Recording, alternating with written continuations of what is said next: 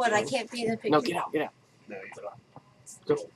Live from Mission Control, this is the El Dorado Space Cowboy launch of Eagle 5.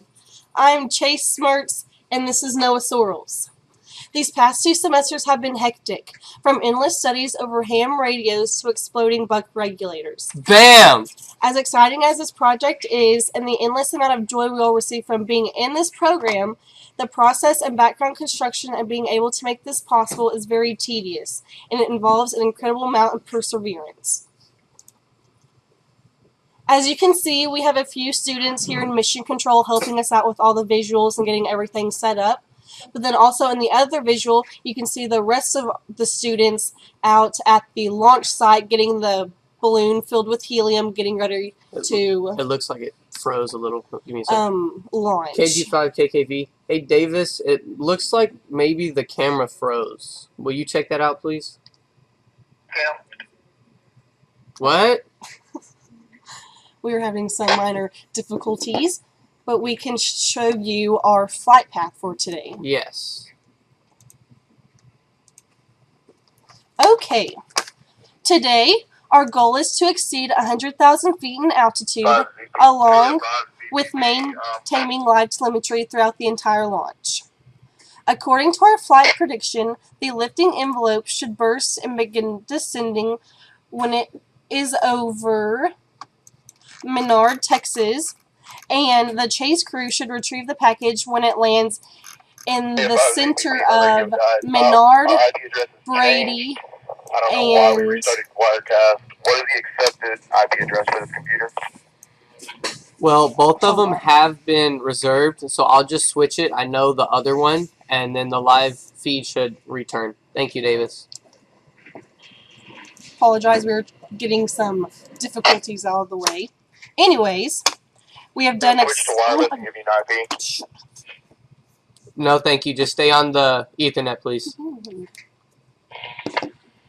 We have done extensive mathematical modeling to design our space flight. Our calculations take into account weather conditions, package weight, helium lift capacity, lifting envelope characteristics, and our desired altitude. We modeled many different possible flight scenarios until identifying the optimum mission which we will achieve today. We are shooting for an ascent rate of 5.34 meters per second and a final altitude of 103,000 feet, which is considered to be the edge of space.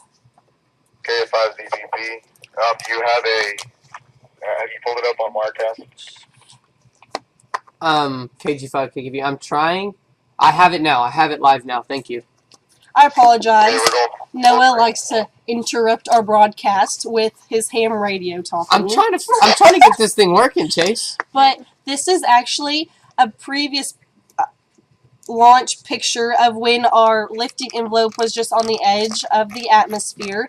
We actually got a lot of pictures taken from the launch. Yes. But I feel like this one just captures most of the beauty from everything. This was the best picture out of all of it. It was... I believe at this launch it went to 110,000 feet. I believe Chase told you, but we are going to 103,000 feet this time. But we should get a picture almost as good as this or even better. We are also keeping a live video on our space probe so we will be able to see how the package is undergoing the conditions in space as well as everything else that is happening. Okay, our tensions are high on the launch site as the winds are in excess of what is considered suitable for the launch. With our present wind speeds, we face a significant risk of the flight probe swinging into the ground and crashing and being destroyed on launch. Bam! We estimate that there is only a 50% chance of successful launch at these wind speeds. After many calculations and careful consideration, we have decided to attempt a launch even with the possibility of disaster. After all, we are the Space Cowboys, not the Space Weenies, and have decided to not postpone the launch, but just face the poor odds and give it our best shot. We are risk takers, not students who want to play it safe.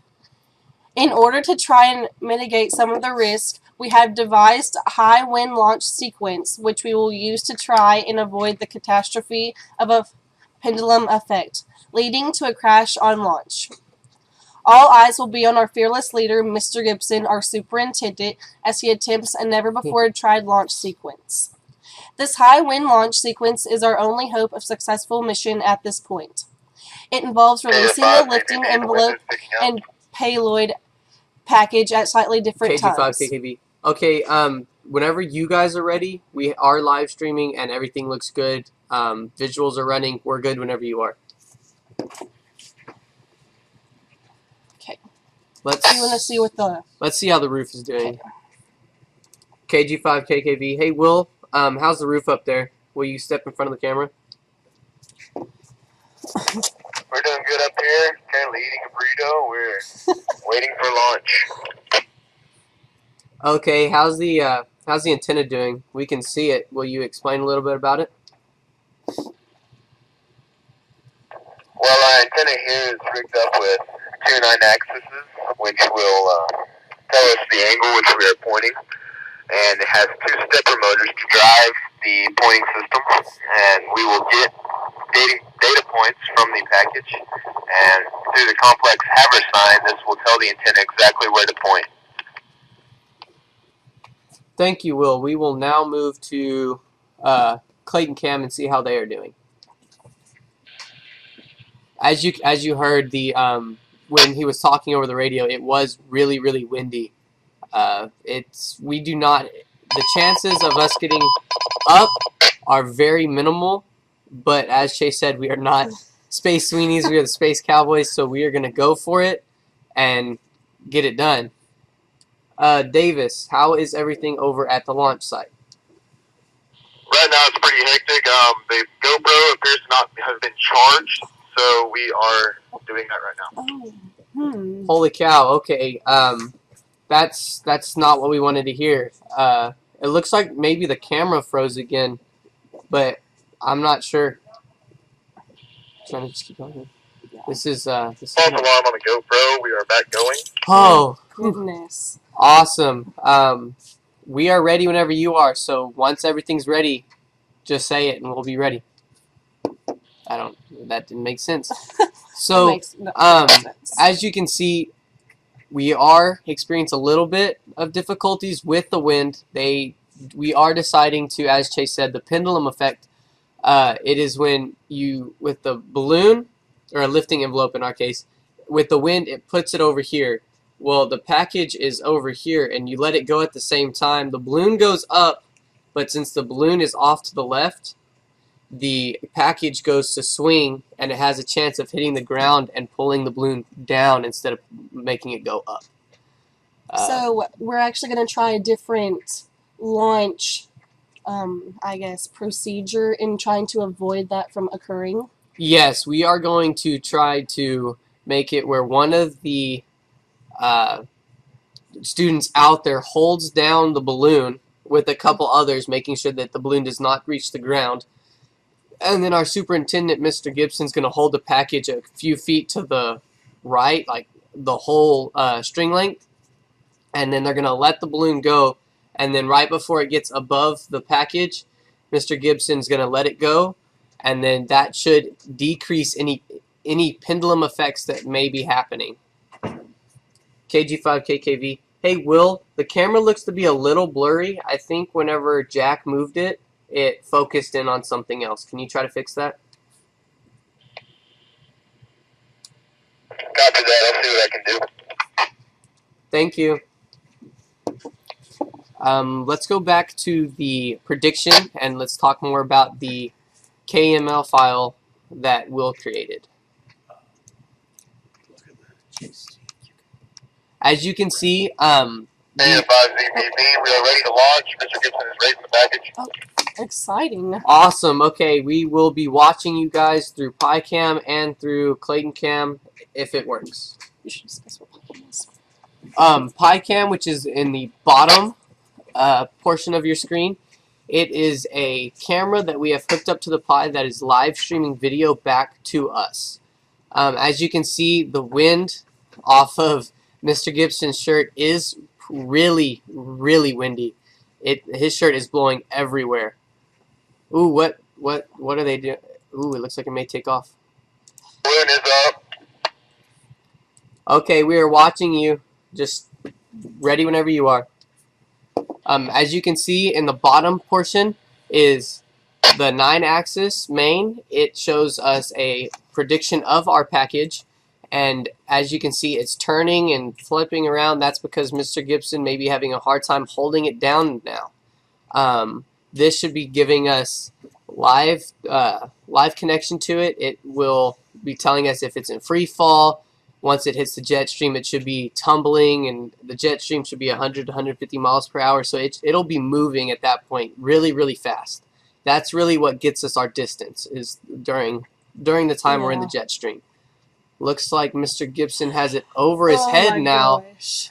This is it, guys. We're ready. Wait, did it go? We're off. We're off. KG5KKV, we let it go, correct?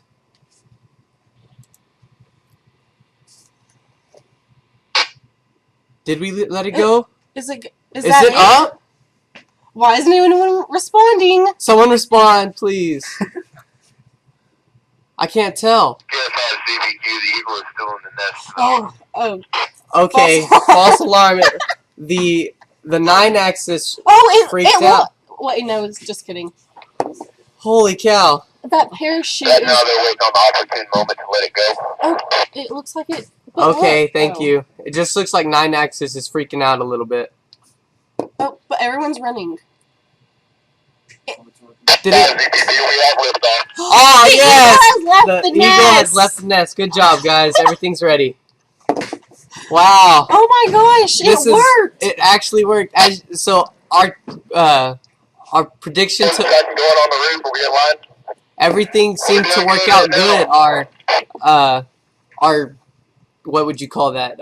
Chance or our 50-50 chance actually worked out in our favor. Holy cow! This is so amazing. It actually, woo, awesome. How are your visuals? Is everything still alive? KG5KKV, everything looks alive from here. I'm gonna get Moses to go around and check it. Will you just make? Tracking. Okay. Did you get a pie cam? Yes, sir. We're watching it right now. Ask him how he's holding that. Mission control, KF5 CBY clear. We just lost connection to PyCam. Clouds. It may be clouds. It's already past our vision. We can't see anything. Goodness. Okay, well, we had PyCam open whenever it was working. Pie cam black or white? MC in the prediction. Oh, it's working. KF5 CBY clear. It's working. It looks like it's in the clouds. That's good. Wow. Okay, let's go back to our KML file that I was talking about earlier. Look at that. Wow, as you can see, it took off. Wow. The yellow. Oh, you can't see it. You can't see anything. Now you can. As you can see, the yellow or green. It's already all the way over there. Is Chase crew's preparing to leave. Oh. okay. Awesome. Just make sure that they check in every 5 to 10 minutes. We'll try to keep them on that. They are putting their engine on top of the car and plugging the radio in. Awesome. Okay. The chase crew. Hold up. Okay, never mind. What? The DBM is at -69. DBM is right Copy that. here. If you guys were wondering what we were talking about, it's this. It is our connection between the antenna that is tracking, which is on the roof, and the antenna that is on our package. When it hits about -90, it will not work. We will lose all connection. Yes. And therefore that means we don't get any data points in order to retrieve the package. We lose pretty much every visual that is occurring in the classroom. And that is when Mr. McWhorter's head will probably explode and he will have to go to counseling afterwards. Yes. And so back to this. The green or yellow line is the predicted flight, and the red line is Will's GPS that his KML file that he created. To do this, he took the GPS that we have on there, took its coordinates, and put it into a file, and then pretty much hacked into Google Earth, and used that file to put it in the Google Yeah. Google World. I know that you've explained this program a little bit and you're pretty spot on, but do you want to have Will probably go into a little more depth and explain it to us a little more? Yes, I will get Will on the line here, and we will see what's up. Before I do, hey KG5KKV, Will, the camera still looks really, really blurry. Will you guys try to fix that real quick, and then we need an interview with you.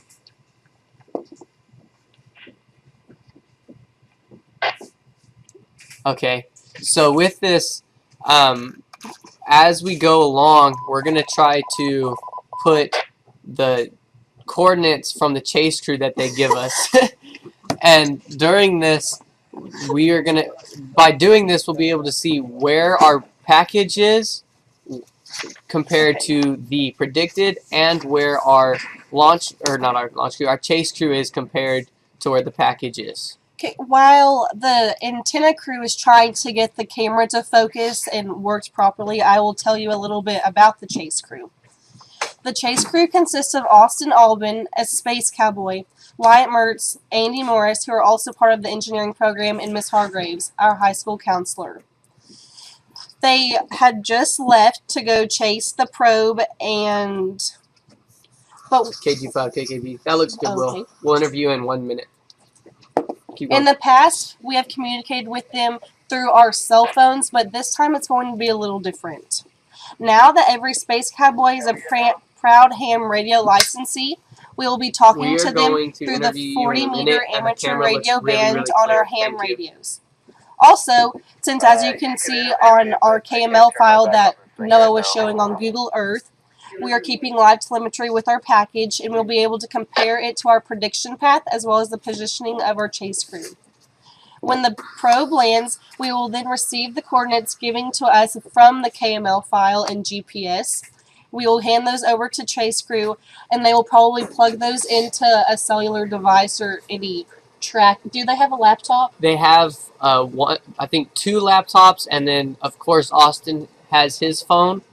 And with this, we will be able to... We will give them the coordinates, and they'll plug it in order to track it. And then they will retrieve the package and then be on the way back to the school. Yes, and at that point, it's all up to them to get it back safely. Yeah, it is in their hands. Okay, let's go to Will to see so he can explain more about the KML file. KG5KKV. Hey, Will, will you explain some about your KML file, please? Well, I guess he didn't have his radio on him at that point. Go ahead and show you're over a mile high already. Okay. You're going 30 miles an hour downrange. Well, originally we used a commercial program called Goops, and Goops was very unreliable and often crashed. So last year we decided we would like to create something similar like that to use, and so I took the GPS points coming from the package and converted them from decimal degree minutes to decimal degrees.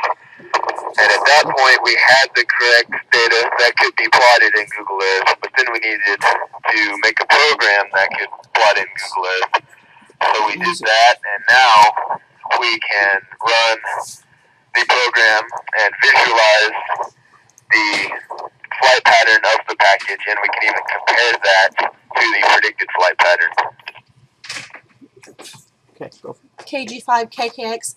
Thank you, Will. Noah kind of went into brief description on what you did, but thank you for going into more depth and actually, I don't want to say making more sense, because Noah, you made perfect good sense, but just thank you again, Will. Thank you, Sid. Okay, I'll talk about this if you want to pull that up. It looks like we may have lost connection with it already. Yeah. It went really far, really, really fast. Here is some of the readings that we did get before we lost connection. As you can see, its heading was already about 180 degrees from north. So it was going really, really far, really, really quick. These are also the readings that the antenna uses in order to track the probe, correct? Yes, it takes in account of all of these measurements here, and the elevation angle, of course, moves it up and down. The heading, of course, turns it side to side, and then it shows us the altitude. Davis, how's the DBM looking in there? It shows us the altitude of the probe, which at that point was 6,600, which is really good for the elevation part of it before we lost We it. usually lose it a little bit earlier than that height, don't Yes, we do normally lose it a little bit earlier. Downrange, it went pretty far before we lost it. Yes. And with the wind, the antenna is having a hard time pointing because the stepper motors on it put out so much power, but then the wind, of course, pushes it back, and the stepper motors have a hard time fighting the wind. So with this, of course, we had a feeling that we would lose it a little quicker, but as you can see, we didn't lose it too quick. So we have already accomplished one of our goals, actually. Yes, we stayed in connection for a pretty long time. And we got launched. Yeah. This is altitude in feet. This visual was created by Will. The Earth in the bottom left corner is a representation of Earth, of course, and then there's a red dot. I'm not sure if you can see it all the way, but there's a red dot named Eagle 5, I think, or just Eagle Probe. And as the altitude goes up, it moves up in certain amount of steps per couple feet. As it so then that's a nice little visual, and then the circle shows the altitude in thousands, I believe, either thousands or Yes. hundreds, 700, 7,000, something like that. Or. Either one. I think as it gets higher, if we kept contact with it, it would just keep going around and around in a circle as it got higher and higher up. Considering it is tracking in real time, so you're Yes. able to visualize what is actually happening. And then Oh, we already explained. that one. Here's G-force. Chase, This if you is wanna just explain. a graph that allows us to compare the amount of G's pushing upon the probe throughout the entire launch. As you can see, it's going a little crazy, or it did at one point. At this point, do we still have connection? KG5 KKV. No, Will, we don't have connection, but you might as well keep trying. My Python program just crashed, but Oh, I'll just try to point it somehow. do his best. Try to get that Python program back, and we'll give you some coordinates here in just a second. Yeah. Okay. As you were explaining GPS, or not GPS, but G-force. So yes, it's just the amount of G's pushing upon the package as it goes up I and don't want to down. use go up. As Yes. it ascends There we and go. descends. There you go. Ascends to space, and when the lifting envelope bursts and the package begins descending, it should be free falling. So then we should have close to zero G's at that on the point. package. This. Keep in mind that every visual that we are showing you was created from scratch. We did not use any software that we found on the internet or that came with any of the devices that we are using. We decided that we wanted to make this our own project and create everything that we needed. It didn't need anything else. Like, I believe 9-axis comes with a couple other readings, but we didn't want those, of course. We wanted roll, pitch, and yaw. And we created them. They're all very unique and Yes. actually mean something to us. It just kind of us doing, or even the previous Space Cowboys and right now the Space Cowboys, it just kind of reminds us of all the hard work that we've put into it, and it just kind of we feel a lot more accomplished if we use our own programs instead of going and buying other software to use. It just, I don't know, it's a lot more unique, I guess. With this is the temperature next to all of our components. Of course, as you can see, we did lose connection, but with this, it normally shows us the temperature next to all of our components, which our components put off heat as they get voltage put into them. So as they work harder and harder and harder, more heat is put off, which keeps everything warm. So as it goes up, the temperature drops to, I think one time we saw it drop to negative 32 and degrees Fahrenheit. And our components were staying at a nice, I believe, 40 degrees Fahrenheit because of all the power that is put into them. They radiate enough heat to keep everything warm. So we use this one, and then we have another temperature sensor, and we use both of these to tell us how to compare the initial temperature of space and then the temperature next to our components. KG5 KKV. Yes, Austin? Oh, that's Chase Crew. Okay, thank you. Radio back your coordinates in about 5 minutes, please. Okay, KG5 KKV, standing by. So this temperature sensor right here is the free space temperature. This is the other one that I was talking about that takes it. It's about a foot or two away from any component, so it doesn't have any heat except for, of course, the one temperature sensor, which may give off just a fraction of heat, but in all reality, it is taking the free space temperature. Chase, if you want to explain the satellites. This just shows how many satellites that we are using in order to talk to the GPS. To work, we usually need about at least 3 satellites in order to get anything in the GPS, correct? So the fact that we still have 5 satellites is very exciting. We had 5 satellites the last time we had it. More than likely, as it keeps getting higher, it will keep getting more and more satellites. But of course, we can't see that. But we do have it, I believe, put into a file, so that whenever we retrieve it, we can see how many satellites it had at different times during the day. But considering kind of what we were undergoing this morning with all the tension and not knowing if we were going to be able to launch or if it was going to launch, this is kind of a relief to see that it's working. This is a big relief that it got off the ground and everything we have worked connection, nicely. Or we did have connection, and we still have satellites in order to track the package. This is downrange velocity.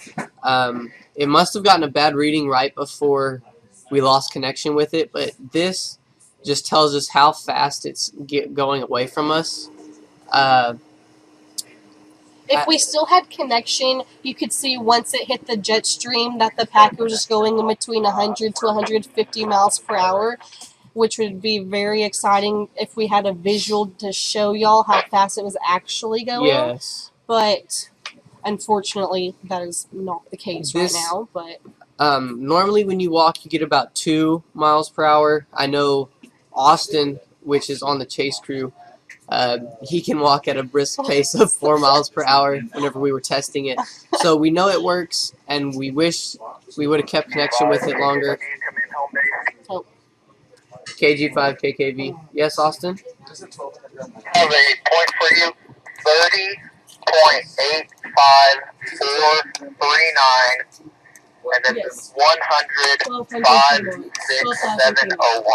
100.56701. 100.56701. Can you repeat your latitude, please?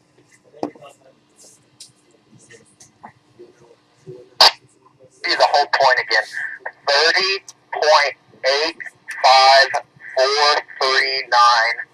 then 100.56701. Thank you, Austin. You said we have a question about our balloon? Yes, they asked.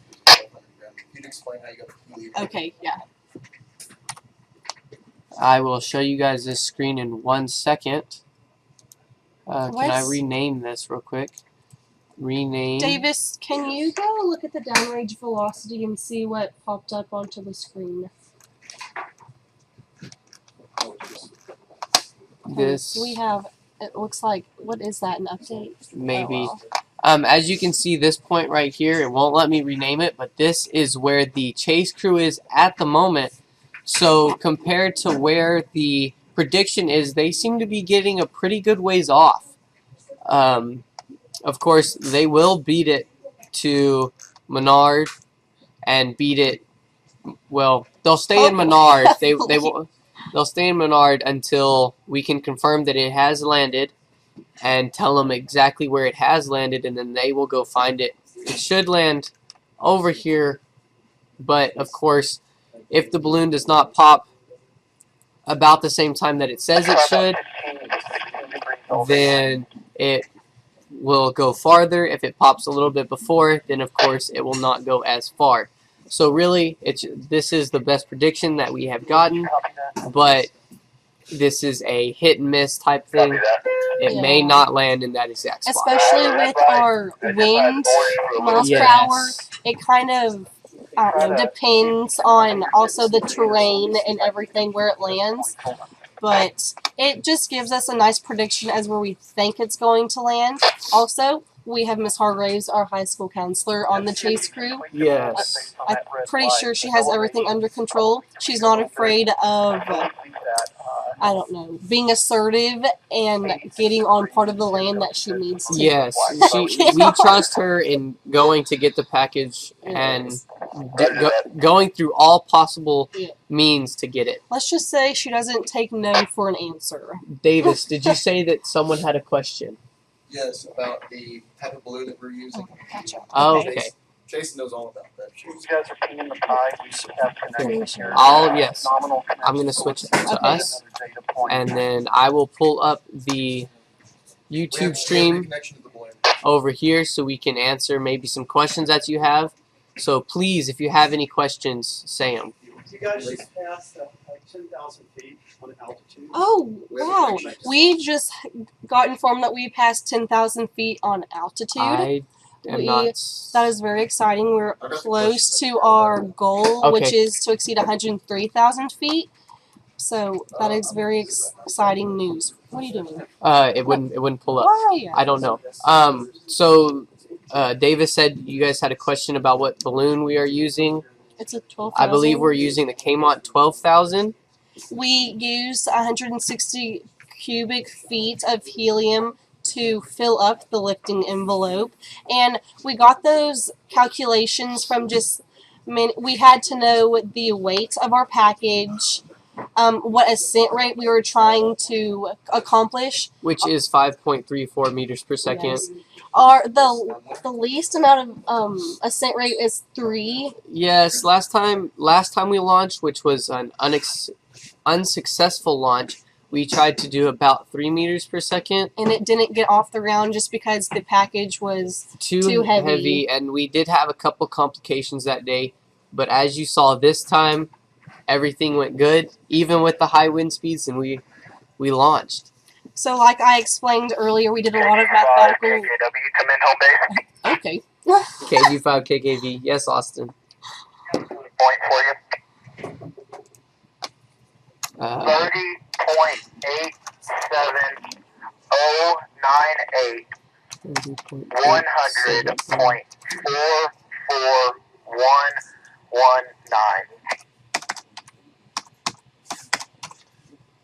Is that correct? Let me read it back to you. 30 point.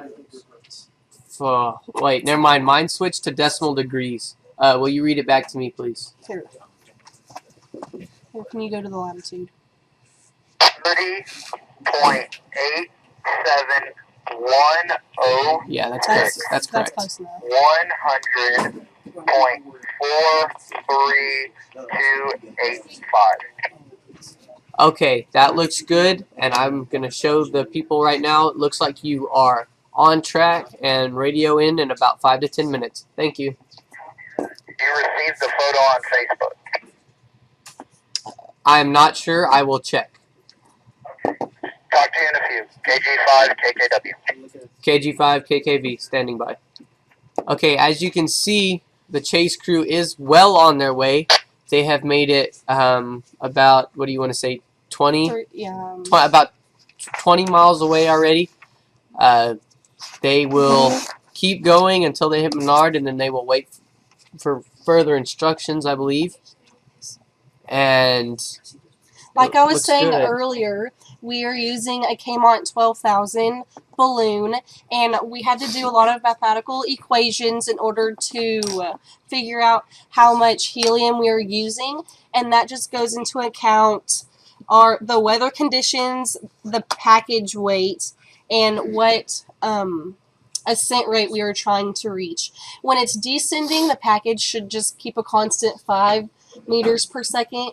But like we said earlier, our goal is to ascend at a 5.34 meters per second. That's not too fast, but yet it's enough in order to get the package off the ground and have a successful launch, which we are doing so at the moment. Do you want to show the altitude? Yes. Not that one. Altitude visual. We heard Will, which is on the roof, is trying to track the space probe by hand, and he did get another data point in, which is at 10,000 feet, which is amazing. He's doing an awesome job up there, and hopefully he can keep going and maybe get us another point. And do you want to explain to them how he is tracking the probe without having the coordinates doing so? Yes. So we have our space probe, or not our space probe. Our antenna up there is using stepper motors, which are pretty much motors in almost almost any what I want to say component that moves. Yes. And we're using two of them to move the antenna around. But once you lose connection to it or have a hard time connecting to it, the stepper motors won't receive a point to turn to. So instead, he connected two knobs, and he's using these two knobs to manually track the space probe, which at this point is going to be pretty hard. It's pretty far up, and at this point he doesn't have to move left or right. It's mostly just up and down. But to get a good connection without a point is really tough. It's more of a hit and miss than just a, oh, well, it's here, but it's really not. We don't know exactly where it is. And he kind of has some experience with this because in our previous launches, he and Trace Witten, a previous Space Cowboy, had to do the entire launch manually, correct? Yes. So this is not really a big deal, but we are glad that he's able to accomplish this. We are exchanging themes with the package right now. Okay, so if you guys didn't hear that, Mr. Recorder just said that we do have connection with the package, so Will is doing an amazing job, and we are still receiving pings. Every once in a while we get a data point in, but it is very, how would you say it? Sketchy. And all the data is being saved on the pi, so when it lands, we will have all the data. Yes, and all of our data is being saved to the Pi, so once the Pi gets back to home base, we will be able to open it and look at all of the data that we have collected. What are you looking for? Where is that camera? What camera? One above us. Oh, that is right here. But with that, give me a second and I will create one with just that. Okay. Davis, did you say you had something? A question? Would you just explain the radio transfer on the frequencies that we're using hand bands and everything like that? Oh, Yes. we have a question about Yes, you know more about that, right? 2.39 gigahertz. Or I can Chase, you know it. We went over it. So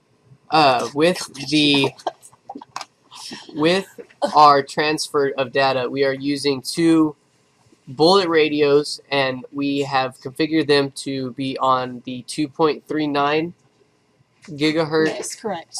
channel, and we are using a ham band. So K5CPU, come in home base. you got it. So for us to do this, we KG5, had to KKX, get our we can ham hear radio you. licenses, and Alright, the antenna program is back up. Ask someone if they want me to trust it and turn on the steppers, or just keep doing it by hand. Keep doing it by hand right now. I'm trying to reboot the Pi. We are pinging the Pi, so I should be able to connect, and then Thank we you, can Leighton. reboot and try it then. But for right now, just do it. Holy in cow. those last coordinates he I did gave good. Copy that. Gonna keep him around. Yeah. So with this connection, we had to get our ham radio licenses, and of course, being Mr. McCordy, he had to ace the test. Oh, yes. So they went, him and a couple of the former Space Cowboys, plus us, but this a couple years ago, went to get their ham radio licenses. Well, Mr. McCorder, I believe, aced the test, and then one of the other students, Reed Harriman. aced the test, one of the former Space Cowboys, and then they went back for the general test the year after, and Mr. McCorder missed one question, and then I believe Reed Harriman aced it too, so he beat Mr. McCorder and has now a But Mr. McCorder newfound. insists that his test was much harder than Yes, Reed's. of course. Oh gosh. But this year, Chase, Will, Austin, and I went back to go take our tests, as you can see in this picture, and we all passed it. Will and Austin both have their general licenses, which is the second class license, and then Chase and I both have our technician, which is the first class. And with this, we are opening up the world of ham radios and trying to dive We're trying to head get the first arts, into it. Yes. like a lot, because it's kind of, I don't want to say disappearing, but not many of the younger generations have gotten into such a fascinating art.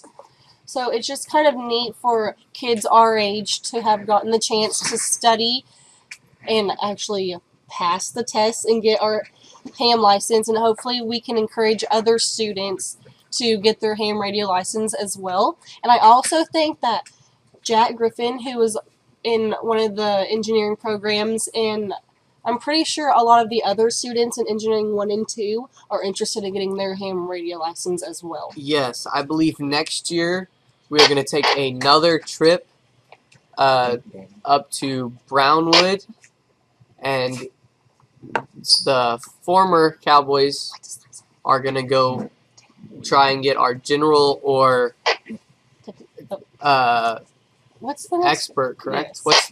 What's the extra? The extra license. Extra expert. And then same the coming up Space Cowboys will be trying to get their technician and maybe general at the same time. And we really want to take a moment to thank Danny Boyer. He's kind of the one who has set and made everything possible for us. Let me pull He has some just of the pictures been up. an amazing man who has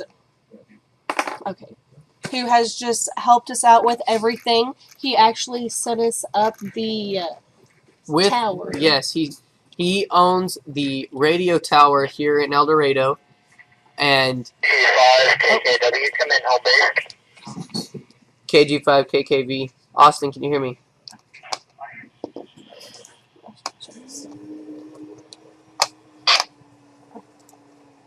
Come again, Austin?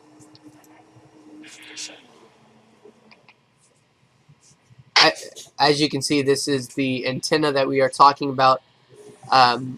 As you can see, I think there is a silver, yes, there is a silver knob on the blue part right there, and that is what Will is using to track the space probe at the moment. KG5 KKX. Will, how is everything on the roof? You were on camera. Currently, at the moment, I'm just trying to maintain connection with the package. Well, that sounds good. We did hear that you got us a couple extra points in, correct?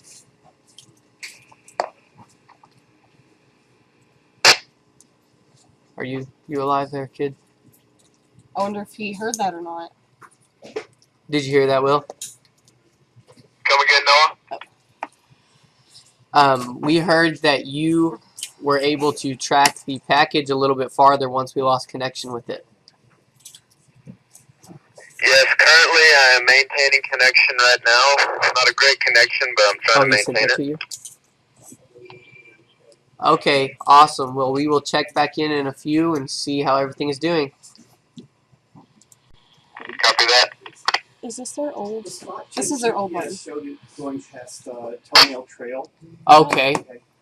so You wanna show them I will that? show this. And so the old GPS, the spot gen on our package shows it going, I Past Toenail believe, Trail. right here, correct? That is Toenail Trail? I believe so. Might be.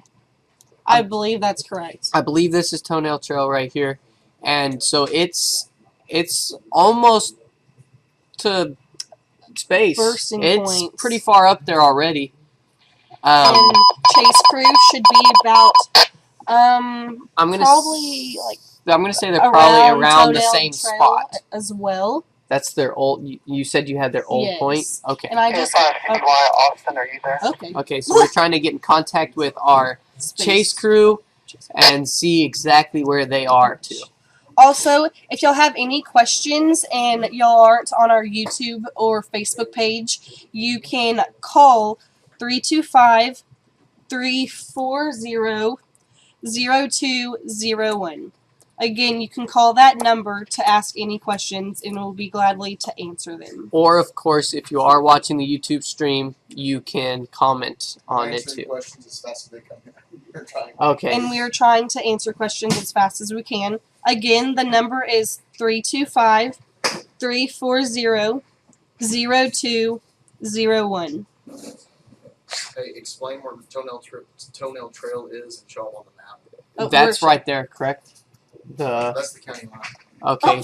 Well, never mind. Gene Edmondson said not everyone knows what Toenail Trail is. We have people watching from Australia. Oh, Well, yeah. We just heard that Is we this- have people watching from Is Australia. that where is New A lot it? of York. these ham radio operators that has gotten around. Davis, where is it exactly? I don't know. Here. We are trying to show y'all where Toenail Trail is because we are informed that many people don't know where it is. Not everyone is from El Dorado, Texas, just a very That's small Road town Road? out in the No, middle of nowhere. That's Road Road. Okay. Well, We are Says having Road Road for a reason. we I have didn't see Davis Hutto helping us since he Chase, is if you keep telling me to be quiet, I think I'm gonna take over. no. Bam. Bam. Anyways, Taking over. because Noah and I are having a little difficulties with the. Ooh. Oh, is that it? Honestly, I've never looked for a Toenail Trail on a map Oh. before, Me either. but I think I wanna say it's right that's here. yeah. I believe that's it. Yeah, that That This looks is it because Toenail. that's Will. Well, Yep. Yeah. Yep. That's This it. there is Toenail Toenail Trail in relation to I don't know where the chase crew is, but I believe the chase crew should be about there too. So they're Can right you around talk here. to them still? We were trying yeah, to. we're, with the KG5 repeater we have, we're 300 KKX. feet up, and we can Chase do Crew, can y'all hear me? If y'all can, would y'all like to give us a data point of where y'all are? Yeah, we're gonna show y'all on that. Let me create a shot real quick. Okay. Okay, so I guess we do not have contact with them. Should I try to call them? Yes, please. If you have Austin's phone number. Wait, Davis, who are you talking to? Jack says the guy from Australia should send us some Vegemite. Infection? No, some Vegemite. Oh, yum! Aw. Well, we one. Alright, he said he's just throwing it out there if you wanted to send us some Vegemite. Oh, and if you're from Alright. Australia and you're watching, we have a request for some Vegemite. That would be wonderful if you would like to send us some. As you can see, this is Mission Control. We have a high school teacher Not here at yet. the front of the room I didn't have looking it at a going computer, yet. which Christine... Oh, sorry. I did not know Noah was slacking and did not have the visual. No more cappuccinos for you, Chase. cut her off. Yes. Cut her off. You can see the visuals on the computer. I think we do. Do we have live connection? Did they say? I think we have lost live connection, We're correct? still pinging the Arduinos. But we are still pinging Okay. the Arduino, so the visuals aren't really changing The visuals as frequently. aren't updating, but we do have connection, which is good. So maybe every once in a while we may get a new point in. Yeah. Did you call Oh, sorry. Austin I or? was too busy griping at He's going to you. be texting you coordinates now. Okay. But go ahead and call him on the phone. Okay. We have people watching from the Netherlands, Germany. The Netherlands? Yes. Give So him we names just and got- then- Can you give us some names? I'm gonna go. Eric Austin. von VA. I don't know. Okay. Pull Well, it up on YouTube. And I'll come if you're watching from any other country, thank you for tuning in, and we are glad that you are finding interest in our what would you call endeavors. We'll give him a shout out. Pull it Uh, up on a different. oh, I have to pull it up on a different one. Here.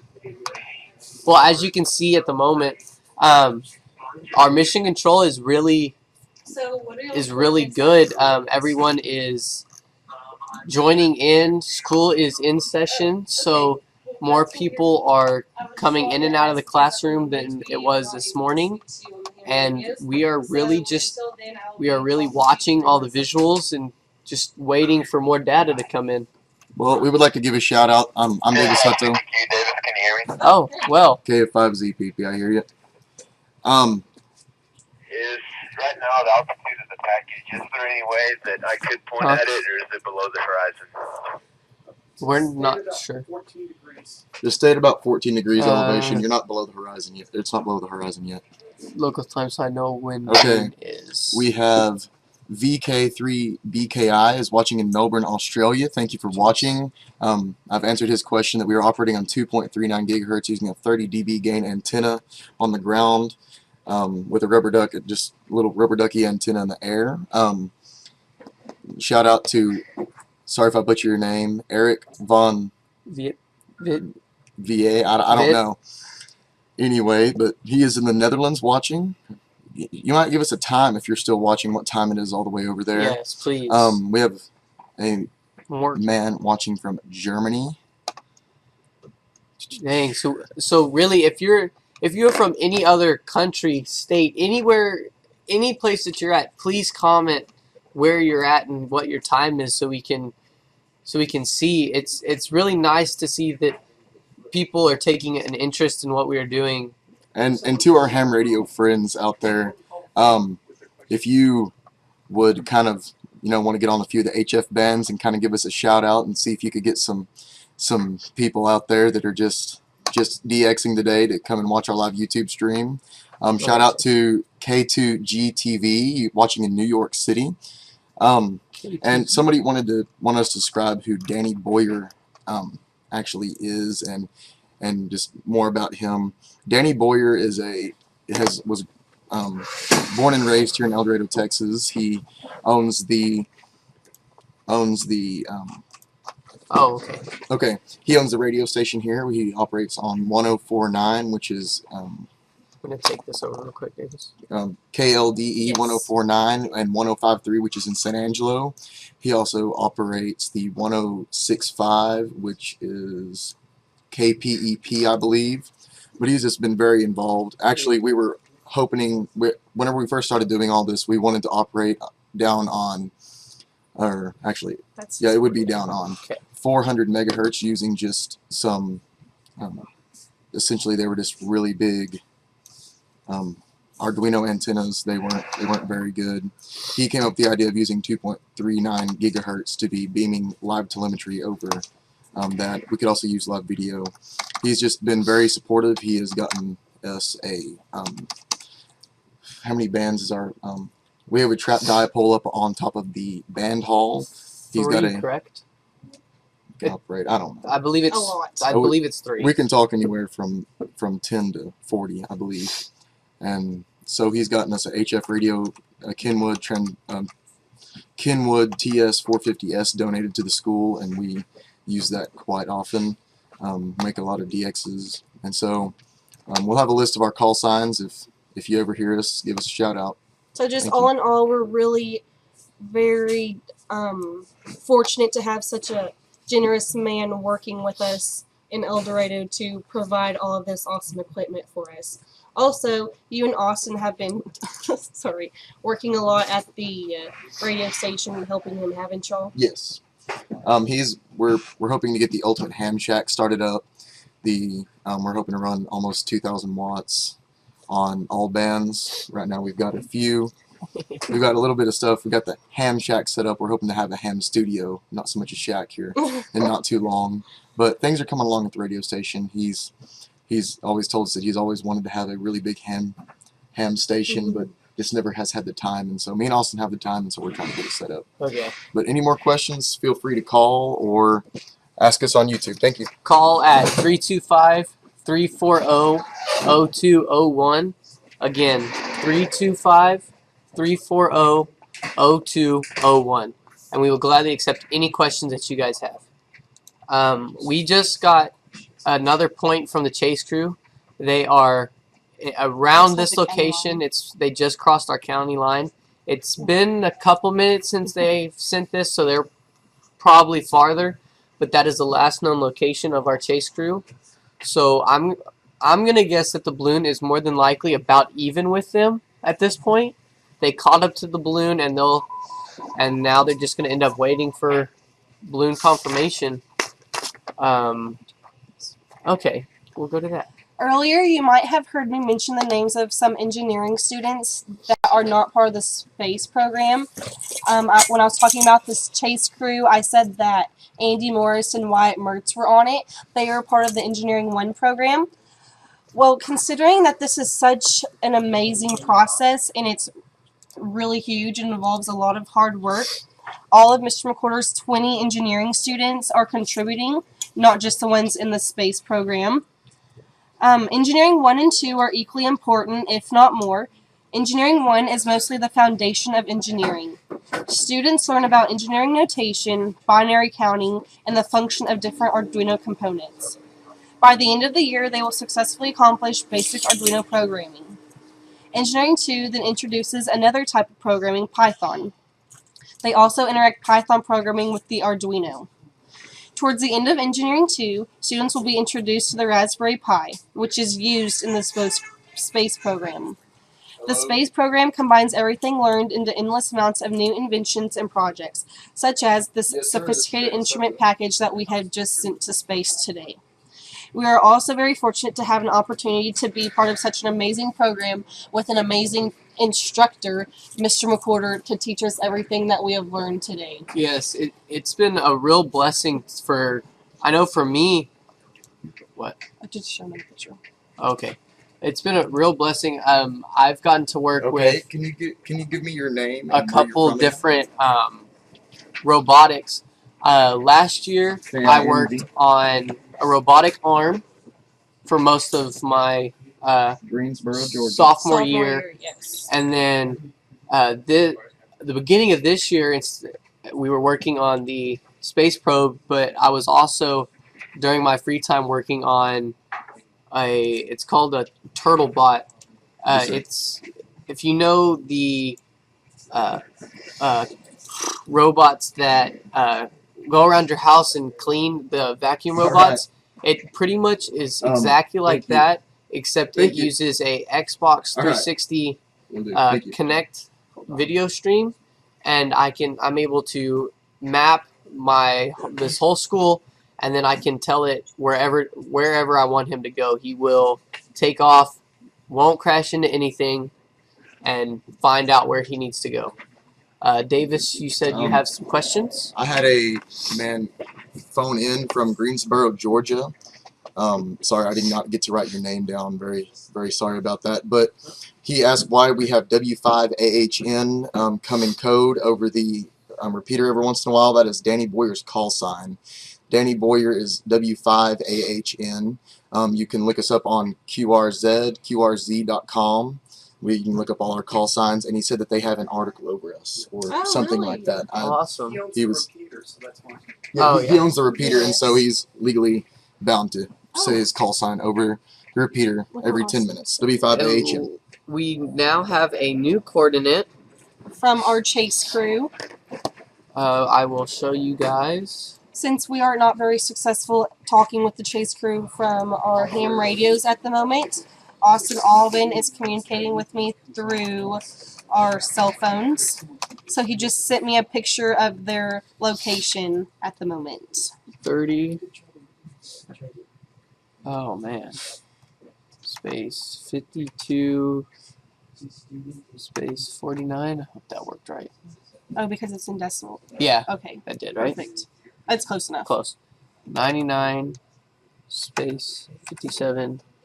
Space 6 west. We gotta make sure it's west. Give the man in Israel a shout out. We would like to give the Yes. man in Israel watching us a shout out. Thank you so much for having an interest in our project. We've put a lot of hard work into it, and it's just really nice to know that people are interested Well, in it's it close. as well as us. It's close. So there, it wasn't an exact reading, but it's, as you can see, they're not that far from Menard. I believe they are going to wait in Menard for the confirmation that the Eagle 5 has landed, and then they will go out and find it. So good luck to them, and I'm glad that they have made it safely Yes. to Menard. So now we are on. Let's go through and talk more about what each. Space Cowboy. Yes, each Space Cowboy. Give me Again, here, show the picture of it. what? The Space Cowboys consist of Austin Albin, Will Minette, myself, and Noah Souls. Considering that we are from a very small community in school, it allows us to participate in almost every extracurricular activity that takes place. When we are not in school, working on the project or doing schoolwork, we like to, some of us are in the band, we play musical instruments. Others like to work on old cars. Austin, I heard he likes to work at the radio station Yes, he quite does often. a lot of work at the radio station on his free time. And I'm actually interested in rodeoing, so I'm tending to my horses most of the time. So if you'd like to, Noah, tell us a little bit about yourself. Okay, as you can see in these pictures, I am in a church youth band. We have performed twice in front of our church. Oh, twice already. Twice already. We did really good for the first two times. We've learned we've learned 3 songs now, and we are well on our way to learning 4 and 5, and we are ready to perform at, I believe we're performing at our mission trip this summer already. Where are y'all going? We are going to Impact. I'm not entirely sure exactly where it's at, but we're ready, and we love bringing God's word into people's hearts, Especially through music. Through music, which is what we all love. And then I'm also in the high school marching band. As you can see in this picture, I play the baritone. We did pretty good this year, and I have fun competing, and I can't wait till next year where we can try to go farther than we did this year. It's been a really awesome 3 years in the band, a really awesome couple months in our church band. I'm just ready for it to keep getting higher and higher. So, since you are part of the space program and band, you are not able to actually join, I guess, the band period because it conflicts, but you are still able to march and go to contests as well as being in the space program, correct? Yes, I talked to our band director, and he said that it's fine with him if I do not take the class period with them, which would really help. I would have been able to help the other baritones a little bit more than I did. Just considering you're more experienced. Yes, since I've done it for a couple years, and then, but I marched with them even though I wasn't in the period since I was working on this launch and everything else, and I'm so glad that he let me do all this. It was nice, and I can't wait till next year. It's going to be a good year for us. That's really awesome that you're allowed to do 2 of your most favorite things, and even though they conflict, they worked around your schedule to let you. That's kind of the great part of being part of a small Yes. school, is that teachers work with you, and we just have a great Faculty. They all understand they that. genuinely care. Yeah, they all and- understand that we like different things and we try to get as much as we can done for everyone, but they understand that we can't get it all done. They're just very understanding as everything going on. Yes. Let's go to you, Chase. Oh, there's 2 pictures of me. What? Like There I you said are. earlier, I am interested in rodeoing. I compete in different associations, high school rodeoing across the state of Texas and sometimes in New Mexico and even Oklahoma. It takes up most of my time. I am usually gone at a rodeo every single weekend if it doesn't conflict with basketball or any other stuff going on, considering I have a little brother who has baseball and different sports as well. But every chance I get to be on the road rodeoing, I take it.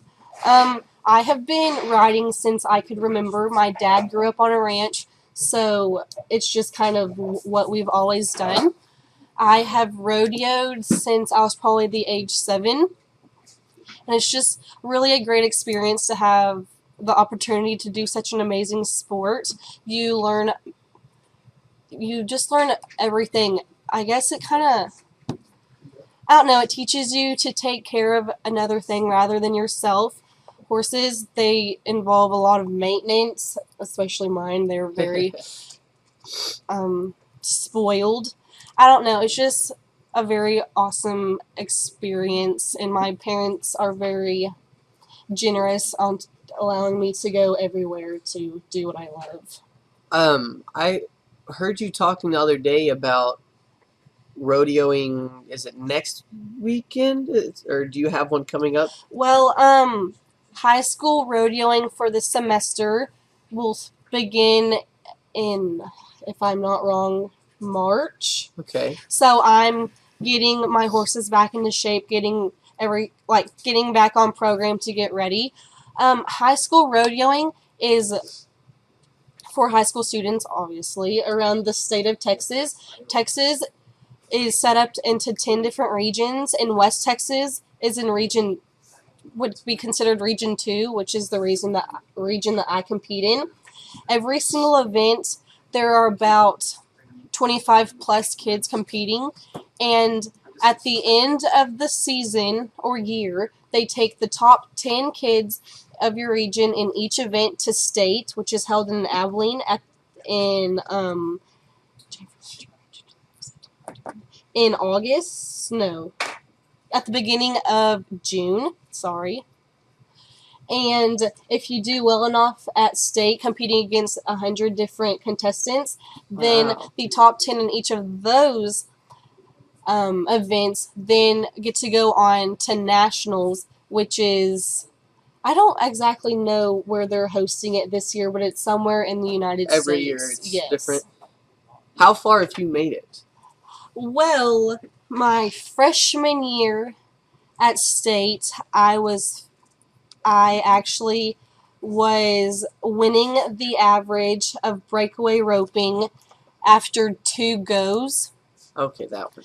And unfortunately, the short round, which then, if you do well, then takes you to you qualify for nationals, I missed my calf.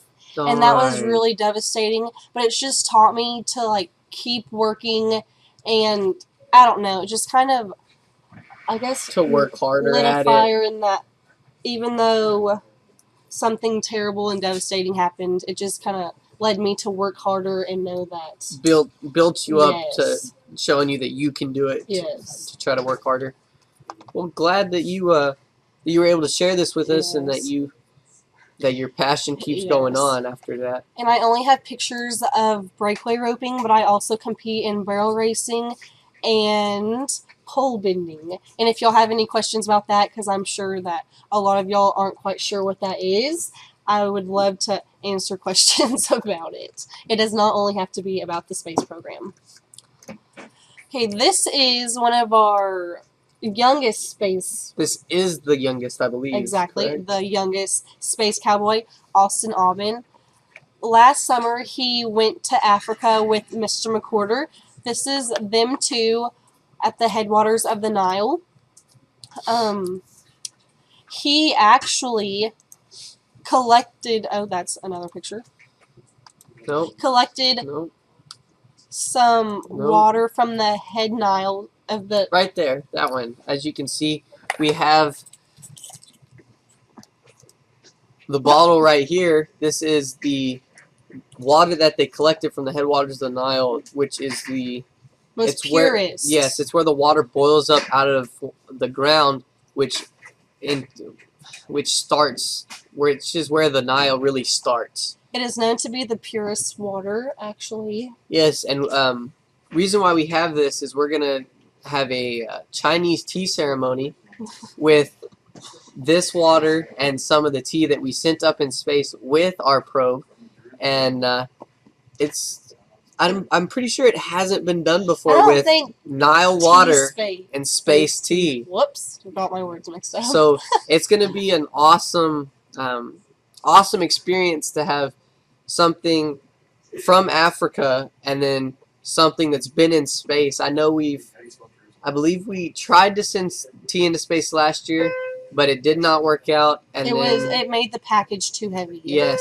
but this year we had enough room for it, so we decided, what the heck, let's send it up and have a nice tea ceremony afterwards. It'll be very exciting. And also, if you'll have any questions about a Chinese tea ceremony, Yes, you're welcome we to would ask. love to help you.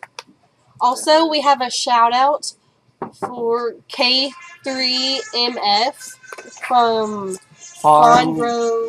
Is that? Pennsylvania, I believe. Is that? And then also we have a viewer from Jerusalem. Wow, That is awesome. That is awesome.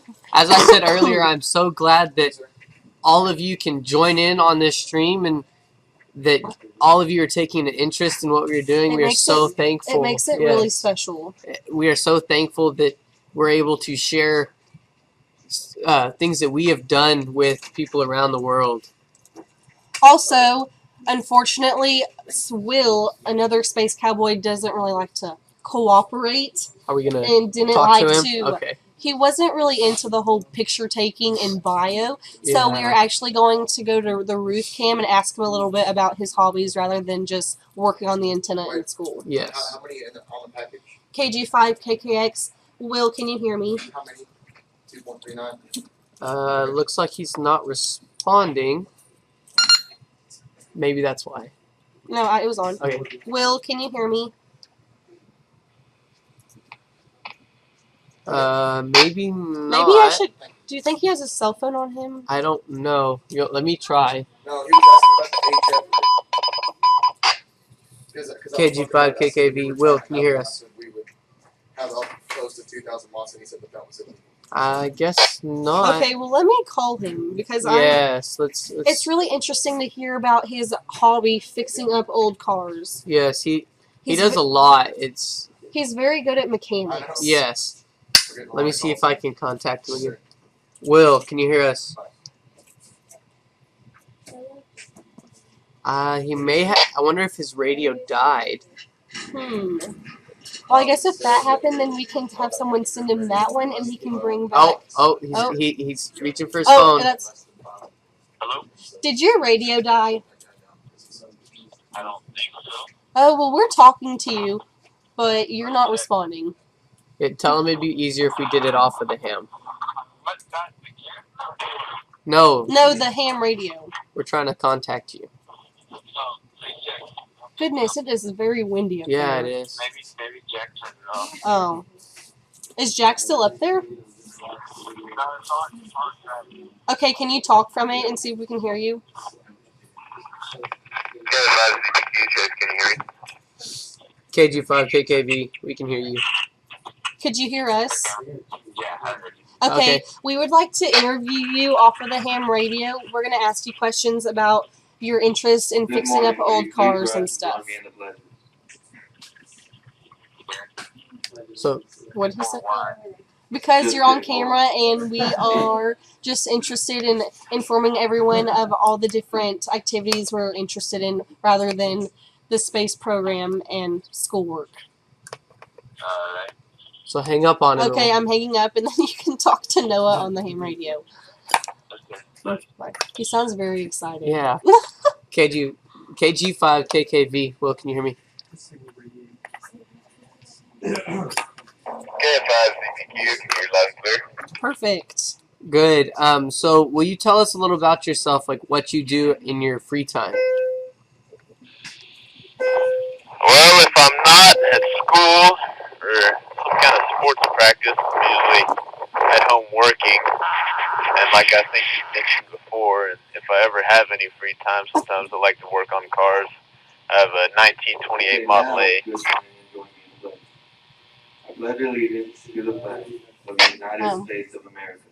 Well, can you tell us more about your car that you've been fixing up?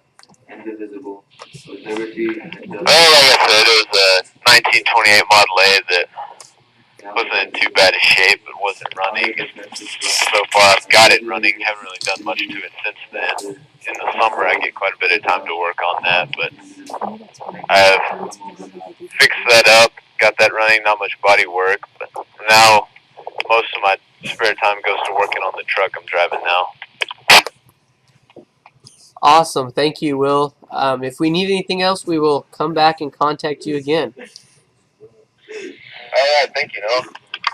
Hey, I'm not sure if y'all could really hear him just because the announcements for our school were going on at the moment. KG5 KKV standing by. And also, it is very windy up there, so it's kind of hard to understand what he was saying. But he, like he said, if he's lucky enough to have any spare time in between work, sporting events, and schoolwork, he really enjoys working on his Model A. And he's done some body work to it. I think he fixed the engine up. It runs really good. I know that he's driven it to town and back a few times, but recently he hasn't had much time to work on it, and the time that he does have spends doing homework for math class or any homework at all, really, and then also fixing up his truck that he is driving now. Yeah, it sounds like the amount of work he's put into his truck and the amount of money he has spent on his truck, he could have just bought a new one. But that's the way. That's just kind of how Will is. He enjoys putting more work into things, and I don't know, just kind of like the space program. How we I don't want to say invent. Did we?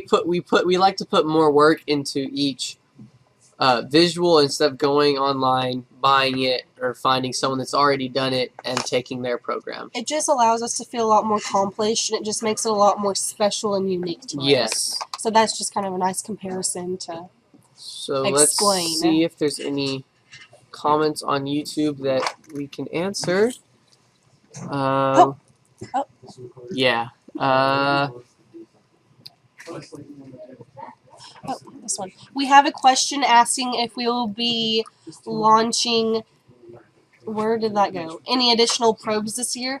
Yes, this is just our first launch of the year. It's just kind of one to get it underneath our belt, get back into, what is it? Not really. What do you say? Like, we're going to try to launch again, okay. I guess. I'm not entirely sure what you said. No, I was reading. We're going to try to launch again. We just have to... We're going to try to enhance the probe. That was Danny. I think he accidentally hit the button. We are going to try to enhance all of our visuals, some things on the package, and we are going to try to get a new radio put up on top of the school, which Chase is actually going to work on. Yes. It's a big, it's a big mount. I can. If are you going to bring it over here? Yes, I'll go pick it up if you'll keep talking. Like I said, this is just our first launch to get underneath our belt, but on our second launch, I believe that we are going to try to remove the two Arduinos and move all of our programs onto the Raspberry Pi. that will reduce the weight and allow us to put a lot more interesting things on the package, like we're doing with Space Tea. All our boys are very interested in putting strange objects onto the space probe. Like I believe Will, my net, actually had an idea of.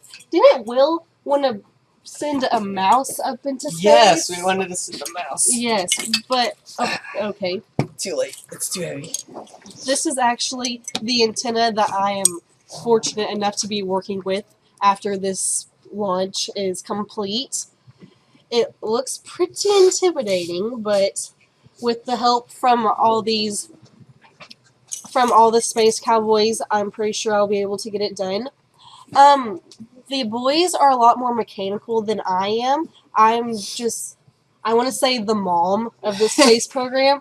I'm a lot more organized, and I keep them organized as well. So the mechanical problems, I'm not as I've learned a lot more than the beginning of the year, but they are very good at helping me out with things, and it's just really a neat project to be in. And I'm actually, not to brag, the first girl to be in the space program. You are. You're the first successful one to pass every engineering course. Passed all the tests, and I'm just so lucky to be involved with such an amazing program with amazing people to help me, and it's just a once-in-a-lifetime experience that I'm very thankful and lucky to be a part of. This mount, I believe, was donated by. Was it donated by Danny? This mount. Danny loaned it and we bought one. Danny loaned this one, and then we have bought one similar. As you can see in this part right here, this is a stepper motor, like we're talking about. It's really big. It runs off of. Well, I guess it runs off of power, but you put so much power into it, and then it steps its way. I think it takes one step and then two. Like it corrects itself every time. So, I believe it has a gyro in there also. Even though our antenna that we are using now is very interesting and has put a lot of hard work, it's kind of a heartbreaker. And before this launch, we never really knew if it was actually going to work correctly. So this antenna is just a lot more reliable and will make things a lot easier on us once we get it up and running. And I just got a message from Ivy Kate, my net. She was actually in charge of the Wirecast for the previous launches, as well as Esmeralda. They have graduated, so that is why Noah and I have taken over. She has informed me that that the Student Business Service is watching us at Texas Tech. Thank y'all. I'm not going to say the other part of the message because I'm not necessarily a tech fan, but thank y'all for joining in. It just, well, I mean, so proud of our scientists. Is that the pie cam that froze up? No. What do you just want to see the? Yeah. Oh, sounds like we have a call coming in for Davis Hutto. As you can see, this is mission control still. We have had some kids that are more in the back of the room now, eating some more of the breakfast that we have left over. Which was actually provided by us from Fatima's mom, which she is actually up at the front of the room. If you would like to wave at the camera, Fatima. She is actually, I think she and Christina are working on Facebook posts. Yes, they are updating Facebook. So if y'all post any questions on Facebook, they will then. Okay, one second. If you want, you can go to our Facebook is El Dorado Space Program, Space Cowboys, I believe. What is extra? Give me 1 second. Here, if you want to. Yes. Here is our Facebook account. If you want to, you can post any questions on any of our Facebook posts, and we will try our best to answer every single one of them the best we can. Please, if you have a Facebook account, go follow us and share us, and so we can get more and more people. Huh? Yeah, sure. Yes. You just scoot back. Davis is about to show you the antenna that got donated from Dallas. Johnny Stigler donated this really big antenna that Chase is going to put on the mount that we showed you. This will improve our tracking by a lot more and have us where we can get more of a we just really wanted to thank Johnny Sigler for all that he's done for the space program as well. He's one of Danny Boyer's really good friends. Yes, was he? Did he Johnny- also donate the radios? He had a hand in it. Yes. So what's his name? Johnny, right? So we would just like to send our thanks to Johnny Stigler. He is, as well as Danny Boyer, has made all of this possible. Yes, we are as so well grateful. as Mr. Reporter. And it's just awesome to have such amazing And the man support. who donated the cable. Is that Rubison? Yes. Robinson. All the things that we have had donated, we are so grateful for them. I can't name all of the people off that donated every single one of them, but They know who if you're they watching, you know who you are. We are so thankful. We wouldn't be able to get most of all of our ham radio operations done without your help. So, if you guys are watching this, please thank them. They've helped us so much. Yes. I know they've taught us all about the ham radios, given us so many things. It's been incredible. a blessing. Yeah. Would you like to? Oh, We a just new got a new point. coordinates from our chase crew. Let's see where they are at now. Do you have to create a new one every time? Yeah. Interesting. So then we can track them, Chase. Oh, What's up? gotcha. Okay, Read it out. 30.908. No, Now go to. What are you doing? they are actually, What are you doing? I don't know why it sent me a new. He sent me their location. Well, what? Oh, okay. Well, I need to know the coordinates. Yeah, I think you can get it off of this. I don't think you can, Chase. What? That shows Eldorado. Oh, no, here they No, are. stop.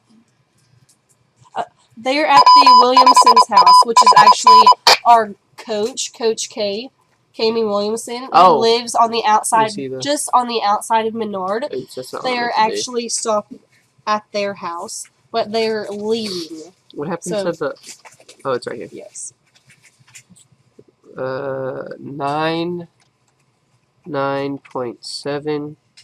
9.78714. Oh, I meant enter. Oops. Where'd he go? Another man who Well, has I guess I'm also trying that made again. this possible, as well as all the faculty, is J.D. Boyle. He Boyd. has just allowed us to use a lot of his components, even though it's not necessarily what he would like for us to do. But I do believe that we will have an Jay? interview with him in a little while. So Yes, I we will will get try to- to get him to show up here in a second. Actually, I will go find him if that's okay with you. Or are you going to go find him? yes. Okay. Be back quick. Davis, do you have any other questions over there that need to be answered? Not at the moment, no. Okay, so we Okay. Gene Edmiston asked, would a solid dish be better than the mesh? a solid dish better One than more game. yes. So Gene Edmonston, Gene Edmiston. the solid dish will be way better than the mesh dish that we're using right now. It will give us more gain, and with it being bigger, it will concentrate the beam of signal, correct? The signal beam into a finer spot, so we should be able to track and keep connection with the space probe way easier and for way longer. So hopefully we can get that going during the next launch. Again, if you have any questions, if you're just joining, please, you can comment on the YouTube stream, or you can call, what was it, Davis? 325-340-0201. Again, that's 325-340-0201. No. Okay. We will be interviewing our technician or IT personnel in about 10 minutes. So that will be a very interesting. He should be able to explain to you guys a little bit more of what all we've done with all the things that we have needed his help with. So I'll talk about more of the robot that I was building, well, not building, but K5 programming. Hold CPQ, up. come in mission control. KG5KKV. Yes, Will? At this point, do we still have spot gen, or has spot gen cut off? Spot gen is cut off. We won't hear from it until it re-enters the atmosphere. Okay, I'm constantly searching around up here. Every now and then I'll get a ping, but it won't hold it for long. Okay, we'll just keep aiming in that general direction, and then we'll have some data come through. All the data is being saved on the Pi, so it'll be okay. So with Copy that. while we were earlier this semester, I was using my robot, and me and Austin, the personnel on the chase crew, worked really hard at getting it to work. And with doing that, we needed a lot of help from our IT guy. We asked for our own network. We asked for a ton of IPs reserved. And I know that he probably got tired of us asking, but he knew that it was what he was doing was for a good cause, and that it was something that was driving the school and driving our program, and he was happy to help us out. I'm going to show you the Spot Gen. It is a GPS that will send us back coordinates every 10 minutes.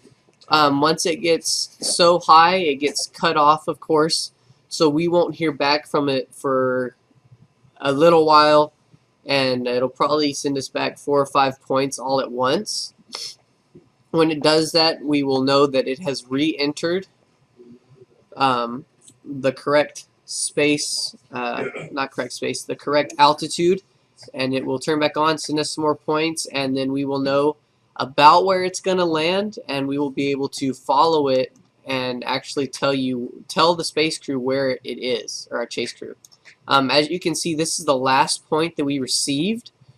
It was over by Toenail Trail. Davis, you were correct. We were at Toenail Trail. So it has sent us 10 points in what would that be, an hour and 20 minutes or so that we turned it on. More than likely at this point, let me go back to the Google world. It is more than likely, if it was Toenail Trail, it was over here. It is more than likely around the county line and maybe a little farther. So it's getting up there, and it's getting close to popping. This is, now we will talk to our IT, right? IT, whatever. The computer Nazi. Yes, the computer Nazi. JD, you tell them a little bit about what we've all asked from you. From you. What haven't you asked from me? Let's see here. They basically want their own network. They want their own building. They want their own studio. What else? They want their own IP addresses. They want better laptops. We want everything. Yeah, better laptops. And every time I turn around, they want something. I don't know. CPQ. What do we have to do to get some cappuccinos up here? Oh, hey! Oh, that was Will. I've got a Keurig in my office. KKV. Well, how many do you want? That would be 3. Okay, well, I will get Leighton right on it. Leighton will bring them to the bottom of the ladder. Thank you very much. And then he will bring them over to the bottom of the ladder, and one of you will have to climb down and get them, please. That holler when you're here. Yes, we will. Thank you, Will. And when they say that they want just one part, they're talking about, like, they wanted just one little, what is those little computers y'all got here? Those Raspberry Pis? Raspberry Pi. That's all they want. Just give me a $35 Raspberry You Pi. want Give to, it I'll go grab mine and Yeah. show them what one is. What one is? Give us 10 of them. For $35, you can afford $350. And I said, well, okay, I can do that. And then it said, I bought them the Raspberry Pi. Well, we need memory for the thing. That's another $35. We got to have VGA cables. Get us VGA cables. So now we have to have VGA cables. This is a little Raspberry Pi. It starts out pretty cheap, but it ends up being pretty expensive. Yes, this is my own personal one, and my grandparents bought it for me, and I've used it a lot. They are really, really handy. You can do almost anything on them. Really, it's like a miniature computer. They It use really is. Linux and they use Arduino. They use a bunch of different software on those things. They can, and it actually can run Windows 10. The Raspberry Pi. Really? The new generation can. Windows 10 has a version specifically designed for that Raspberry Pi. Wow. Why would you want to ruin a perfectly good microcontroller? Right? by putting Windows on it? Yeah, Mr. McQuarter says, why would you want to ruin a perfectly good computer by putting Windows on it? Yeah. Most of the stuff they run here is Linux in this classroom. Most of the stuff we run on our network is Windows 10. But in this classroom, they're kind of oddballs. They run whatever they want to. Whatever we can get our hands on. Linux, Arduino, Raspberry Pis. What? Will, Jack. the 3 people Oh, on the and- roof, so they need 3. So We as need you press. heard, the space program is very needy of different components. But you just gotta take the yelling from JD, and then he finally cracks and gives us what we want. Oh, and they wanted a 3D printer, so we got Yes. a 3D printer. Yeah. Then they And broke then the it 3D broke. printer. We didn't break it; it broke. It just broke. Yeah. So now we're Yeah. trying to ask for a new one. Yeah, they had to use the 3D printer to print parts for the 3D printer, and then they finally wouldn't print any more parts. And so we're in the market for a 3D printer. If anybody wants to donate a 3D printer to Yeah. our Amazing. establishment. Yes. So I have a 3D printer. question for you, JD. What?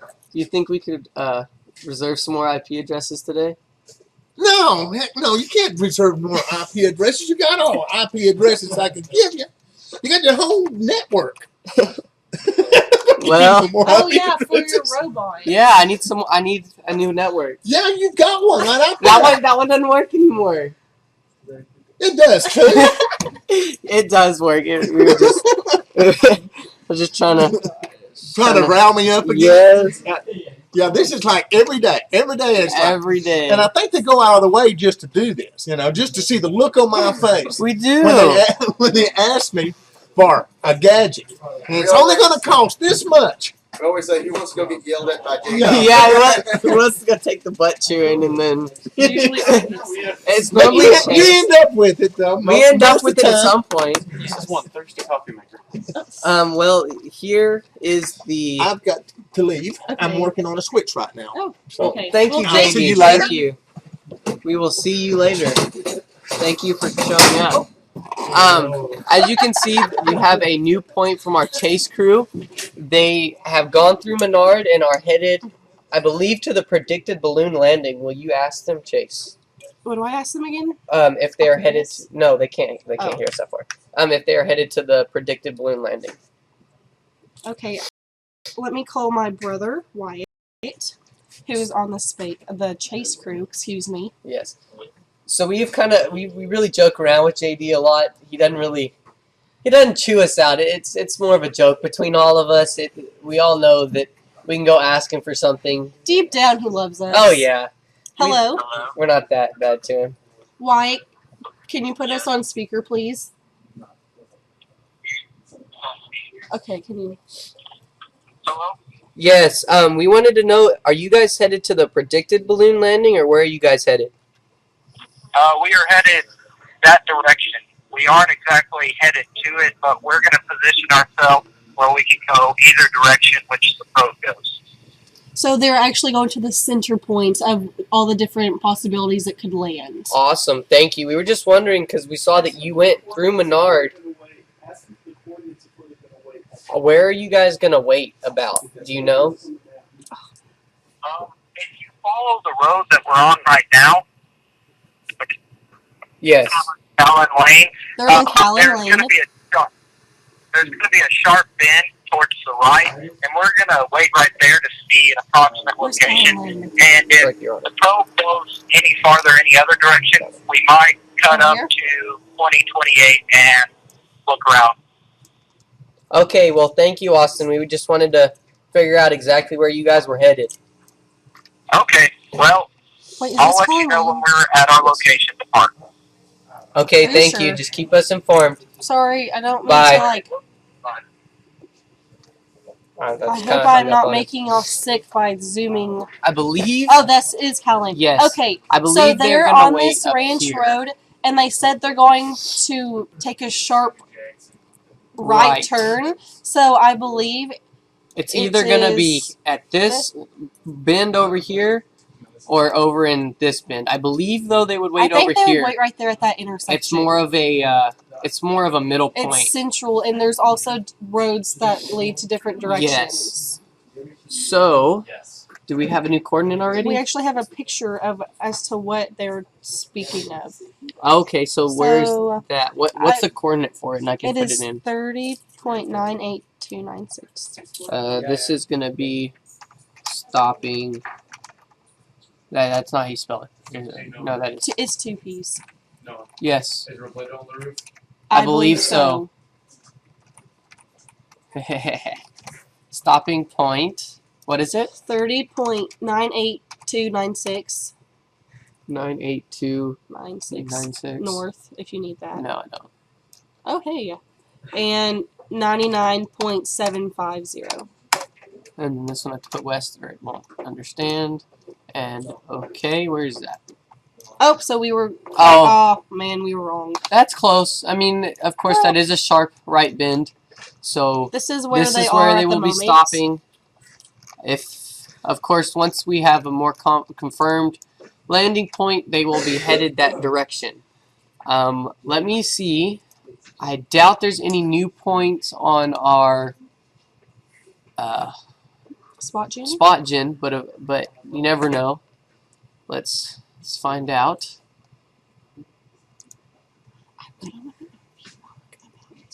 Go for it. Here is, I guess there's not any more points, so we're still waiting for that. So it's now just a waiting game. I think we're gonna interview Mark. Mark, are you ready to be interviewed? Mark, are you ready to be interviewed? Come on. Come on. Come sit down. Come sit down. I'm gonna have to need some. Put that down. Okay, so here is Mark. In a minute. Here's Mark. He is in the engineering 2. What are you working on right now? Well, I'm actually working on a project of my own. I'm doing a radiation detector with a Geiger tube. I actually have it over here. Okay. If you'll grab that real quick. I know that I remember you talking about it last year that you wanted to do some radiation stuff, but I wasn't sure if you were actually going to do it or not. Yeah, this is the Geiger tube. This is the radiation detector right here. So you may have to move it up a little bit, like up right there. This is the Geiger tube. This is the sensor right here.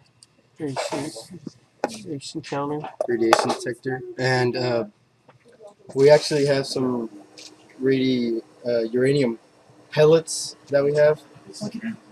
Oh yeah, we can plug it in.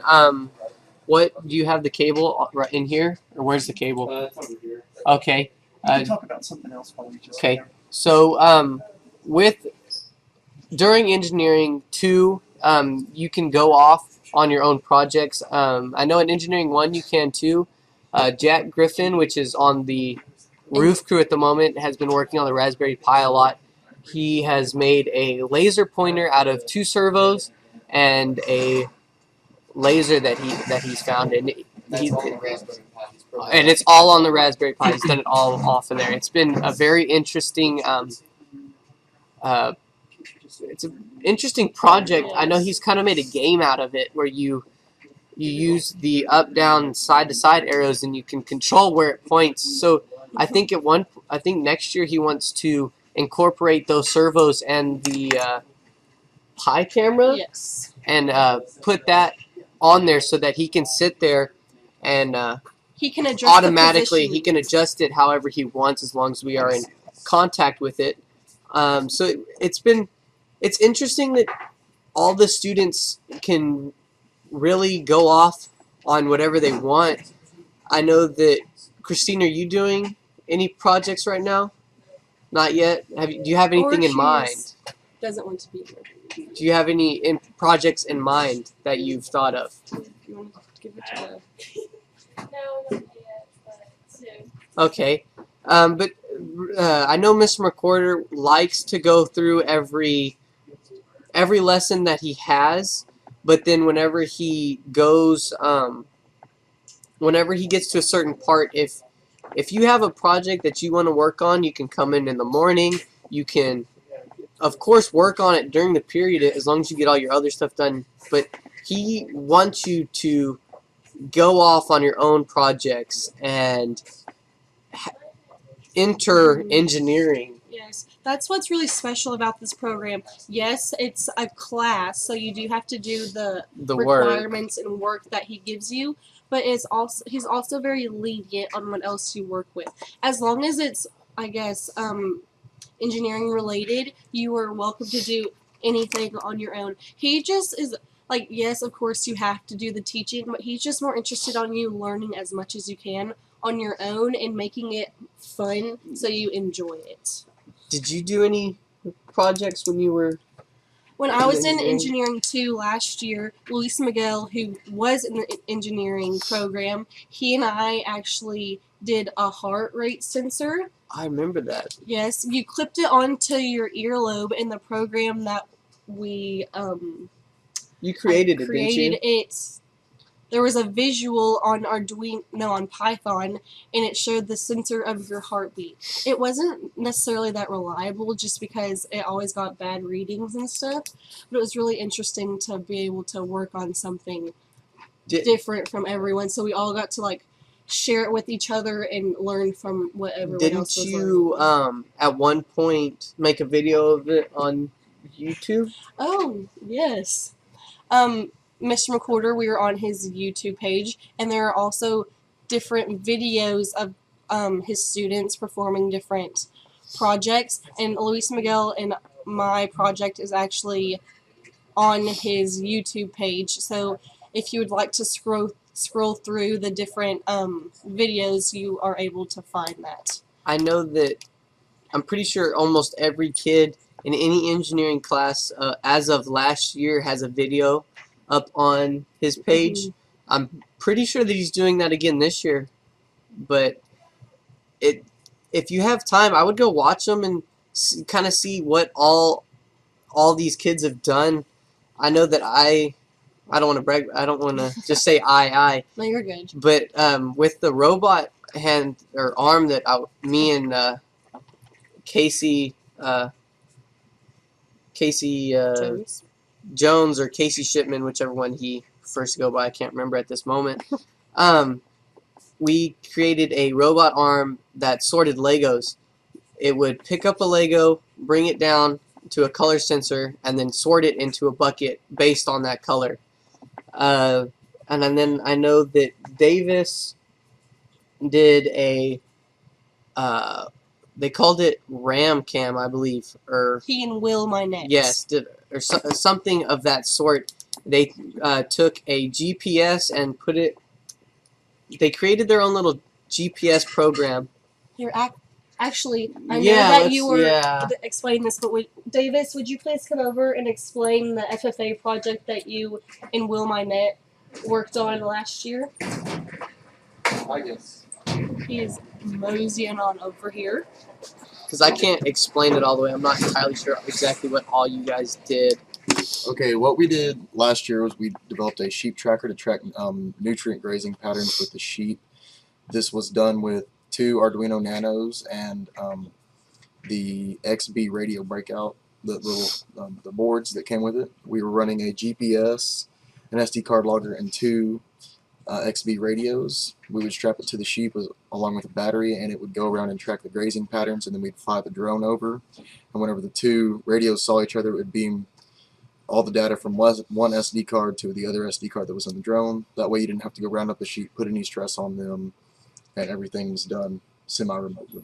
And y'all actually took this project to the state. We went to state FFA FFA convention, and we got, I think it was 4th out of like 15 Wow, or that's so. that's So amazing. they said that we should have had an English teacher look over it because all of our data was typed up, but it wasn't, I guess, in the correct format or something. Oh, okay. So we Let's lost a just lot of points. say the engineering part of the brain kind of takes over the grammatical. Yeah. Well, thank you for explaining that. I remember at one point, I want to say 2 years ago, Mhm. when but some of the former Space Cowboys created some of the visuals. Almost every word had a misspelling in it, and no one noticed them. I know I would come in here and I didn't see a single mistake just from looking at them. But then one day, a girl walked in and saw that everything was running and saw the words and was able to go around and pinpoint every misspelling that we made. The engineering part of the brain for us takes over. I know I can't spell personally. I can't spell at all. It's just not something that I've learned all that well because I'm more focused on building or something other than English. Yeah, spelling can wait sometimes. Yeah. Let's see. Let's see. Mark is still getting things to. No, you're Okay. good. Oh, are we gonna show on? Yeah, he might bring a demonstration. Perfect. over. Awesome. That would be amazing. Also, Mr. McWhorter, not only does he teach our class the Arduino projects and assignments, but he also has a website. Excuse me, Top Tech Boy. I think that. What is his website? Is it just tech? TopTechBoy.com. Yeah, Top- you wanna, TopTechBoy.com. and if you're Let me show it. interested in any of our Arduino programs, you can access his website, and it shows the full tutorial step by step on how to program and do everything you want to know with the Raspberry Pi, Python programming, or even Arduino programming. KF5 CPQ, thank y'all again for the cappuccinos. Well, it sounds like we had a success. Okay. KG5 KKX, you are welcome. Y'all's hard work is amazing us. Ask him if we can interview him with the coffee. It looks like. Well, I Oh, haven't Jack? moved it over yet, but ask him. Sure. Ask him What if do I we ask can him? interview him. Can we interview y'all real quick? Also, Jack, you have some excellent Roping roping skills. skills.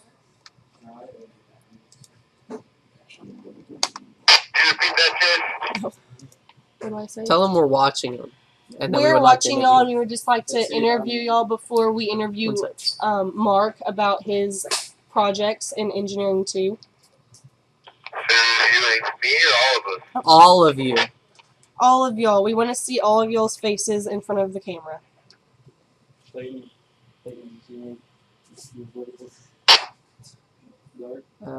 Looks like they're being a little You camera want me to- shy. Oh, here they come. Oh. Kind of. Oh, we can't see. We can't see you guys. Just a second. That's funny. I believe our Our coach is Coach. up there too. Coach Robledo, he's Coach in the How's that? perfect. It looks good, but will you guys face the camera a little so we can see your faces and talk to you? That means you, Jack. And Coach Robledo. Okay. Oh, Coach Robledo, he's leaving. I think Jack and Coach Robledo are a little camera shy. Well, we need to talk to Jack about his engineering projects that he's been doing. Alright, I'll hand over the radio. KF5 CPQ, third party traffic.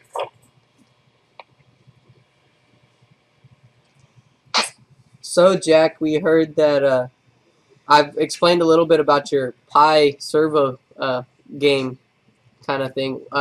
Will you explain more about it, please? I just got kind of bored, so we had a laser and 2 servos. So we put them together, and now I can just kind of shine people in the eye with the laser. So It's pretty fun. Can you explain a little bit of how you thought of the idea and created all of this? And how you got interested.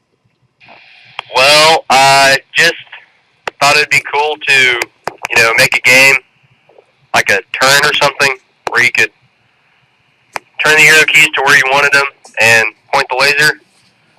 And I just kind of went after it and did it in the morning and finished it eventually. KG5, KKX, Jack, are you also going to be interested in joining or being asked to join this space program in the future? I probably will. It sounds like a very interesting thing to do. I think it'll be fun, though. Well, I'm sure it would be lovely having you be a part of the space program. Thank you, and we will check in with y'all later. KG5, KKX out. KG5 KKV standing by. Okay, so we have Mark Is getting his. Yes, Mark is about to be ready. He is getting his Geiger counter ready and getting the what is the pellets? You want me to plug that in over somewhere? Try to plug it in. You're gonna have to hold that so it doesn't move. I'm gonna eject the USB, and then we will have. Do I eject it or do I pull it out? Do I want to be? Eject. I'm trying, Chase. I'm trying, Chase. Why is it all the way up there? You probably dragged it all the way up there. It disappeared. We would like to give a shout out to Levi from West Virginia. Thank you for watching. Can you repeat that? KDA SKZ. Thank you again. Okay, I am plugging I've received another data point. everything in. It may take a second to download software, so we will put the data point in first. The Chase crew just informed us that they are parked and just waiting for further instructions. Is it in the same spot or did they move? I don't know, because some of his messages are coming in late, so I don't really know if they are That just looks like messages that kind of get stuck and then they send multiple they times. are right here. Oh, they are. Perfect. Correct? No, Or that's not it actually. there's a Change the fork camera road. view. Is that it? There's It's a right there. fork road. Where? Is that right? No. No. Where'd they? Sorry, we were looking We're trying to for where figure they out, are yeah. on the map. It's not up there. I know that. Because They're- it should be right here. Yeah. But that doesn't look right. No, because two roads. Yeah, like they that, fork. and that's only. Right? And then No, go way on up. are they way up there? Yeah. I guess So I could put in the Why don't you put in the coordinates? yeah. Okay. Let's put in the I'm glad y'all are not watching. Noah would probably make Oh. you sick by all of his moving around. and now I'm gonna switch it over though beforehand. Sorry, Mark, we do not mean to Yeah, we get into keep your press time. we keep Alright. telling you. Yes. Okay. So 31 31 05 05 744 744 and 99 99.66 66 463. 463 west. Okay. Where are they? Wow. Oh. Okay. They I don't know. Yeah, If, right. yeah. They're right there. As you can see, they have Moved. they have quite a traveled bit. way farther than Their stopping point was predicted. yeah. They predicted stopping point over there.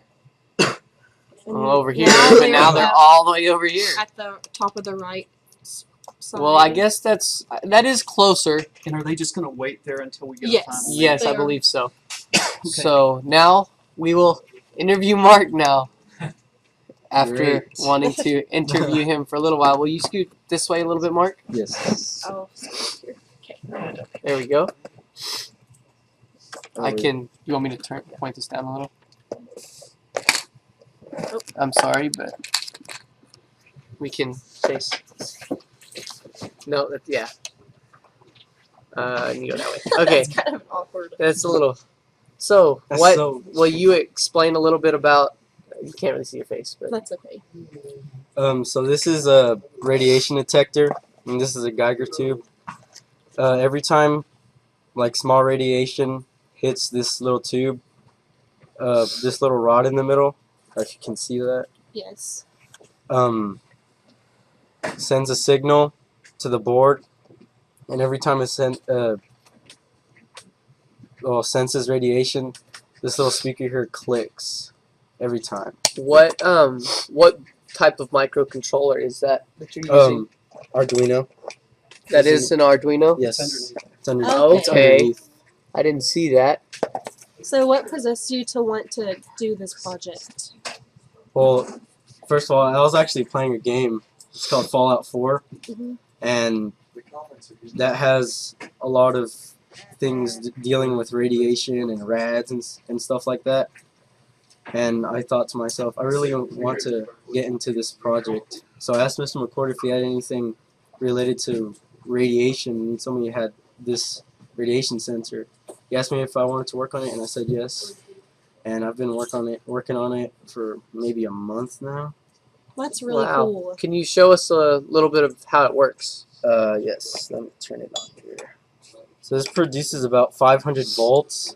Which is, 500 Yes. volts. Yes. Do you wanna I show cannot. us? I can't touch the What? positive and negative. Or So this is some of the programming that you have yes. done, but this is 500 volts coming out of that. Yes. Oh my gosh. Well, let's go back to. Wow. That's These two wires aren't really soldered on that well, so I have to be really careful not to break it. Oh. I actually have some uranium pellets here. now these are not that like they don't radiate enough only kill you. radiation to kill us or hurt us.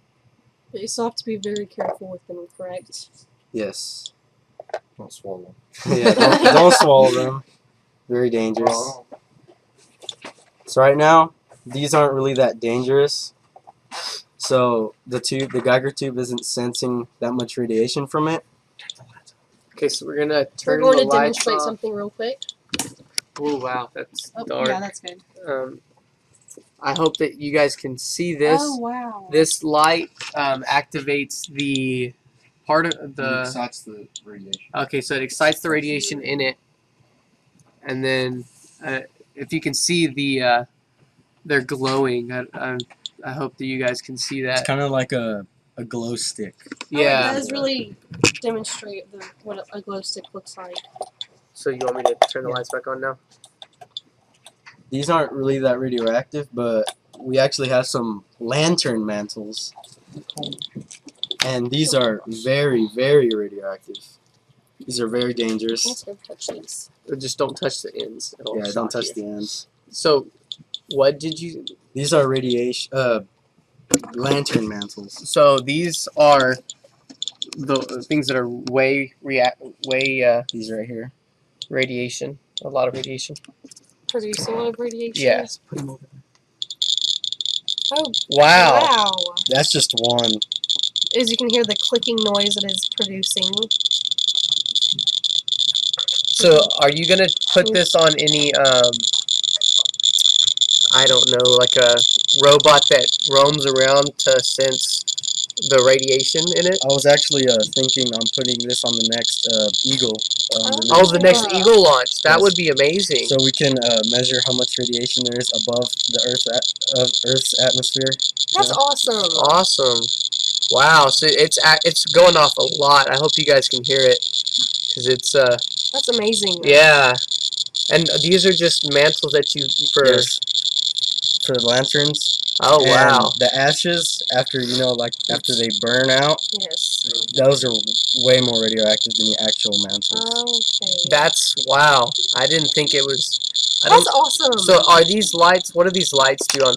Ooh, I'm gonna try not to knock anything off. Don't get Can you? shocked. I hope you guys can see those lights. What do those lights do on the edge right there? These right here. Yes. Once it gets on the third green LED, that means it's starting to get to a a dangerous level of radiation. Once it So gets, we were at a dangerous level of radiation? yes, we were. Just one. You're telling me that we were at a dangerous level of radiation and you didn't Yeah, tell but- me? It actually depends on like average dose of Oh, okay. rads. Gotcha. I So hope if I we wasn't got gonna die. if we got this much radiation in like a long period of time, we'd probably get hurt. Probably Yeah. it would probably hurt us. Well, Yes. So awesome. this is a really awesome project. I can't wait to see if we incorporate it. I hope we incorporate it. It'll be something That'd really be great. really cool to Yes. see. If you have any questions for Mark, go to YouTube, put it on YouTube, or call 325-340-0201. Again, that's 325-340-0201. If you have really any questions for anything, you can either call or put it on YouTube.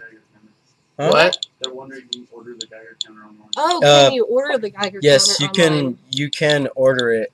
Can you switch to the Your screen? Yes. Well, give me. Yeah, you can switch. If I can't see that. Is that the website that you ordered it from? No, it's actually another website. Wait, You can go pull it up real Yeah, quick. if you wanna. I'm gonna adjust the camera, Okay. but we're still. As you can see, he will be going to the website as to which you can order this component from. Is that how we had it, Chase? Well, no, hold up. We gotta readjust our chairs. No, that wasn't it. It was up a little bit. Like that? Or is that too high? That's about it. Okay. So, what were you saying, Mark, about your... This can be ordered on that website right there called Cooking Hacks. It's probably about, I don't know, I don't remember, about $30. $30? And So- it comes with 2 programming languages. It comes with Arduino and Raspberry Pi. But you programmed this yourself, correct? You didn't use theirs? I did use theirs, but right now I'm actually working on changing the rate of how fast the data comes in. I can ask. So you're creating your own. You use theirs to test it to make sure it was good, and then now you're creating your own off of what you want it to do, not what they have. Okay. Oh. So you're creating it, and you're going through all the steps to get one to work correctly. Yes. That's awesome. Thank you, Mark. Very welcome. Yes, thanks for joining us and explaining a little bit about all the projects that you've done. So, do you need any help moving all this? Or? Okay, let me eject. If I can eject that, I don't know if I can. No, I don't think I can. I'm just gonna pull the plug. Just pulling the plug. Pull the plug. Oh wait. Pull the plug. We're probably right at maximum altitude now, and so we'll be waiting for it Thank you. first to come down. But we're probably at maximum altitude, so we're not talking about spot gen and when you will expect to hit and how spot gen isn't showing. Yes, sir. Go to the spot gen. We just got informed. Well, actually, we were making a prediction Yes. that we have just reached our maximum altitude, which is at least 103,000 feet. Spot gen actually stops working when it reaches 20,000 feet, I believe.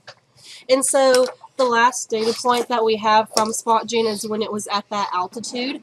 So we're just waiting for the package to ascend back into the atmosphere to get spot gen working in order to then retrieve those coordinates to be produced into Google Earth, and then we will get those coordinates, hand them over to Chase Crew, and they will then have the long journey of retrieving the package and hopefully finding it in one piece.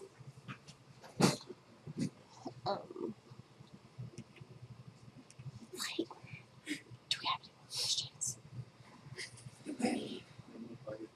Do what? Okay. Also, please ask as many questions as you would like to. Again, the cell phone number is 325-340-0201. 325-340-0201. You can talk to him about engineering one. What do you Okay. Okay. Here's switch over. Okay, like I mentioned earlier, since this is such a huge program and process. We have all of our 20 engineering students helping us out.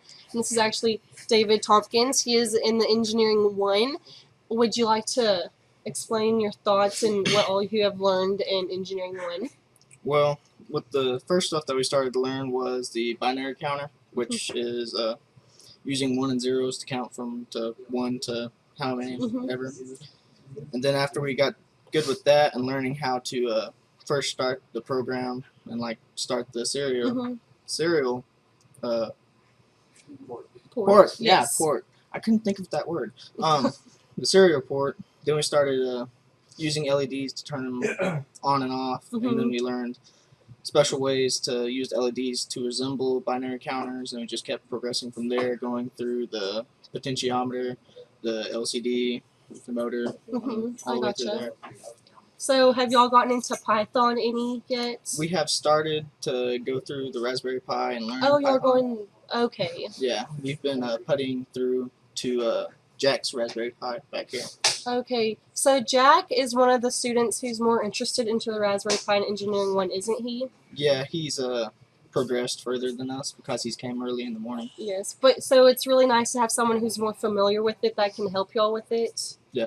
Yeah. So have you been working on any projects? With the Raspberry Pi? Yes, or even with the Arduino. Well, not necessarily, not by myself. No, I have just did the class assignments and then helped Jack out, or just watch Jack do his assignments back here with the laser pointing and all. So would you be interested in joining the space program any in your time in the future? I have thought so. I thought it'd be cool because learning to do all this stuff to program the actual space probe and send it up. Okay, well, thank you, David, for your time. I just was looking at the YouTube channel and I saw that some of you had some questions. I guess we can go in and answer some of those if we can. Right here. So here's one from Levi Anderson. It says, "Did you have any issues with the FAA with the launch?" We actually contacted them yesterday, didn't we? No, that was for the not AM. We haven't. I don't think we've had any issues. I know that for the past launches, we've of course filed NOTAMs for every launch, but we haven't had any problems with it. As far as I know, everything's been working good. They haven't contacted us about anything, so I guess that's something good. Let's see, any other questions? We have oh, never mind. Thanks for the comments. Oh, we have. Oh, on the FFA we found. Okay. There. So yes. Mr. McWhorter just answered the question over the FAA. So please. Look at that. Yes, if you have any questions, we'll do my phone number this time because I believe Davis is on the roof. Oh, he is on the roof. He is on the roof. You can call 325-656-2743. Again, that's 325-656-2743. Or you can comment on YouTube. We will be glad to answer any question that you guys have over anything related to the engineering. If it's any projects that we've done or anything about the controllers, anything that you guys want to know, we are more than glad to try to help answer those questions the best we can, and if not, I bet we can find someone that can. Yeah. So we will be looking on YouTube, and I'll watch my phone. Okay. Y'all need to join us at UT Dallas. We got a radio club and a few balloon enthusiasts. Oh, wow. We just got a message from, I'm sorry if I butchered your name, Andrew. I don't even want to try to say it. Yeah, I would mess it up too bad. But he said he wants us to join them in UT Dallas. They have a radio club and a few balloon enthusiasts. That's awesome. I know that some of us are looking into going. Yeah, we do have some seniors that are interested in going. Yes, that have worked with the engineering program and have helped us with some of our launches. So I think one of them may be going. Yes. What college or school? Chase, what colleges are you looking Well, actually, my sister is a freshman at TCU in Fort Worth, so I'm kind of been leaning towards that. But I also have the University of Texas on my mind. What happened to your radio? Okay. I'm not really that interested on going out of state for my first couple of years. I'd like to stay in state just so I don't, Miss McWhorter say, fold up like a cheap lawn chair and run from the rooms crying.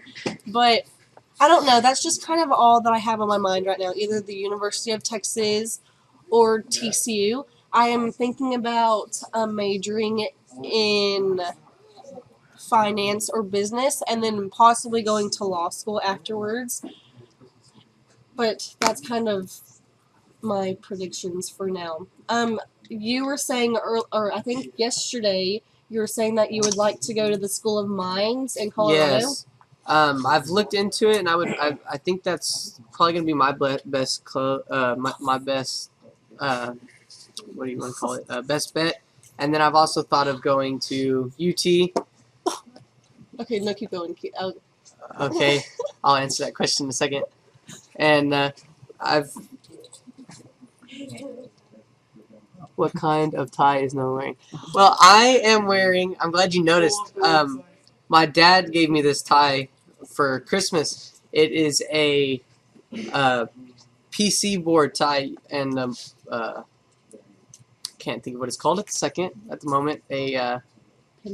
I can't think of it. But if you go to techwares.com and look at circuit board ties, I'm not entirely sure how much it is, but it's really nice. I don't know if you guys can see it all the way, but my dad put music notes on it so that it represents. So that means it makes a little special since yes, you can customize it however you want. He put music notes on it. I bet it's probably to some song that he has written. But your dad writes songs? Yes, my dad writes songs for. So that's where your musical talents come from. Yes. So I think he wanted to incorporate my engineering and my music to all together. And if you want, go there. Do you want to pull up the site? Yes, here, I'll pull up the site. I was actually looking at it earlier to try to figure out. Because I was very interested as to what you were wearing. I can't spell. I was kind of disappointed when I found out that it doesn't light up. Yes, it doesn't light up, but you could. Dang it. Oh, hey, there it is. Yes, so here it is. Black tie events will never be the same. It's a what's it called? Reversible tie, is that what you would call it? Oh, yeah. You can wear it either direction. I normally wear it the way I have it now. And they're really cool. I know that they have earrings, cufflinks. Oh, wow, they have cufflinks. They have a lot. So if you want to buy it, here's the site. It's techwares.com. So I've had fun with it. Since you're really interested in it, this would be something very easy for you to start producing of your own. You could customize things, couldn't you? If you wanted to go into this. I could do this. I could try to I could make one of these if I felt like it, but I don't know. I think it's cool, but I would like to do it at some point. Maybe make my own, but I probably wouldn't make them for other people. It'd be a little harder, I think. Yeah. Okay, so we just have a question asking from KLST, K-San. What was the biggest obstacle you guys faced in getting ready for this year's launch? I believe the biggest obstacle, wasn't it the antenna, getting it to track correctly? Yes, and the GPS. And also the GPS to work.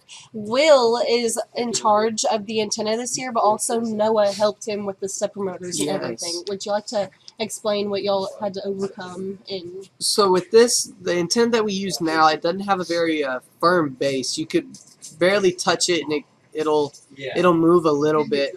So what you can do is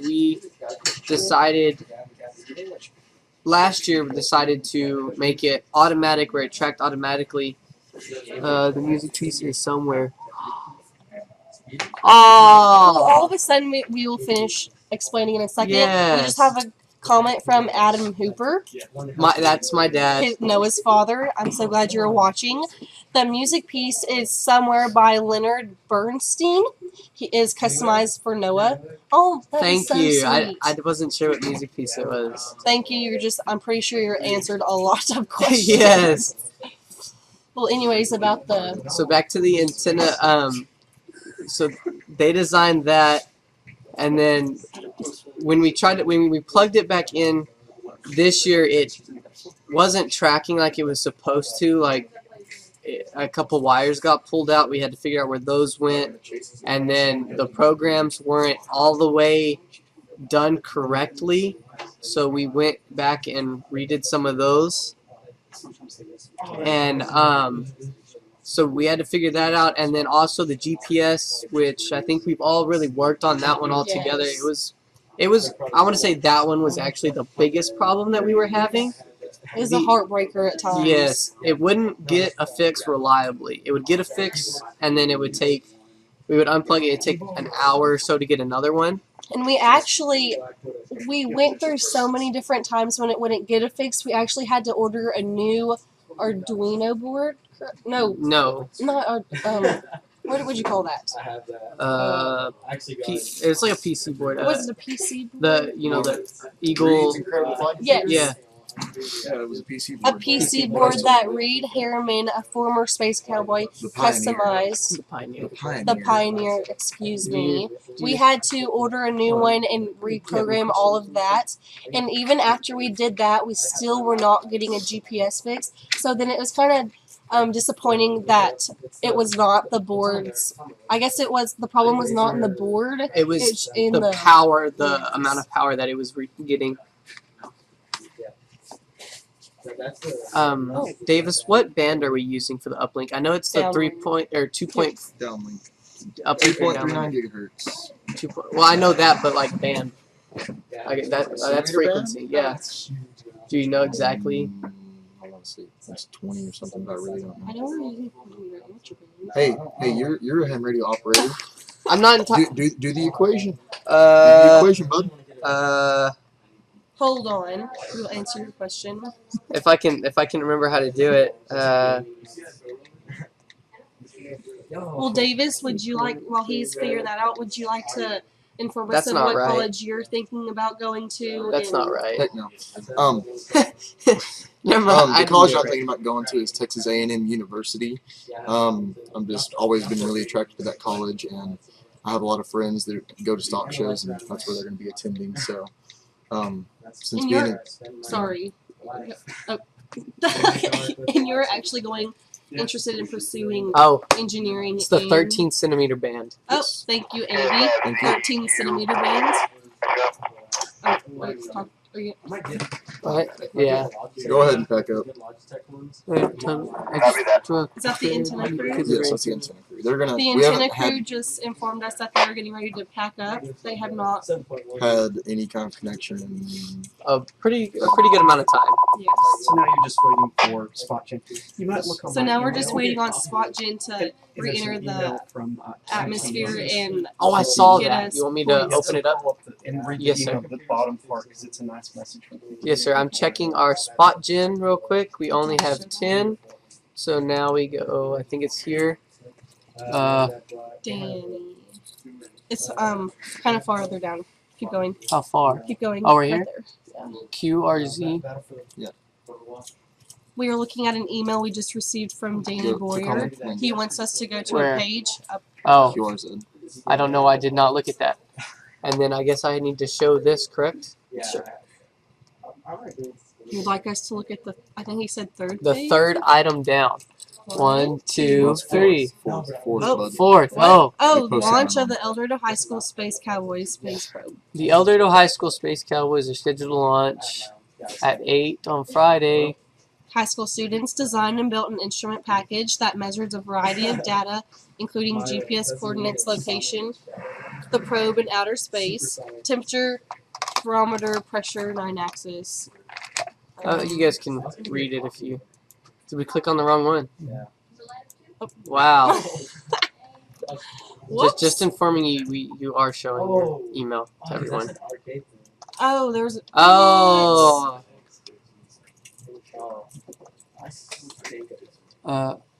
We're still looking, guys. Sorry. That type is very small. That type is very small. I'm not sure. Okay. That's from QTH magazine. This is from QTH magazine. Says GM QTH. Here's a Hot Springs village. Just north of Just north of Hot Springs itself. Although not DX, the rocket launch project has been very rewarding to us older folks.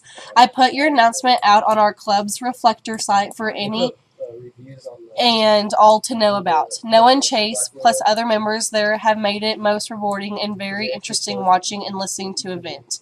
Your mission control was also very interesting. Hats off to all of the crew plus you for the use of your repeater. This is from a 70-year young man. Hi.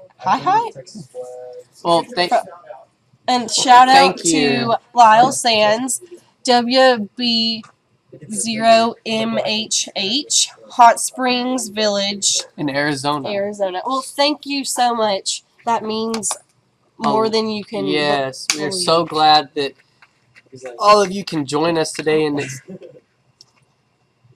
And just.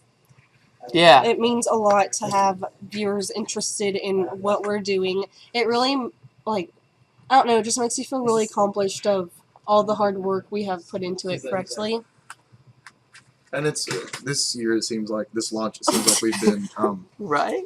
What? We've been reaching more of the ham radio side of things. In the years past, it's just been kind of more the engineering students and stuff. But this year, you get a lot of the old hams that are really getting into all of this. Yeah, we explained earlier about how we were trying to increase the amount of youth who has their ham radio license. We want to keep the art alive and going. Yes.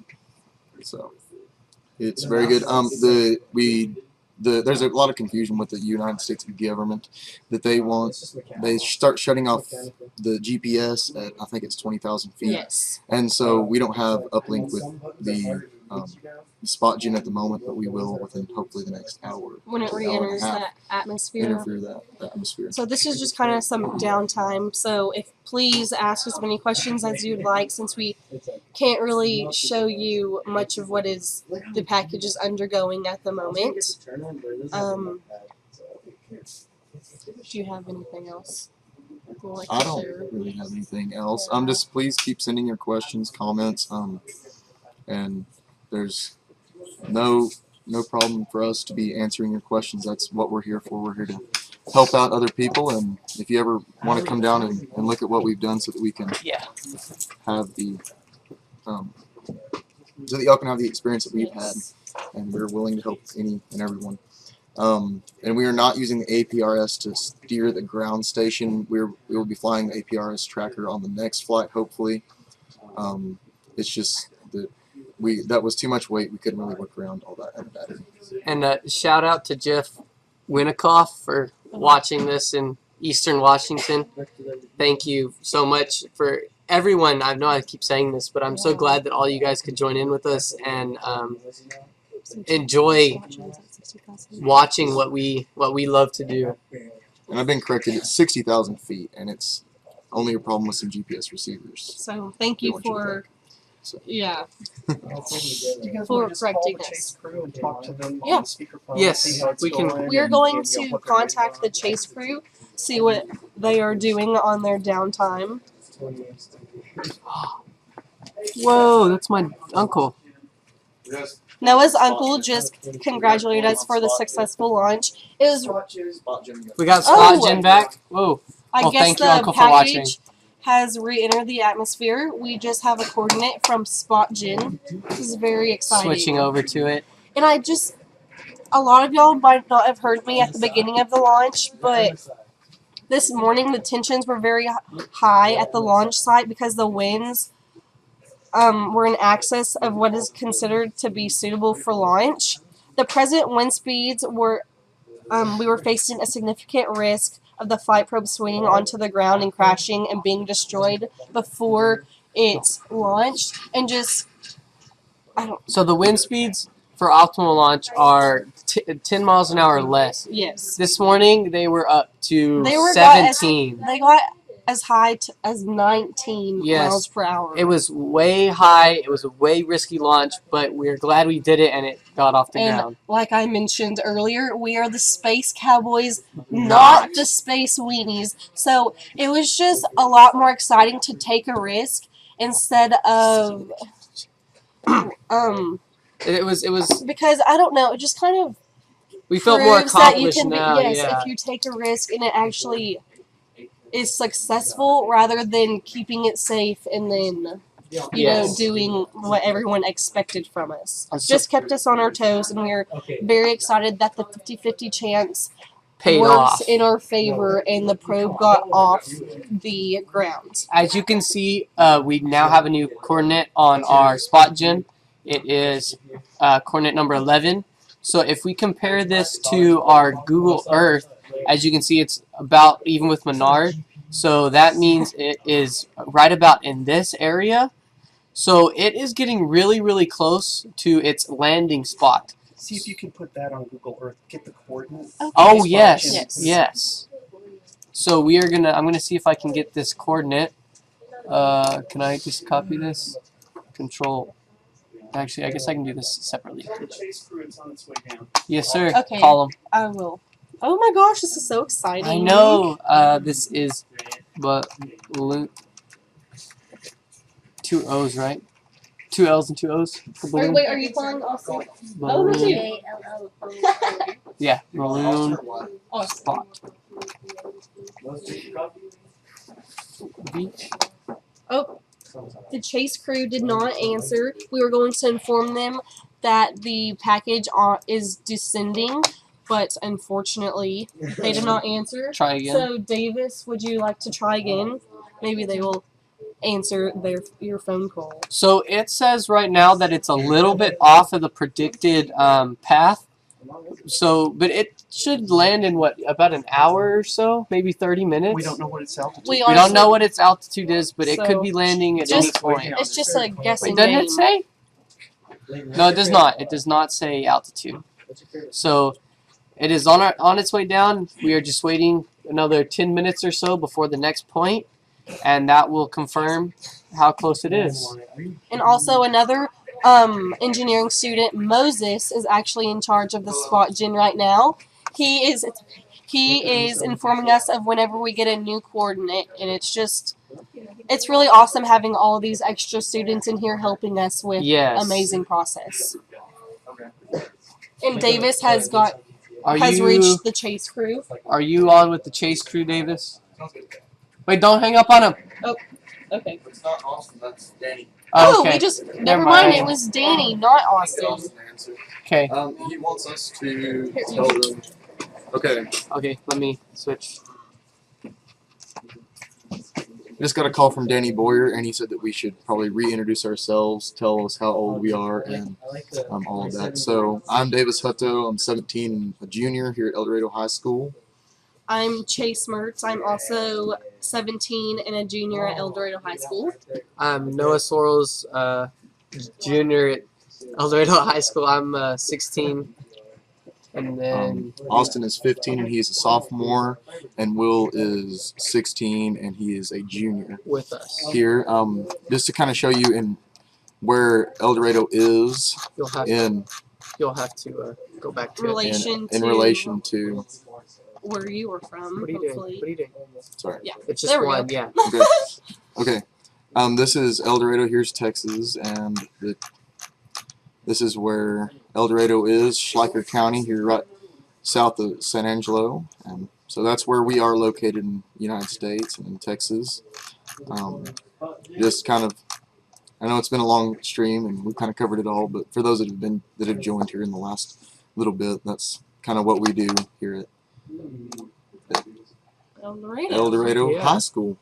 Little tiny town.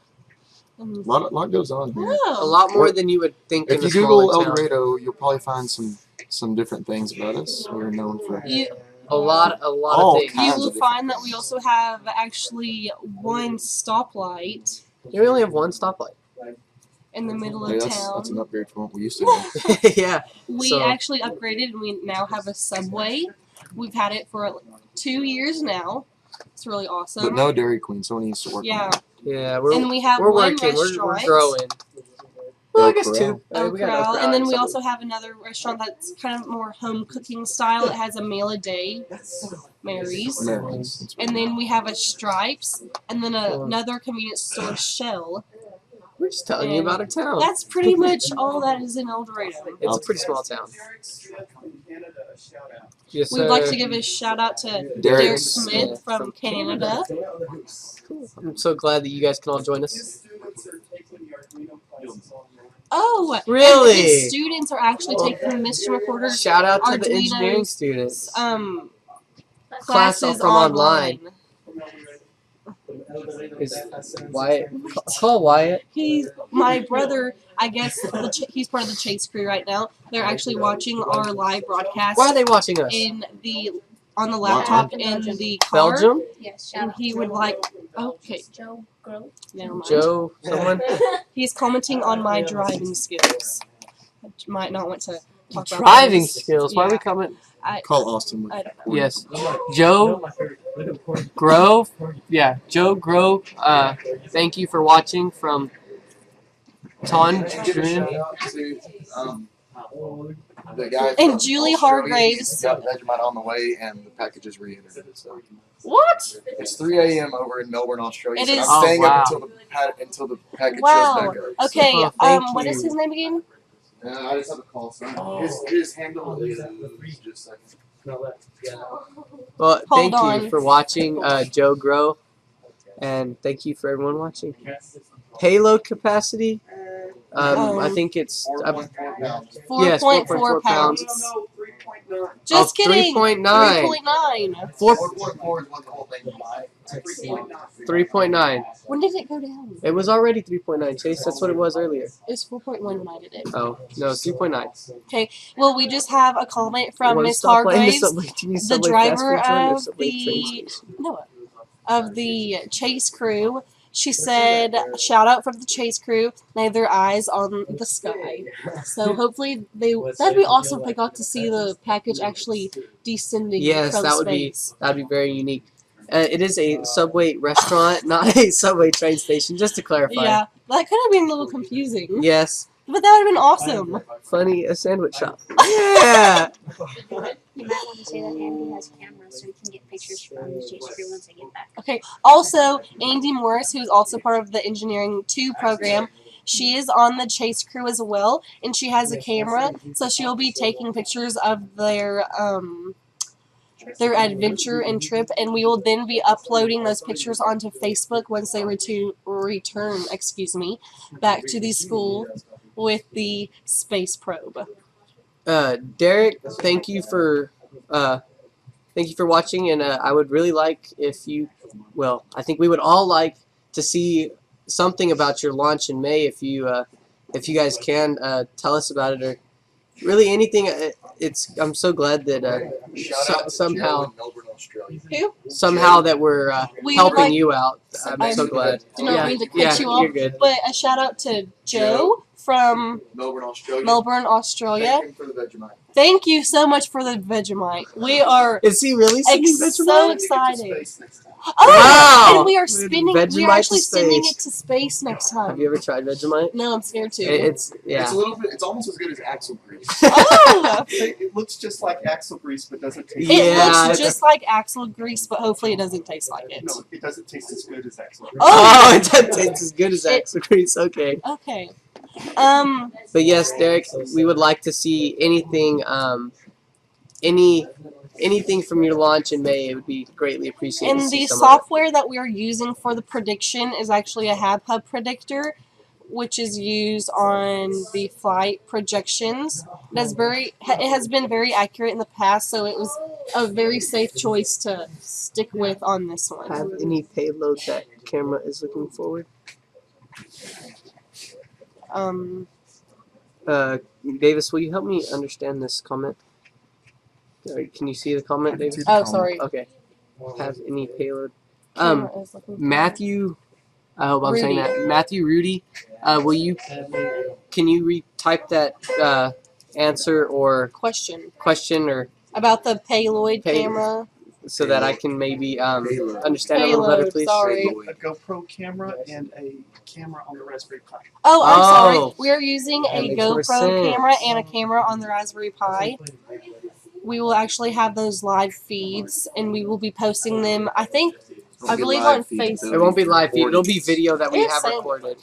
So And- we will be having it more than likely up on Miss McCord's channel and up on our Facebook, either by the end of today or by the end of next week. We will have to taste worse than axle grease. Good morning, all. Good luck with recovery. Well, thank you. We were just informed that Vegemite unfortunately tastes worse than axle grease, but it'll still we be will very all end up exciting trying it. to It's just what's gonna happen. try Vegemite that has gone to space. And Yes. it is what is our favorite song again that we play frequently? Rivers of Babylon, Is that or with the one that says the Vegemite sandwich? Oh, it's Land Down Under? yeah, it's called The Land Down Under. It is Mr. McWhorter and one of our favorite songs that we actually play throughout our We play a lot of class time. songs throughout Yes. our day. And all of our favorite part throughout this song is actually when it talks about a Vegemite sandwich. We are very fascinated with it. I wonder why. Oh, 10:08. That other point should have came in by Noah now. is actually looking at the spot gen right now, looking at the different points we have received. Also, if the chase crew is watching still, can y'all please contact Mission Control? We have been trying to contact y'all, and I'm guessing our calls aren't going through. But Yes. please just try to contact us so we Please can call back. talk to y'all about what is going on. And then now, let's go back to YouTube. Again, if you have any comments, please say them. Anything that camera is focused on. Don't worry. Okay, we have a GoPro camera that is pointed out towards space. And then we have a Pi cam, which you guys saw at the beginning, that is originally focused on the ground. It is glued on, well, not glued on, it is mounted on a servo. And at a certain height, it switches over to a side view. And then at a certain height, before the balloon pops, it switches up to a top view so that we can see the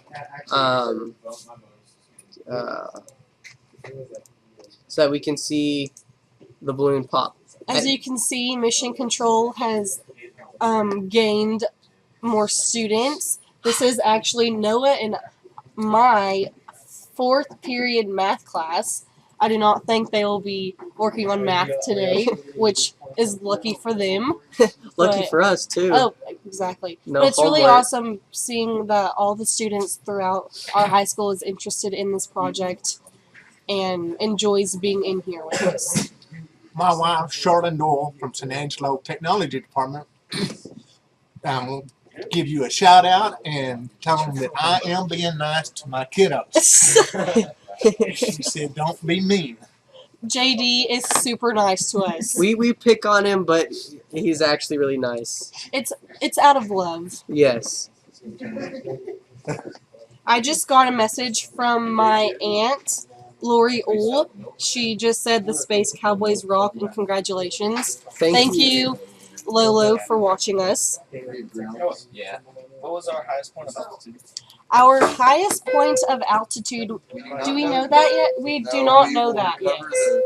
We'll cover whenever we get the Pi back. We'll look at the SD card data and get the pressure off there and run the altitude prediction. When we get the Pi back, if you didn't hear Davis, we will get the ST. Thanks, Mission. We will get the SD card off, and we will look at our pressure readings, and we will run those and figure out our highest point of altitude. Our highest projected altitude that we wanted to achieve was 103,000 feet. And I'm going to say that we hit it. I'm saying that we hit it. I'm predicting that we hit it. If we don't, it's really, really close.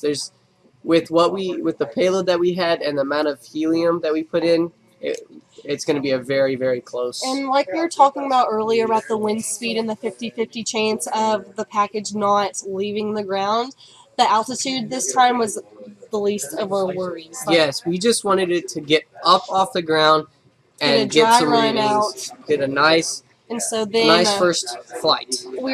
Because in our next launch, like we mentioned before, we will then try to exceed 120,000 feet, which we reached last year. Then add the Vegemite to our probe and actually move all of the Arduino components onto a Raspberry Pi, correct? Yes. Yes. Thank you, Jamie McNutty, about the tie comment. If you want to see more of them, you can go to techwares.com and you can customize one, or you can order them how they are. Oh. So if anyone wants to do that, that's where you can get them. And thanks for the comment. Where are you? You going to the space? I'm just going to see what's going on. Okay, and then I need to update SpotGen to see if we have a new point. Oh, give me a second. I'll look at that in a second. Hold on. I'll take over. This is my mouse, Chase.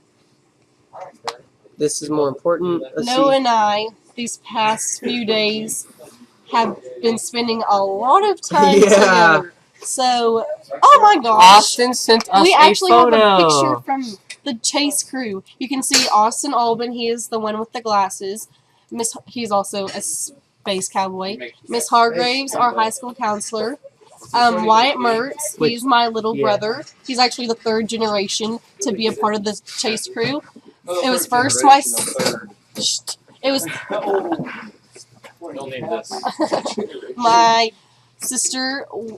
who's actually a freshman at TCU, was the first one. Then I was on it last year, and now my brother is taking the spot. And that is Andy Morris, who is the photographer and also part of engineering too. I really like that he sent us that picture. Yes, thank you, Austin, if you're watching for the picture. That means we can show everyone who you guys are. I just got a message from Chris Griffin, who's actually Drac Griffin's mother, and she is also the president of school board. Wow. Yeah. I didn't know that one. She just texted me saying that we are doing great. It is very exciting, and she's very excited of our school and all of the kids who are working on this project. We're not getting another very point. Exciting. You just love cutting me off. Yes, Chase, I do. It's been like 30 minutes almost. Well, almost 20 minutes for the next point. Another one, Chase? I don't think you need another one. Okay, that's fine. Where is the data on board? Will you be able to download it when you're covered the balloon? Okay, he answered that one. Good. Rise rate, burst rate, temperature, all can help to estimate max altitude. Okay. Yes. I mentioned that at the beginning of the launch, which y'all probably weren't watching, but thank you for informing us of that. He said, and if the other viewers who did not hear me at the beginning of the launch, the max altitude depends on the rise rate, burst time, and the temperature. So thank you for... And our projected rise rate is 5.3 meters per second. So we hope that we have achieved that. Maybe have gone over that, which would be nice. We would get higher and higher. He answered that one. Okay. We'll answer it on the stream if you do not look at the comments. It says, does the package store the altitude data on board? Yes. On some of it's stored on an SD card. Some of it is, I think all of it's stored on the SD card actually. On the Raspberry Pi. And then will you be able to download it when we recover the balloon? Yes, we will be able to download it. Of course, we will have to recover it, bring it back here, then we will download it all, watch all the videos that we have, and then we will also look at all the data. We just got a question from Derek Smith asking if we prefer the Raspberry Pi to the Arduino. Does our sensor contain both microcontrollers? Our sensor does contain both microcontrollers. We have one Pi on board and then two Arduino Nanos. Yes. And then one Arduino, is the one which the GPS works off of. Yes. The second Arduino is what our 9-axis is. And temperature. And temperature is working off of. I prefer the Arduino mostly. I can go to the Pi. It doesn't bother me that much. And then I know that Jack loves the Pi over the Arduino. Chase, do you have any preferences? I really don't have a preference. I know probably more about the Arduino than I knew about the Raspberry Pi, just because in Engineering 1 you start off with the Arduino. But I've actually learned a lot more about the Raspberry Pi this year, just because I was in charge of getting all the visuals started and everything on the Raspberry Pi started off for our home bases. Yes. So I have, I guess, grown to like it, but I really don't have a favorite. I'm going to show them pictures. Oh, yes. So here is our Facebook page. If y'all aren't on it. Yes. And our lovely photographers Facebook posters, which are Christine Lindsay and Fatima. How do you say Fatima? Contreras. Yeah, I said that so bad, but you know, it's all good. We are so white. We are so thankful for both of them for taking pictures and updating the people on Facebook. As you can see, this is a picture of our people filling up the balloon and making sure that it does not touch the ground. We have our principal, Mr. Reynolds, engineering students, and our superintendent, Mr. Gibson, who are in charge of making sure the balloon does not touch the ground. They're wearing white gloves in order not to contaminate the balloon, because if you get the oil from your hands on the balloon, then it could cause it to burst. It will make it where that spot is weaker. And so more likely to burst. That's where it would burst before it got to maximum altitude. And as you can see from this picture, that's awesome. On this chair right here, I don't know if you can see it, is the space probe, and then our parachute, and then of course the balloon itself, with all of our high school students and faculty members. And I think some of the other students in elementary and middle school may have came to watch. To observe. And then now, at this point, they have to stay under it to make sure that it does not hit the ground. Like I mentioned earlier, the miles per hour of wind was insane this morning. So they really had to work and be on their toes to make sure that the balloon That's a good shot. does not touch the ground. All of our students are very athletic in this picture, as you can see. Okay, so we are back to the beginning. Let's go to the... And all of these were taken, of course, by Fatima or Christine Lindsay. Oh, this is actually showing the process of filling up the balloon with helium. We used Kmont 1200. The Kmont 1200. And we used 180 cubic... 160 cubic feet. Excuse me, 160 cubic feet of helium. As you can see, they are all wearing white gloves, as we said earlier, to make sure that the oils on their hands do not contaminate the balloon. The balloon is still in the air, it's coming back down. Yes, and then as you can see, these are both 80, I don't know if you could tell, but those are both 80 cubic feet bottles of helium. And we actually had a little difficulty or misinterpretation of whenever we ordered the helium. They actually thought whenever we said that we were using helium for a lifting envelope or balloon, they thought we were actually using the helium for party balloons. Yes. Unfortunately, we were not having a party. Unfortunately. So that was just kind of funny that they said. Yes, but we got it all situated, and they were very kind, and they worked with us on getting the right amount of helium, and that is West Texas Supply. West Texas. Yeah, West Texas. In San Angelo, so thank you for that. Arduino BMP, I need to bring my expression sensor. I'm not sure. We are using BMP 180 pressure sensor. I'm not sure if we are. That's a question. Oh, I'm just answering. Oh Yes, it yeah, has a we question are. mark. Okay. Well, and then he said yes. Yes. We are using that pressure sensor.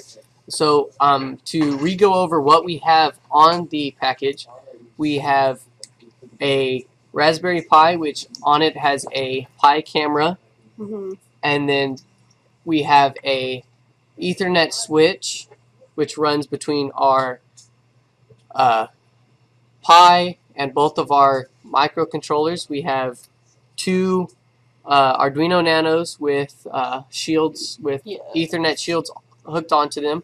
Then we have one GPS, two temperature sensors, one 9-axis, and then I believe we have a bag of tea. We have a bag of space tea. And hopefully it made the flight. Hopefully it survived the flight. Hopefully the wind didn't blow it off. And then we have a GoPro camera, and then of course our battery to keep it all on. So if you have any more questions, I know people have been asking questions, but in case you haven't been on the whole time, you can call. I don't remember where that number went. You can call 325-201-5223, or you could call 325-656-2743, or of course you can ask the questions on YouTube. You want to try to get a hold of Chase Crew again? Yes, I will. Oh, okay. What is this? Oh, is that the same one? It's the same one, okay. I think. So we are still waiting for our SpotGen to send us another coordinate. It has been 20 minutes since it sent the last one, so we are a little anxious to get the coordinate. Yes. And then hopefully they will respond this time. Oh! What? I just got a picture from Wyatt. They have found the space probe. They have found the space probe, yes. It didn't even... How did they find it? Did they? What? Wait, no they didn't. Why did he send us a picture of the space False probe? alarm, sorry. Why I got really excited. He sent us pictures of the space probe before we launched. What is with him? Wyatt, if you're watching this, you're going to get in trouble when you get home. Y'all just thought we found it. You thought. Oh my gosh, I got so excited. Me too. Oh well. What insulation are we? We're actually using insulation on our battery. It is, Davis. What are y'all doing at the moment? What insulation are we using again?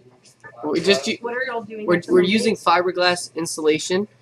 No insulation, of course, on the any of our components, just on the battery to make sure that it stays up to temperature, and when it comes down back to Earth, it does not hit the ground too hard and blow up.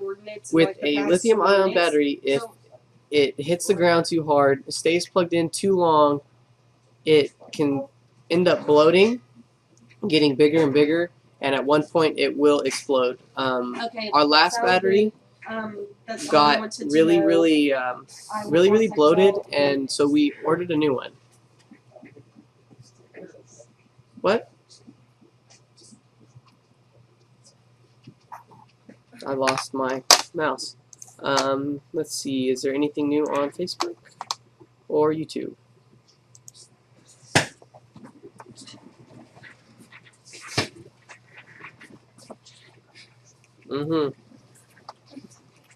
So let's see. Any new coordinates? I just talked to the Chase crew. They have been watching SpotGen and they SpotGen the whole time. Yes, and they saw the last point that it received. Now they're Still just no new points. waiting in order to get new points to go retrieve the package. Do we have? This is kind of down in the dead part. Wow. Oh. Yeah, we just got that, Wyatt. Thank you. Yeah, thanks, Wyatt. We just received your message from 7:30 this morning. That's interesting. That's embarrassing. It's a little embarrassing. This is so I remember, Chase, you said something. Do we want to go back over what all we do in here normally, in case for people that are just tuning in? Who did we answer this question? Answer what question? We'll get rid of the backup GPS. Yes, well, Michael Bilbrey, he just asked if we got rid of the backup GPS. He is actually a former Space Cowboy. He was actually one of the ones who started the program. the way it started was they wanted to Launch rockets. they were I going to believe. start launching rockets, but then they noticed that there's not that much room for electronics, any engineering like microcontrollers and stuff in a rocket. Plus, it doesn't go up very high to get different readings. Mm-hmm. So then they said, what the heck, let's go for something big. So they decided we're going to space. Yes. So that's what we've started. This is the 5th launch, as you can tell by the title. Eagle 5. And we have been trying to improve it every launch and get higher and higher. What's that message? Is that a new one? I don't know. It keeps saying we have It a new keeps saying that we message. have a new message, but I don't think it's right. I mean, I wish it was a new message. Sent But, a photo. It's the same photo. do notifications. Okay. So, with what he's saying is, whenever they started last year, we took we had an APRS flying on it. We had a spot gen, and then we had, of course, our GPS. The APRS made it too heavy, so we ended up taking that off, and then now we have just the spot gen and our normal GPS, and everything's been going good right now. Of course, the GPS, as we talked earlier, we had a really, really hard time with it. It wasn't receiving sufficient battery power. So what we ended up doing, we ended up creating our own buck regulator. Well, we ended up creating our own buck regulator. And Danny Boyer helped us out with that one. He's helped us out a lot in this last year. Way more. Of course, he helped us in the beginning, but he's helped us out way more this year with ham radios and a lot of the components that we've needed.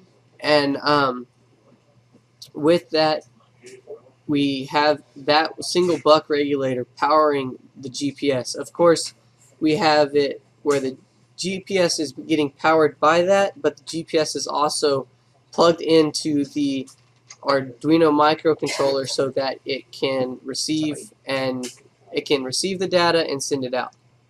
Place to purchase the balloon and parachute. We actually, where did we? I'm not entirely sure where we purchased our balloon/parachute. Mr. McCorder would have to comment and tell you. Back. Will you comment that, please, so he will be answering your question in just a second. I know we had trouble with the parachute a couple launches back. We got our lifting envelope from the High Altitude Science. And the parachute from the same place, I believe. So with the parachute a couple launches back, the lifting envelope popped when we got to maximum height. And then with it wrapped up in the string, and so it weighed down the parachute and wrapped around the parachute so it couldn't open fully.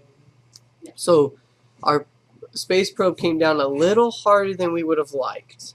Is that the time whenever the battery actually started smoking? No, that's when the GoPro fell off. Oh, that's right. And luckily we found I think Arden. Arden found it. Arden, my sister, she was on the chase crew at that time. She actually found the GoPro. I do not know.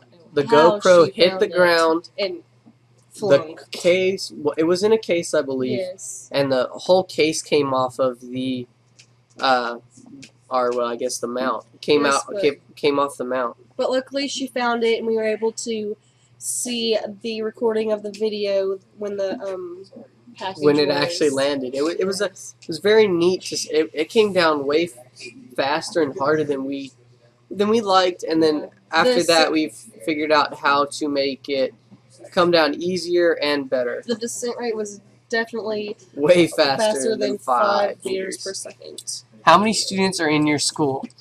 I would say in high school probably close to 130, maybe not even. It's actually 164. It's 164? Yes, sir. Oh! We actually got a point. We are getting informed that we have a spot gen point now. But yes, we are at a very small school. Yes. It's a... Oh, we got 2 points. Wow. Oh, yeah, I need to show you. Take point 14 and put it on your projection and then call the chase group. Yes, sir. Give me 1 sec. I didn't go over. There we go. So, as you can see, it got pretty close to Brady. I'm going to put this point in to Google Earth so that you guys can see, and then we will exactly what happened, where contact it is. the chase crew. Yes. Inform them of where it landed. Well, where it could be landed. Because those points are pretty close together.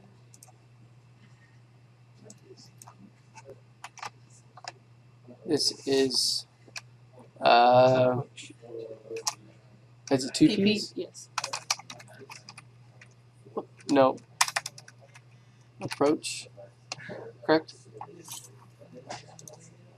Way off. So as you can see, this was the predicted landing, but this is where it actually maybe landed. It went way far. So I believe our chase crew was last positioned right here in this area, so they're going to have to backtrack and get back on the main road, get back on 190 and follow it down, and hopefully it'll land really, really close. Who's that? Okay, so it's going to be, it may take them a little bit to find it now that they have to contact them, yes. Now that they have to change locations and find it again. It's a little interesting. We're trying to... It's really interesting, but it's a little it's a little unfortunate now that they have to move again. Hello? Austin, did you see the new point in Spot Gen? No, I did not. Refresh Spot Gen. We have a new point, and it's way, way close to Brady. You guys are gonna have to backtrack on 190 and go to Brady, pretty much, or go north and up that way. Okay, well we may just continue on and catch 2028. Okay, so refresh Spot Gen, and how's everything going over there? I guess he's refreshing Spot Gen. Yeah. Either through email or text message, I'd appreciate it. What'd you say? Will you please send me a picture through email or text message of the new coordinate? Yes, I will. Okay. Give us a minute and we'll send it to you. Thank you. Appreciate it. We're going to continue on. Okay, thank you. Yeah, like I said, lost Spot Gen. Okay. So I will... I'll take a picture of this first. Well, no, we'll go to this because this has the coordinate on it. I think they lost They must have lost connection to everything. Connection, so we are sending them a picture of the coordinate so they can find it. They may have lost connection to any internet, so our counselor has a hotspot on her phone, and we are using her computer as the chase crew computer, and they may have lost internet connection, so they cannot update Spot Gen. So we have to send them a picture, and hopefully... I hope it gets through. My picture gets through to them. Also, it should get to. It should get through. Also, we have a question from Michael Bilbrey. He tuned in late. He was wondering, while we had communication, was the automatic tracking system working? Yes, it was working until the balloon worked for a little reached bit. An altitude of, what was it? 106? 6,000 feet, and then Will did have to track the probe manually. Plus, we had, as Chase said earlier, really high winds, so it could have messed up with the tracking a little bit, because saying that the servomotors couldn't move it with the power that they had. So we can't really say that the antenna failed us. We can't say that it didn't fail us. It's just kind of there, but it'll be improved this next launch. And something to work on. Yes, it'll be something to work on, something to improve, and we are glad that we at least got the launch off. That's what we were shooting for today, and that's what we achieved. So it's... Even though we were working for like a lot of success throughout the launch, I mean, I don't want to say it's good kind of having something not work but then it gives us an opportunity to fix it in the next launch and improve Yes, our it's system. the next. It's showing us that's the next thing that we have to work on. So having a problem is not necessarily a problem. Yeah. It just, I don't know, it's just kind of...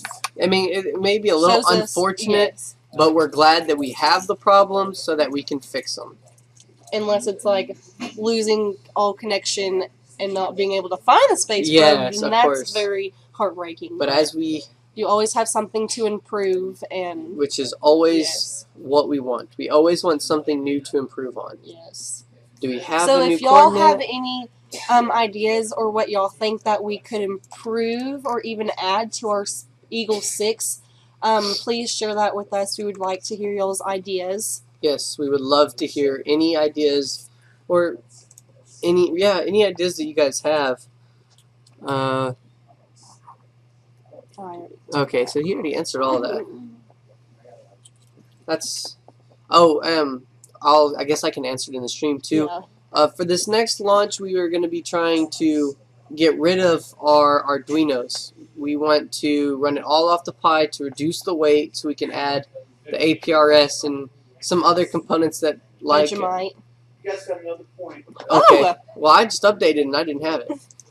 It's real close, so you're either on the ground or on We the just got another point. It is very close to the previous point, so that means it is very close to landing. Yeah, that's way close. Wow. Or it has landed. Let me send a picture of this to our chase crew. That's way close, and actually, if I look at the... Yes, and in problems there are many opportunities, as my aunt just... Okay, in that picture. So with getting rid of the Arduinos, we will be adding more things. And with this, we will be trying to put in Vegemite, as we said earlier. And then we want to put in the APRS if we can. And we want to, as Mark was talking about, maybe putting the Geiger counter on the space probe. To do that, we would have to free up space, which the Arduinos take up a lot of weight. So removing that will really help us. So we're just trying to condense everything smaller. Winds were a lot higher on the landing than what had been predicted. That's why it went further. Okay. We were just informed that the winds on the landing site were way higher than what we had planned for, so that's why it went so much further. But as you can see at the tail end over here, it does kind of curve to the towards north. So it moving like this, curving towards north, means that it's getting really, really close to landing, or it may have already landed. Seeing that these are so close together, maybe that it was almost landed and then landed. And it looks like it's kind of It's really close, yeah. So hopefully they don't have any trouble finding it. It would have been nice if it landed in the field. Oh, that would have been awesome. That'd been really nice. But it looks like there's someone's house right here, so hopefully they could help navigate them. It actually looks like a and little there's a trail. ranch road, so hopefully they're kind enough to allow them to go fetch track on it. Fetch it. That looks really. That's really close. That's awesome. And that's this is to 116. Yes, this is what we want. We want everything to work out nicely, and this looks like it worked out in our favor after the really, really heavy winds. Let's go back to... Oh, I'm getting a text. This is Mike. Oh! I just got a... Wow! Awesome. I just got a text from Mike. Give me a sec, I gotta read it. I can't. Mike NG2F, already texting with KF5ZPP. We would like to interview you for a club presentation. Love the tie to. Glued to my screen while trying to track you with our main array. Give him a shout out. Shout out to you, Mike NG2F. Mike NG2F. Thank you for messaging Noah. We appreciate it. Also, we just received, or I just received, some coordinates from the chase crew that I will be entering into Oh, you need help? into Google Earth. I just need some help accessing. Oh, there it is. Okay, there you go. And make sure on the longitude you put west. Big W. Do I just call it chase? Whoops, chase crew. Yeah.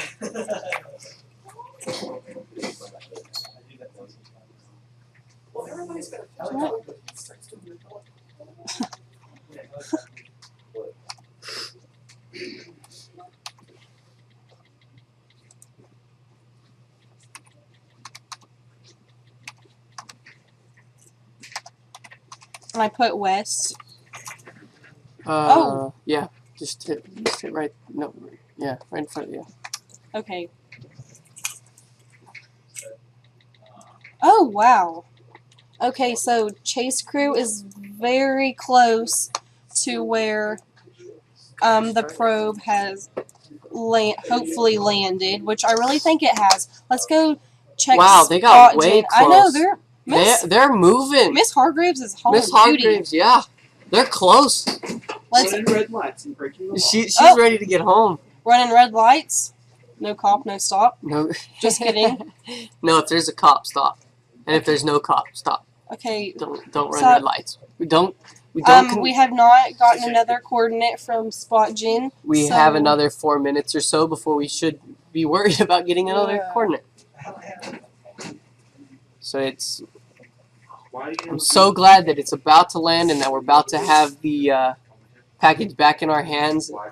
It was a hectic launch in the morning, but it happened, and that's all that matters, that we actually got it off the ground. Well, we just got an idea for our Eagle 6 launch. Eagle 6. Michael Bilbrey and Esme Rezga have the great idea of building a small tank, filling it with water that is heated by the batteries, and we can send a fish to space. A fish to space.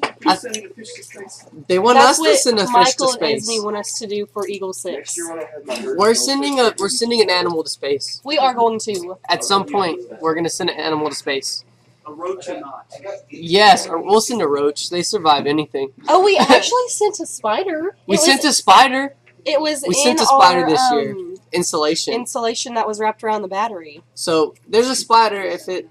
I don't think it lived, but hopefully it did. If it lived, it'll live. I trust it. But yes, before we graduate, we are going to figure out how to send an animal to space carefully. It will. Yes, carefully. We won't. And I honestly don't I feel like the real challenge would be keeping it alive. That's the hard part. Keeping air. Yes, but for a fish, water, but you'd have to put an air breather on it. But also the landing. What's the status of the package? I'm and Angela watching on YouTube, trying to move into a new house. Oh, Jim Clark, our friend Jim Clark from San Angelo, who has come down to El Dorado and helped us out with our ham radios and antenna that we actually put on our school. He is asking the status of our package. He is in San Angelo watching on YouTube, trying to move into his new house with his wedded wife. Yes. We actually believe that the package has hopefully landed. The chase crew is very close to where the coordinates that Spot Gen we received from Spot Gen are. I'm actually going to contact them and see where they are. The chase crew is already at the spot we are. I actually just received another text message from Michael Bilbrey. He is saying use conductive contraption so it acts as a radiator and takes the heat off for the fish tank. It would also heat the water enough to sustain the life of the fish. This is the challenge. Do we accept the challenge? Yes, challenge accepted, Michael. Thank you for this. We would also need something very low to compensate low pressure. But Michael Bilbrey, we have accepted your challenge. What kind of fish are we gonna Ooh, Not that is a great goldfish. question. We're sending goldfish. Goldfish or Okay. hermit crab. I I'm mean, gonna- that's not a fish, but You take sea over. animal. 2 beta fish in the first beta fish flight. Oh, Mr. McCorder suggested 2 beta fish, and we will have a fight in space, and also hopefully the video camera on the Raspberry Pi could be recording it. Sorry, I'm looking for Spot Gin. It's very far right. It looks like me and you may Yes. be interviewing Monday or Tuesday. Via Oh, Skype. I just got informed that who is messaging you? Mike Mike. from Mike NG2F. I don't know. Mike Florida Myers, NG2F Florida. from Florida, who is texting Noah, informed us that he would like to Skype Noah and I. When is it?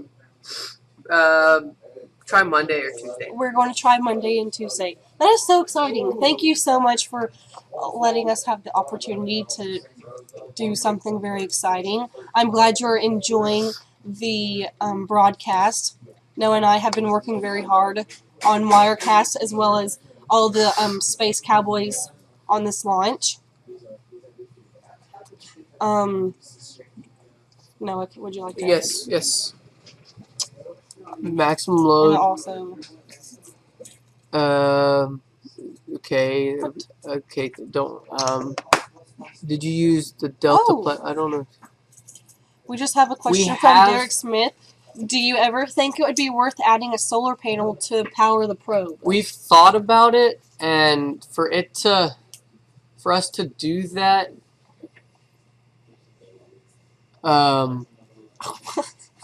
for us to add a solar panel to the package would be. It's a good idea, and we've looked into it. It's just the weight of the solar panel and the power that the solar panel may pick up won't be, we don't think, efficient enough to power the whole probe enough. Mm-hmm. Is there a maximum load you do not want to exceed for the balloon? We cannot exceed 4 pounds. So 3.9. So 3.9 3.9 is just below, and that's where we cut ourselves off. We don't go over Yes. 3.9, just to make sure that if a scale is just a little off, it won't be 4 pounds. So, let's look at interesting to hear the answer though. Oh, Okay. yes.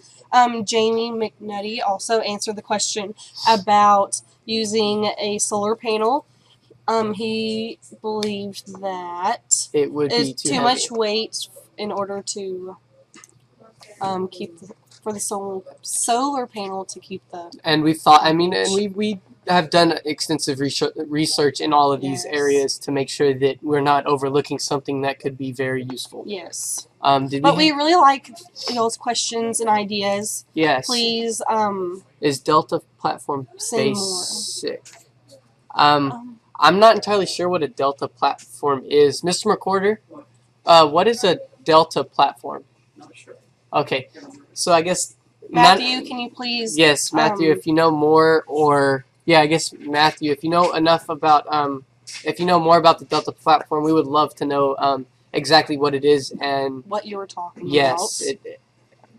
So if you could help us with that, do you have any? Oh, Jim Clark, I think, read our. Oh, did he really? I don't know. I had a check mark. Does that mean? No, that means it's sent. Oh, His just face kidding. shows up whenever it's. Oh. Sorry, you don't. I guess you don't use Facebook enough. Sorry. Come on, Chase. So right now we are waiting for another point from our spot gen to confirm that it has landed. Will you see where the chase crew is? Yes. Holy cow! So we are ending the ending of our. We are getting close to the ending of our live broadcast, but still, if you have any questions that we haven't answered or you just thought of, please post them on YouTube. Well, not post them, but comment on YouTube, or you can just post them on YouTube, please, and we will gladly answer them. I know that most of you guys have been putting them on. Andrew, Mr. Recorder. Koenig? Mr. Recorder. Andrew Koenig says, why limit yourself to 4 pounds? FAA allows up to 12 or might be 14. But that requires a radar reflector and independent bring down mechanisms. It requires drastically more complicated. Oh, Okay. so our We learn something new every so our single teacher day. just said that to go up to 12 pounds, we need a radar deflector and a bunch more complicated components that we don't want to try to figure out. Of course, we would like to. What is this, chase crew? Yeah. We would love to figure them out, but at the moment, we want to stick under 4 pounds and keep everything simple with our own components that's on it. So I'm glad we were able to answer your question. Keep going, Chase. I have a question. Yes. That's not. 19? Okay. Actually, Noah, come back into the camera. Ivy Kate, I guess she wasn't. Oh, actually, sorry. Esme was asking what is around your neck. Okay, so Esme or anyone who is wondering, this is a tie that my dad gave me. It is made out of PC board, right? Yes. It's made out of PC board, and it has a a chip on the top for the basic part. If you want to look up more about it, you can go to techwares.com. I don't know all that much about it, but you can go there and you can customize your own. It was actually given to you by your dad and customized, Yes, correct? it was customized by my dad and given to me. Look at spot gen. It's like Oh! Spot gen, move your hand, Chase. Hold on. Hurrah. Okay, so I tried to put in the new coordinate. I think you messed it up. I can fix it. Give me a sec. So We we think believe Spot that Gen has landed. Well, the package, the not Spot package Gen. has landed. We are I'll looking show at you Spot guys Gen. right now. Good job. Nice sound effect. Yeah. I'm going to turn my radio off. That's my radio. Oops, sorry. Okay, so as you can see, as we zoom closer, 15 and 16 are about, I don't know, 10, 12 feet away from each other. Maybe 5. It's hard to tell. So we can confirm that it pretty much has landed. So now our chase crew, we will send them the coordinates, and they will go retrieve it, and we can rejoice when they have it. Woo! If you'll take a picture of these coordinates and Also, send them. we have decided, or actually, we decided yesterday that if this launch was successful, I knew it was going to be, but we had some doubts. Don't look at me. I like to I be was positive ready for about it. things. We were actually going to have a barbecue party. Mr. Yes. Recorder has to be the king of barbecue. He is the king of barbecue. He makes the best barbecue. Landing. The Lord of Barbecue. He is He's everything. Yes, barbecue. he's barbecue. He's the barbecue master. If you want to challenge him, you can send your barbecue to the El Dorado High School, and we will try it out and tell you how it tastes. I'll get you an address real quick. No, we don't want an address. We just want El Dorado High School. They can look it up. El Dorado High School in Texas, not in somewhere else. Here, also, mission control is very. So we have, of course, all of our students that come in for Mr. Recorder's class are here. You can see Davis. He is in the blue shirt. They are all staring at looking Spot at Gen. Spot Gen, along with Will Minette, who is on the roof. And Can you give me Jay the Chase Cruz. Crew's? Yes. They are conversing about the Spot Gen points. I think you may have put it in wrong, so I'm gonna 31.13094, and then 99.6066061 West. See, I knew it was right. Wow. Chase Crew is way off. Is this a new? I wonder if we put that one in wrong right there. Oh well, here I'll show him. So our chase crew is not at this site. I think we may have messed up with that coordinate. Our chase crew is over here, about where this county line is. So they have to drive all the way down here to our landing site. I was wondering how they got. They're way over there. I think I messed up on that point. Okay. So they're way over here. So they have a journey. They have ahead of a them. nice little journey, but now that they know where it has landed, they can take off and get there quickly. I believe Austin will be putting the coordinates in his phone. Davis and, Will are giving them a map. Okay. Okay, we sent them a picture of the coordinates at least. So I just got informed, Chase, that it's only going to be me and you on that Skype interview. Because he said, special. just you guys, you're the faces of the launch. Oh. Well, So I'm going to go feel reply so to honored. him. You can reply right here. Alright. Okay, I got a new point from Chase Crew. Oh. Hopefully, this is Okay, maybe it's um, closer. a closer, more accurate point.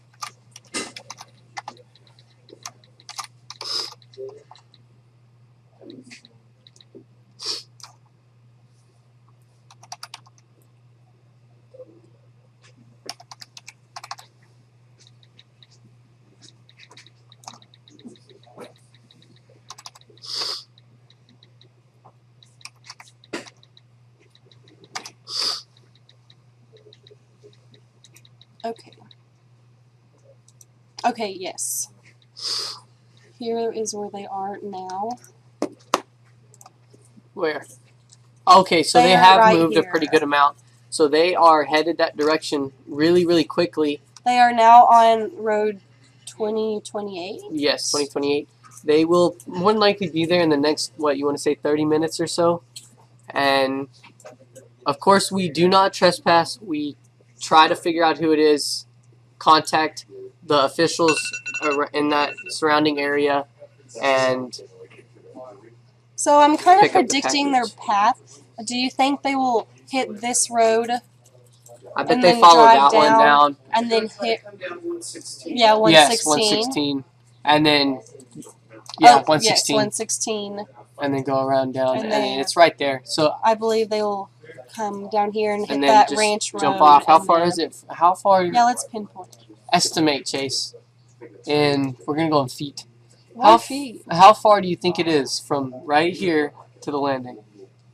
In feet? In feet. Guess. I say it's about 30 feet. Oh, I thought Oh, never you were. mind. I thought you were talking 30 feet. No, that is Noah. way more than 30 feet. We'll go to miles. Maybe you meant miles. We'll go miles. Oh, you're still way off. I'm still way off. It's 0.23 miles. My bad, guys. It's hard to read off of a map. So I from thought you were talking about something from the space. so about from where the about where the road would end for them, it's going to be about a quarter of a mile to go find it. Get some So, nice exercise It's a in. good little exercise, good little run. It won't take them too long. Let's figure out how. Hopefully the engineering students can keep up with Miss Hargraves. I wonder how far it went. Let's figure out the. From the landing till when we launched. Yes. Hope I'm not making any. Downrange, I believe that we said it was going to be close to 100,000. 100. So it went a miles. total of 72. Actually, we sent out on our thing. We gave it a radius of 60. We said it was going to go with the predicted. With this predicted, it says it's going to go 60 miles. In all reality, with the wind, it went 72.74 miles. So it's really reliable. It was yes. It was so we exceeded over what we had planned. So I'm so glad that We we can launched rely and it on- actually worked. Everything seems to be doing just fine. Hopefully the chase crew gets close real soon, and then And I'm not going to lie, since I was in charge of doing all the calculations and ordering the helium. you were a before the little launch, scared. You were a little I- scared.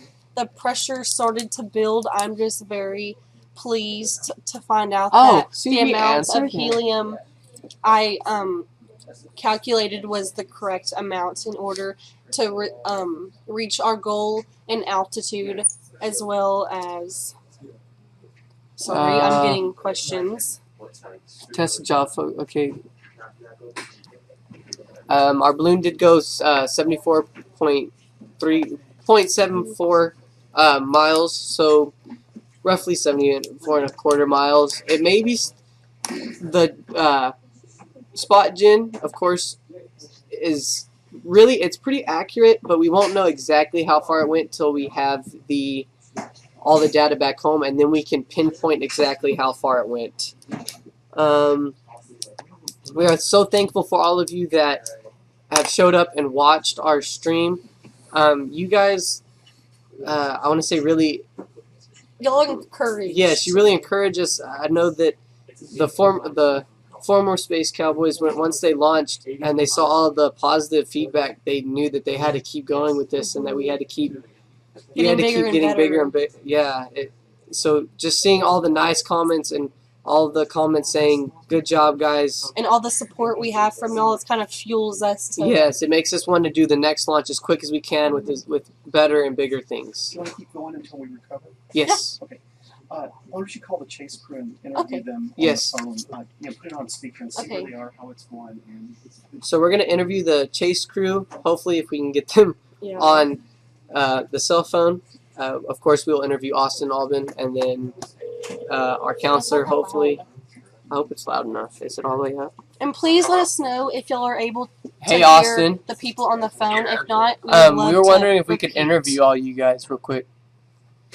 Yes, you're welcome to. Okay, interview him. Okay, so I told them a little bit about you going to Africa. Can you explain a little bit more of how much fun it was and all that? And what you did? It was a really great experience. It's something that I'll never forget. It was just, life-changing to see how other people live and some of the things they go through. And it was really great to be a testimony of God's work. And just amazing in all ways. Okay, that was really good. How far are you guys from getting the package?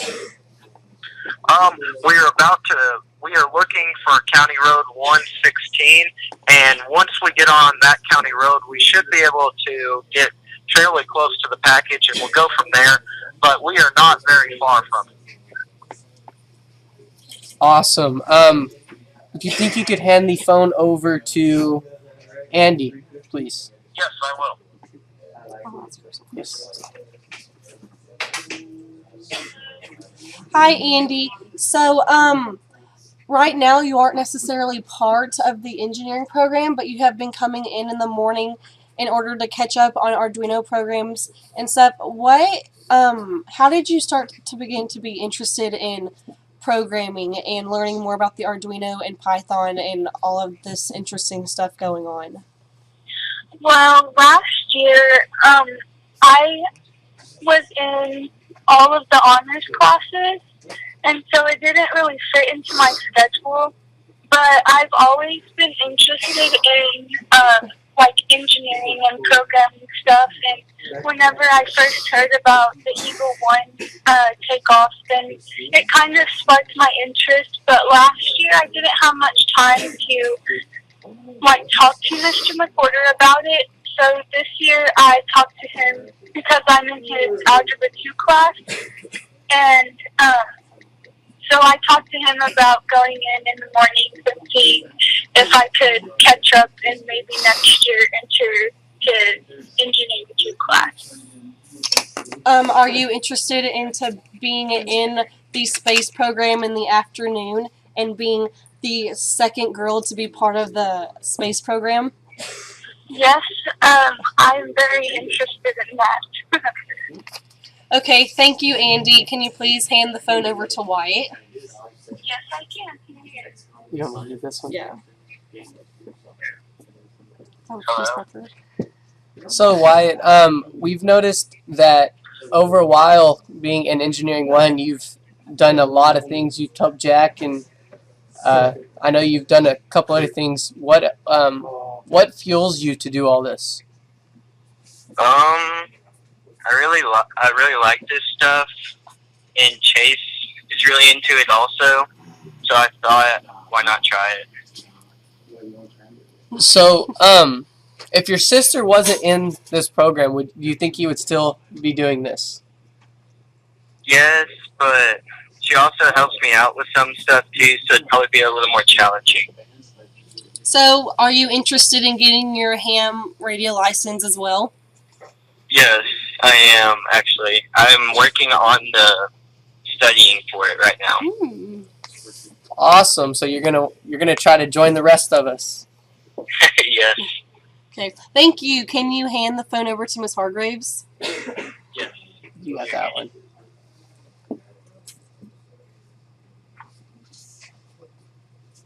Hello.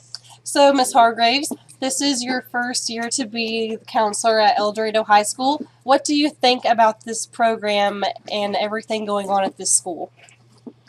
Well, I think it's wonderful. I think there's lots of opportunities for our students in many areas. The space program has certainly been eye-opening and very interesting. Turn or don't turn. Coming up. Oh, sorry, I'm trying to drive also. You think it's this one? No, not this. You think it is this one? Oh, sorry, it's by the hospital. Oh, I'm sorry. We're taking a turn. I have absolutely enjoyed my time in El Dorado, especially really getting to know all the students and all the faculty and everyone, and be back home. So it's been fun. Okay, thank y'all so much for letting us interview y'all. We will check in with y'all later and see where y'all are on coordinates and approaching the package. Thank you. Yes. Okay, we're on our way. Bye.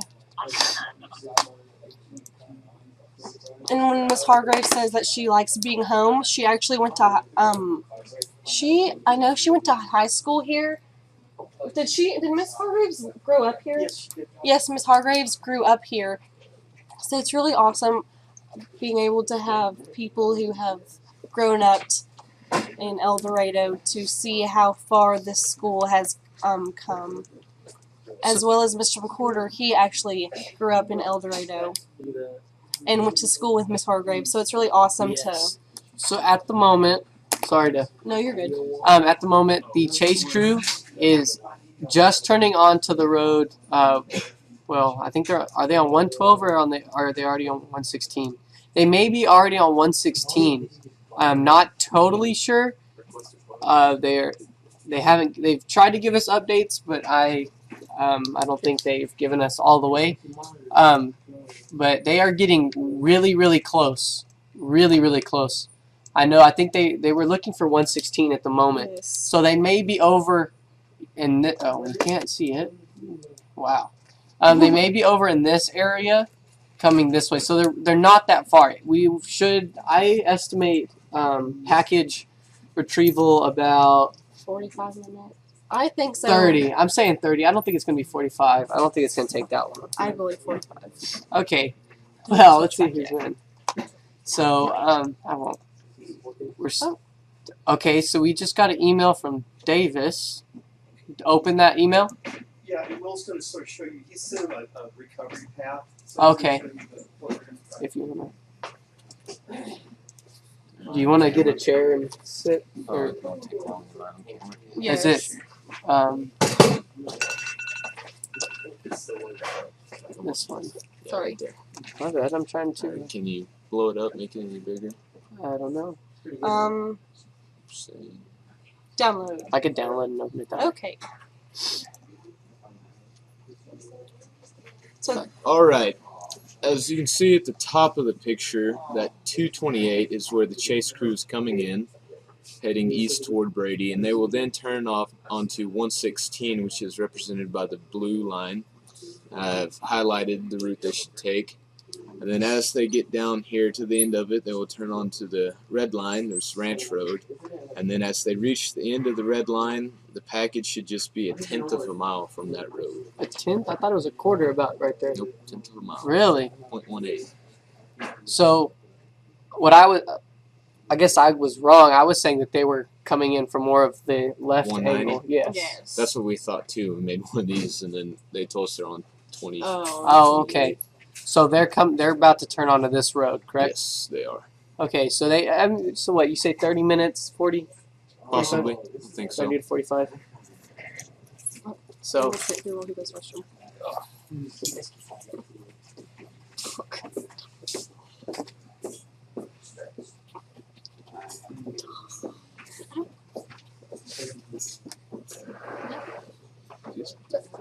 So is Will just explained, the chase crew should be retrieving the package in about 45 minutes. Will, what do you have to say about this launch? Oh, I think we did pretty good considering the high wind circumstances we had at the beginning of the launch. That was kind of interesting. Yes. Kind of frightening there. I was glad I wasn't on the launch pad at the time. I'm pretty sure Mr. Recorder was going tad crazy. Was the antenna really hard to work with, or were the winds not affecting Well, it the too winds were pushing it around a little bit, and then after a while we lost connection, so then I kind of had to do it by feel. And maintain connection for a while, and after a while we eventually lost it, but we did fairly well considering the circumstances. Yes, you and Jack did a great job. Jack, would you like to come over here? Sure. Alright, I'll make a spot for Jack. Okay. Okay, earlier we were talking about, when you were on the roof, we were talking about how you were very interested in the Raspberry Pi. Yes. What sparked your interest about it? I don't know. I just thought it was pretty cool that you could control just about anything. Well, maybe not anything, but a lot of stuff with one little computer. So I really thought it was fun to get interested and learn more about it, see what I can do with it. Do you have a next project that you were interested in accomplishing? I don't know. I was going to see how far I could go with that, and then maybe work with a stepper motor if I could. So the project that you were working on now, would you like to contribute that to the space program anytime? If I could find a way to contribute, I'd be very happy to. Noah was thinking about that we could connect a camera to the servo that you were controlling, and so then you could control the camera with the up and down arrows. So that would be interesting. That would be interesting. If I just need to learn how to put the camera on first. Yes. But once I can do that, we can go for it.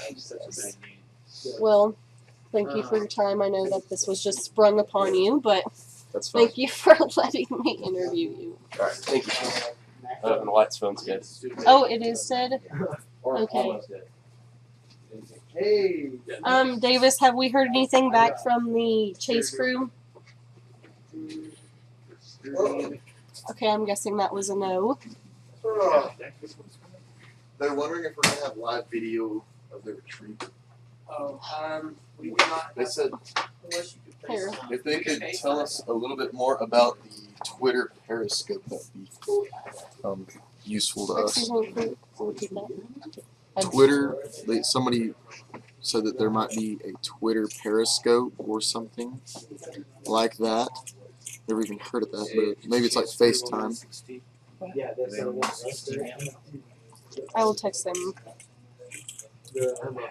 And hello to Napoleon. And we just got... Oh, you just answered that. Yes. Never mind. We're trying to get live video, but not really sure how to do it just yet.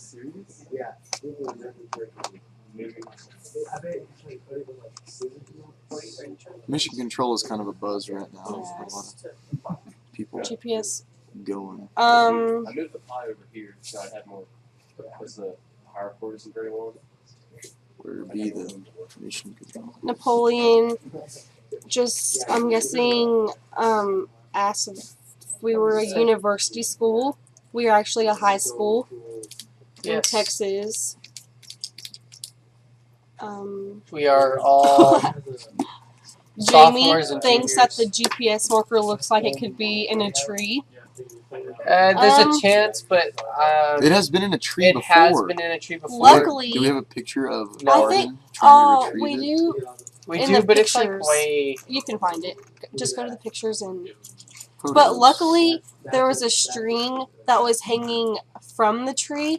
So Reed Harriman, Arden Mertz, and our previous counselor, Paige Ragsdale, had to pull the probe down by the string. So I guess it kind of worked out. It kind of had a safe landing as well as easy retrieval. Where's Arden's retrieval? I don't know. And it's really cool because once we find the picture, That's where the GoPro. it actually has the probe took a picture of them looking up at the tree. As Oh, yeah, to I which the Was it before or It after? may not have ever made it to Facebook. It may not have ever made it to Facebook. How could it not? It was such I a great know. picture. We can find it. It's somewhere. I know it is. Let's find out from the chase crew where they are. I just texted them and they gave me a coordinate. Here, David, show me to do it. It's on pics. I don't know. He just gave me coordinates. So if you want to enter that into somewhere, I was gonna end it and show them where they well, I are. was going to, but That looks like a county road, so yes, they're probably on 116. we believe that the chase crew is on County Road 116. About what?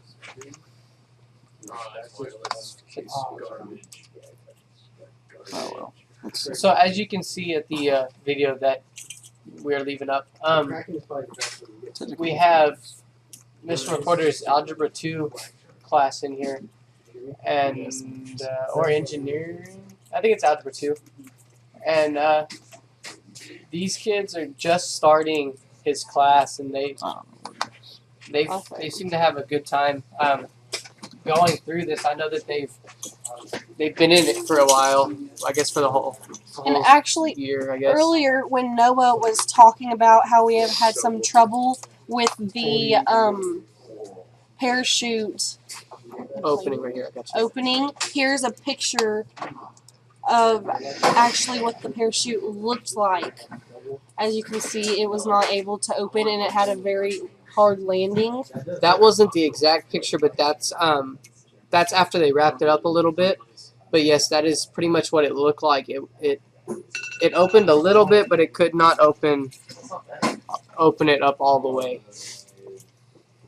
So, it's input. You have that coordinate, right? Not anymore. They have my phone. Well, bring back the phone. Go get it. They're actually using it to plug it into their map so they can Go in and email get the map coordinates to Austin Alwyn. They are at the gate, but it is locked. I've been informed. The gate of the reach where the probe lands. Yeah, I don't know if they Since can. they're gonna try to call law enforcement and ask if it's okay to walk. That's still a good distance from them. Let's see how far Yeah, just hit the X on that. old Tino would have to walk. That's not right. It's right there. Tino and Wyatt, Austin and Wyatt. Right there. Can't find the distance measure. I don't know if that's where they at. But they're gonna be going. Oh, They that's said they're at the gate. Okay. Ooh, Almost a mile. 0.8 miles. Almost a mile. That's They what need to they get do their a beeline. exercise in anyways. Well, if they They have to follow the go- road, They follow the road. It's gonna be a little bit more distance. So that's probably like Well over a mile. it's going to be about a mile. That's not But too bad. They're in shape. yeah. Oh yeah, they're ready for it. They'll Wyatt can get his send track Wyatt. workout in. Send Wyatt. He'll take off after it. Tell them, corre, corre. So They're on the phone with law enforcement right now. I'll let you go, Austin. they're calling law enforcement. If you didn't hear, to get into where the probe is. It is gated off, and they cannot reach it without consent. You're still showing the. I know. Should go back to control. It's a high school, secondary school in Texas. Oh yeah, it is a secondary school in Texas. That's what they call it. Yeah. Heavy, lots of tension right now trying to figure out how to get in there. I heard Miss Hargraves on the phone with law enforcement asking for a sheriff. Go right here. Just click that. So Show us. Because it doesn't need to show that. Oh, fine. new Noah and the new Chase. Yeah. Not nearly as good looking. Anyway. Hey. We have new people interested. What do you, Matthew, what do you mean by we we'll have new people in. We will. Yes, we're gonna have hopefully more people interested. We've got Jack over here that is currently trying to take on 3 monitors. He got, I guess, a little. He's not as tensed up as the rest of us are. He's trying to get a new Raspberry Pi working. Yes, we'll have probably more than likely Jack in it next year. Wyatt. As well as Wyatt. There's a lot of interest. A lot of interest from the kids down low, and there was a ton of kids this morning there at the launch, all cheering us on, screaming whenever it almost hit the ground. It almost hit the ground several times. Holy cow! We couldn't tell by the video. Austin and Jason Fly were just kind of looking at it. I was like, well, I'm holding it. You got to go run and catch it. So it was, as JD would say, it was like the wave. Wherever it went, they went. Oh, Miss Ragsdale's watching. Look at that. Miss Ragsdale's watching. You're not even excited. You're not even excited. I'm excited for Miss Ragsdale. Did she say Mr. McQuarters? Mr. McQuarters. This would be. Okay, so then what? We just look it up, right? How do I look it up? I go to search now. Where's search? Facebook. So right there. No, that's settings. Or Facebook illiterate. Give me an Instagram or a Snapchat or something. Right. Hey, Miss. Could you put that, Miss Ragsdale? Would you please put that on our? Or tag? Can't you tag us in it or something like that? Tag us in it. I don't know how. I don't know how to do that on Facebook anymore. It's been a while. But if you could figure out some way to do that. Oh, right there. Nope. Right there. Where? Oh no, never mind. That's not it. Come on,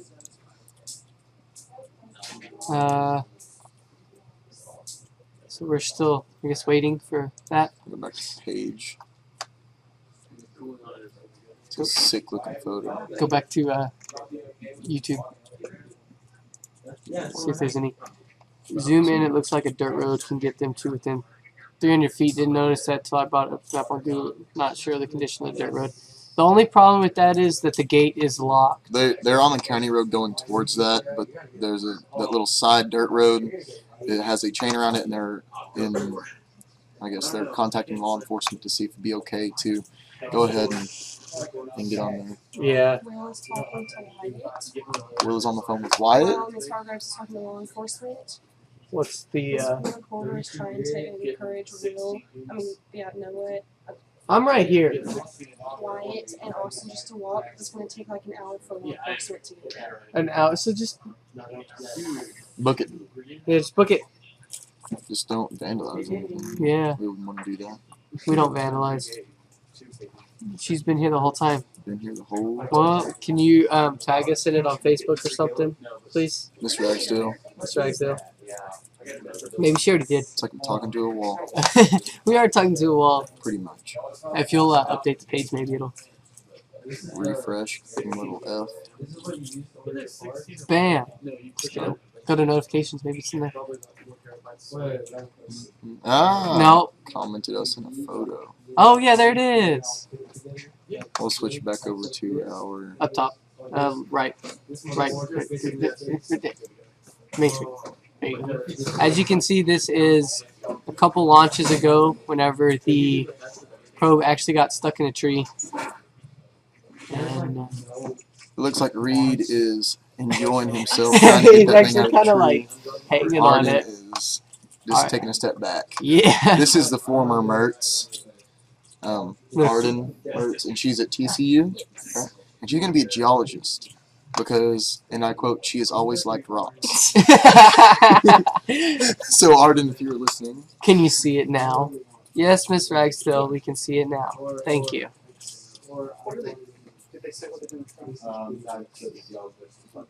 It is on your Facebook. We can see it. Thank you. Thank you, Miss Ragsdale. You've been very large help to us. Yes. So right now we're just in limbo whether to send them in semi-legal or wait for law enforcement. It's kind of over an hour. It's. I don't know. Sometimes we want to take risks.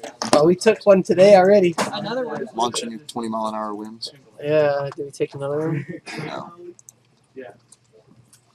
Will's father is in the process of contacting the landowner. He is? Since he knows a lot of people around McCullough County, and Oh, so he's gonna try to contact he's him. trying to contact. I can't remember who he said it was, but Oh, I'm getting a Wyatt call is getting from a call from Wyatt. Wyatt. Hello, this is Chase. Yes.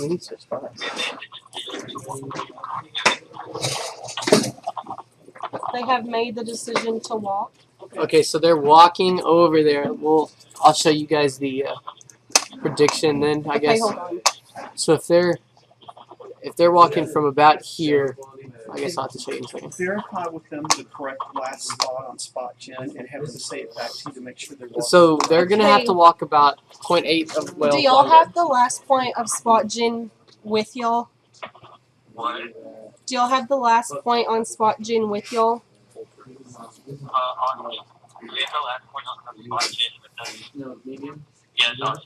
Okay, if cool. y'all read it to us, we will verify that that is the correct point, so y'all do not walk to the wrong direction. Okay, hold on, let's pull it up. Okay. Oh, there's two. Oh, there's another one. There's a lot right there.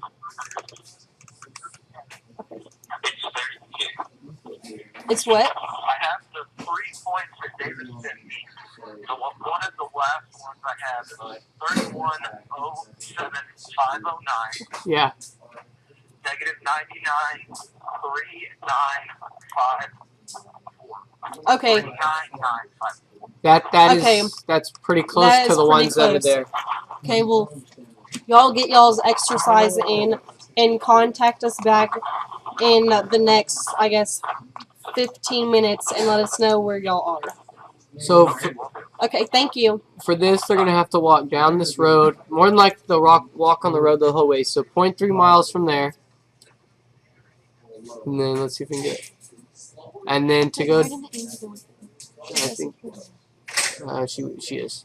And then about another 0.3 miles, so that's 0.67 or something like that. And then probably just straight to there. I mean, it's gonna be about a mile for them to walk down there. So I don't know. Really, it depends on how well the terrain is and how easily they can find it. So because even though we have the point, it can range to about a 10-foot difference as to where the package actually is. yeah. So I mean, of course, it's always going to be really close, but they have to make sure that they keep their eyes open.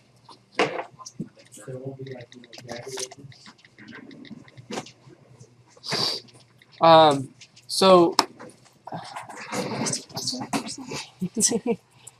if you guys have any questions, of Please course, ask. Yes, we are in the downtime at the moment, so I don't want to say it's not interesting, but it's just kind of it's the waiting slow. game at this point. We know where it is. It's just a part of retrieving it, and of course, it's going to be slow at this point. But we're trying to keep the energy up. I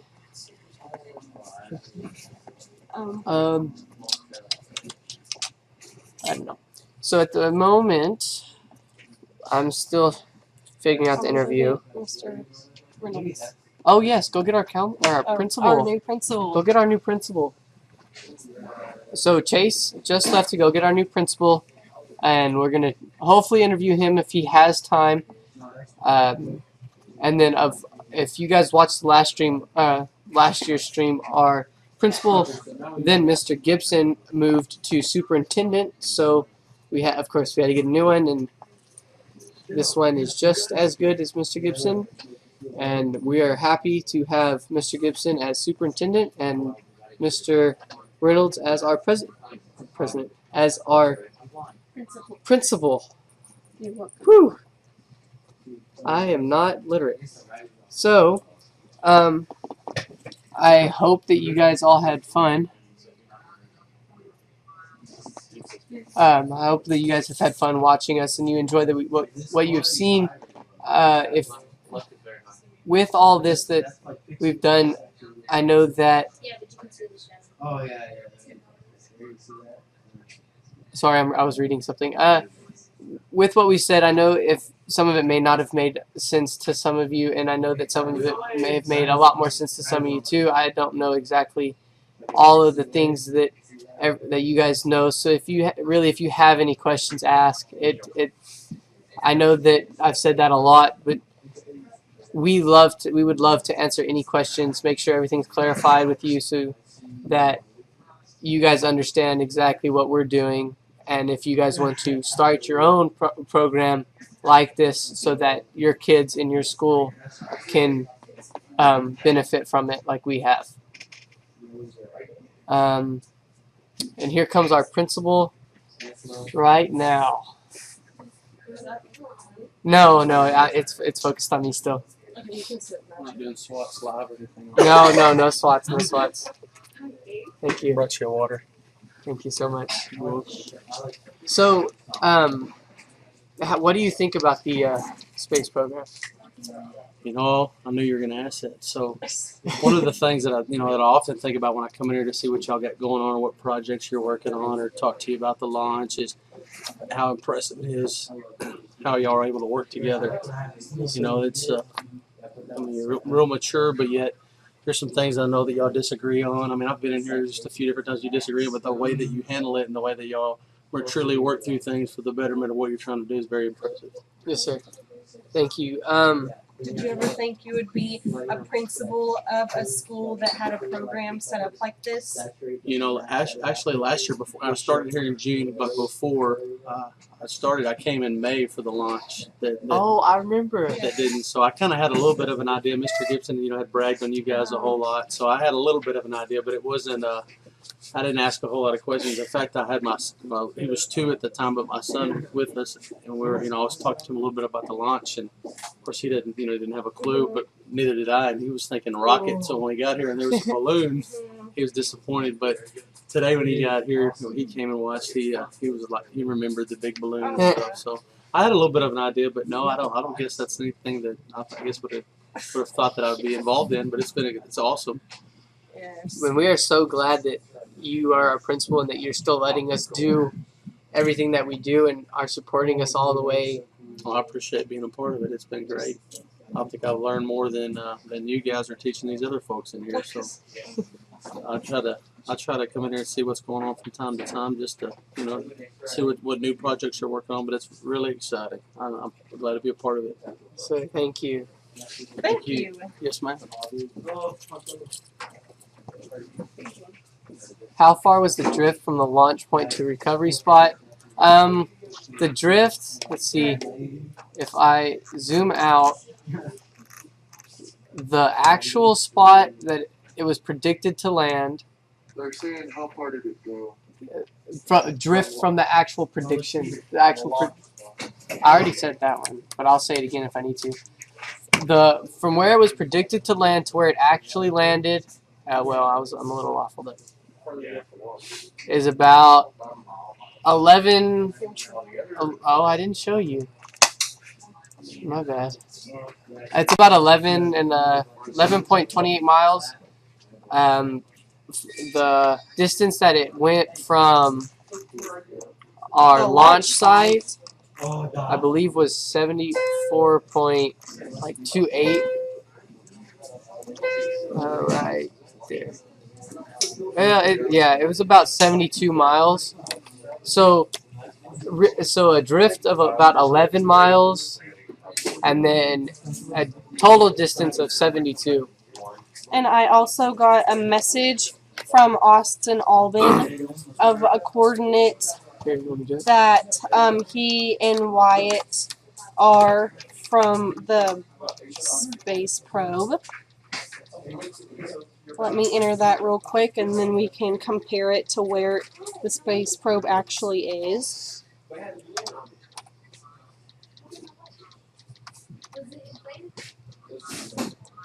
They're 0.3 of a mile from it. Oh, they are 0.3 of a mile from the space probe. I will let y'all see that once I finish. By that little barn. They just went by the little barn. Okay.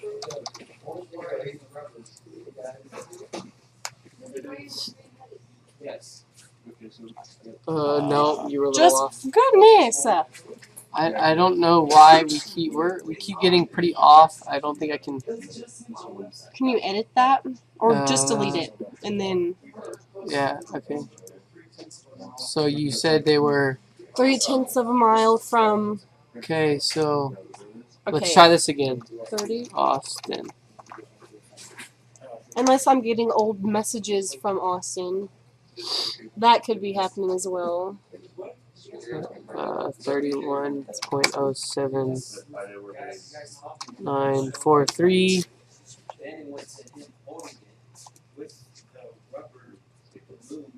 99.40500 west. Okay. So yeah, you must have put it in wrong. Your eyes are deceiving you, Chase. Oh. So they say they're about 3/4. Well, they just said they walked past this barn. So that's an old message. Because look, Chase, they said they walked past this. Oh yes, Mr. Reporters. I guess this was an older point, but they had just walked past this that little barn. So So they're pretty close. Hopefully in the next, I keep saying 30 minutes, but we've had some complications, of course, along the way. So hopefully this time it's actually 30 minutes. So I guess I was correct about 45 minutes. Yeah, no, longer, Chase. Let's go. Look, pay attention. Okay, so let's look at. Noah, I'm getting in trouble from everyone for shushing you. I know, that was really rude. Chase, try to Facebook Austin when they get there, and then you can just show it to the camera. So we can Okay. So, Jamie McNutty said the average walking speed for a human is approximately 3 miles per hour. Well, for Austin, we figured out it's about 4 miles an hour or 5. Yeah, he walks pretty fast. We found that out because. And plus, he had 3, so I'm pretty sure he's hyped up and ready to move. Because whenever we would do our test runs, Austin would actually walk around. I don't want to say town, but I guess town with our space probe, and that we were doing that in order to see if our GPS and everything was tracking correctly. And so we would always get our downrange velocity from that as well. And so, what? It's a guy about to interview. He is very friendly. Well, we keep exchanging. Oh, y'all are new friends. Yeah. Nice chemistry working. Oh, Jim Clark. Yeah, this is the last. I did that last. Okay. Okay. Austin, send us a photo of. You can interview him about climbing the tower yesterday and moving the ham antenna. Oh. No, that's okay. I'm gonna sit and watch. Okay. Just for a minute. I don't have long. Take a little lunch break and I gotta go install some internet. He's the one that raised the 2-meter antenna to the top of the tower yesterday. Yeah, that was fun. That win. I'll tell you later. Golly. Okay. Phone's going off the hook. So we just sent Austin a message on Facebook telling him to send a photo of the landing site whenever he gets there. Hopefully, I mean, I feel like they're gonna get really, really close, or they'll be there in a few minutes. Name Chase. Could walk faster. Huh? I don't know. Like her? Could I walk faster? I don't know. Yeah, I don't know. I would sprint. I would walk. Yeah, I would have ran. I would have ran to get there. It would have been the best thing. Chase could have taken her horse. Oh, Chase could have taken her horse. I could have taken my horse. Why didn't you? Why didn't you go give Wyatt your horse? I do not trust him with my horse. Oh, okay. Why didn't he have his own? Does he not have his own? No. That's good though. I don't remember having that much fun in my classroom. Noah, Esme says she's about to drive down here and put your phone on silent. Good thing I already did. We enjoy the press, Esme. Yes, I enjoy the press. Kidding, Come on. No, I really do enjoy people interacting with us. I just need. As you are, Esme, yeah. I just have my phone on silent. I'm sorry, I was contacting someone important. No, it's okay. Perfect. Good. glad my actions are accepted instead of shushed. Gosh. Okay, so we're gonna go over. We'll talk more about our launch like we did earlier. Oh, okay, sorry. And so with our launch, I'll show you guys in a sec. Our plan was to get to 100,000 feet, and we're pretty sure that we exceeded it. We're not sure yet. We won't find out till we get all the data home. But we will inform y'all of it on yes, Facebook. on Facebook, and also, will we still be live broadcasting? Not at that point. Okay. So just kidding. We would not be live. We'll inform you guys on Facebook about it. So go follow us there. And then our ascent rate was planned for 5.25 meters per second. So I guess. 25 miles, half, 30, about 30 miles. So we were really planning on getting up as quickly as we possibly can. Of course, the wind speeds were really rough when we launched this morning. They were about 20 miles an hour. Yes. And so it was really hard for us to launch our balloon or launch our space probe.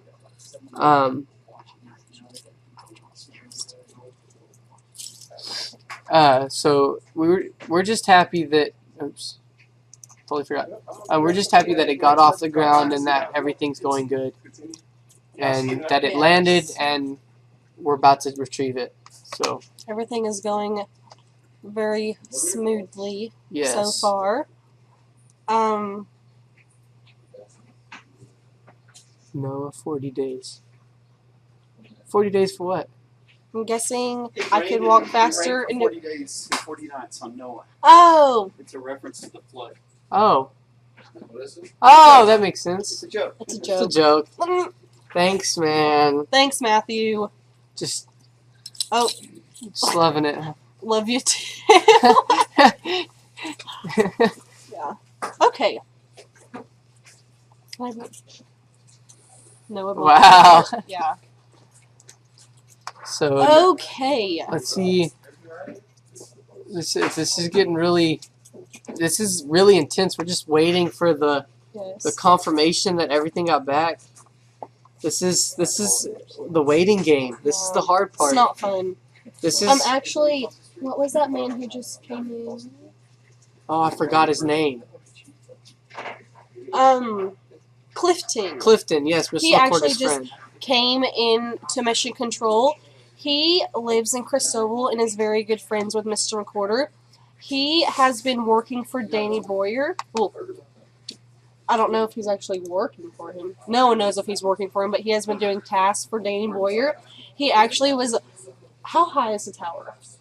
The other day he was up 300 feet at the very top moving an antenna for us. In El Dorado, moving an antenna especially for us. He is a very great man. He's been working really hard, and he was just in here, and we were going to try to interview him, but he was being a tad camera shy. But so he's very generous and just. Here's some overall pictures from the launch that we took. They're on Facebook if you want a better look. This is also before. Comment on them. Yes, this is before the launch. While everything was getting ready, they were trying to put on gloves. There's the inflation of the balloon. Like I said earlier, they have to wear gloves so that their oils on their hands do not contaminate the balloon and make it pop early. There's Austin turning on the bottles, and there's the balloon. It's slowly getting bigger and bigger. Oh, I'm guessing Austin did an exceptional job of tying the knot. Yes, it stayed together. The knot is the most crucial part. At this point, I believe they are making sure everything is taped on good and solid. Making sure that the what was it plugged in? The radios were all plugged in. This is an action shot. So like we said earlier, the wind was really rough, so that the balloon was getting blown over, and so all the kids had to make sure that the balloon did not touch the ground, so they were running under it, trying to protect it. And actually, I bet this is one of the pictures from whenever you and I thought that the eagle had left the nest early. Noah and I freaked out. I was like, it left, what happened? But it was a false alarm. It was just the balloon going crazy from the wind speeds. There's another action shot. Oh, there and it is there up it in the is. air. That's awesome. Right, that's pretty high. I mean, well, I mean, it's slowly getting up there.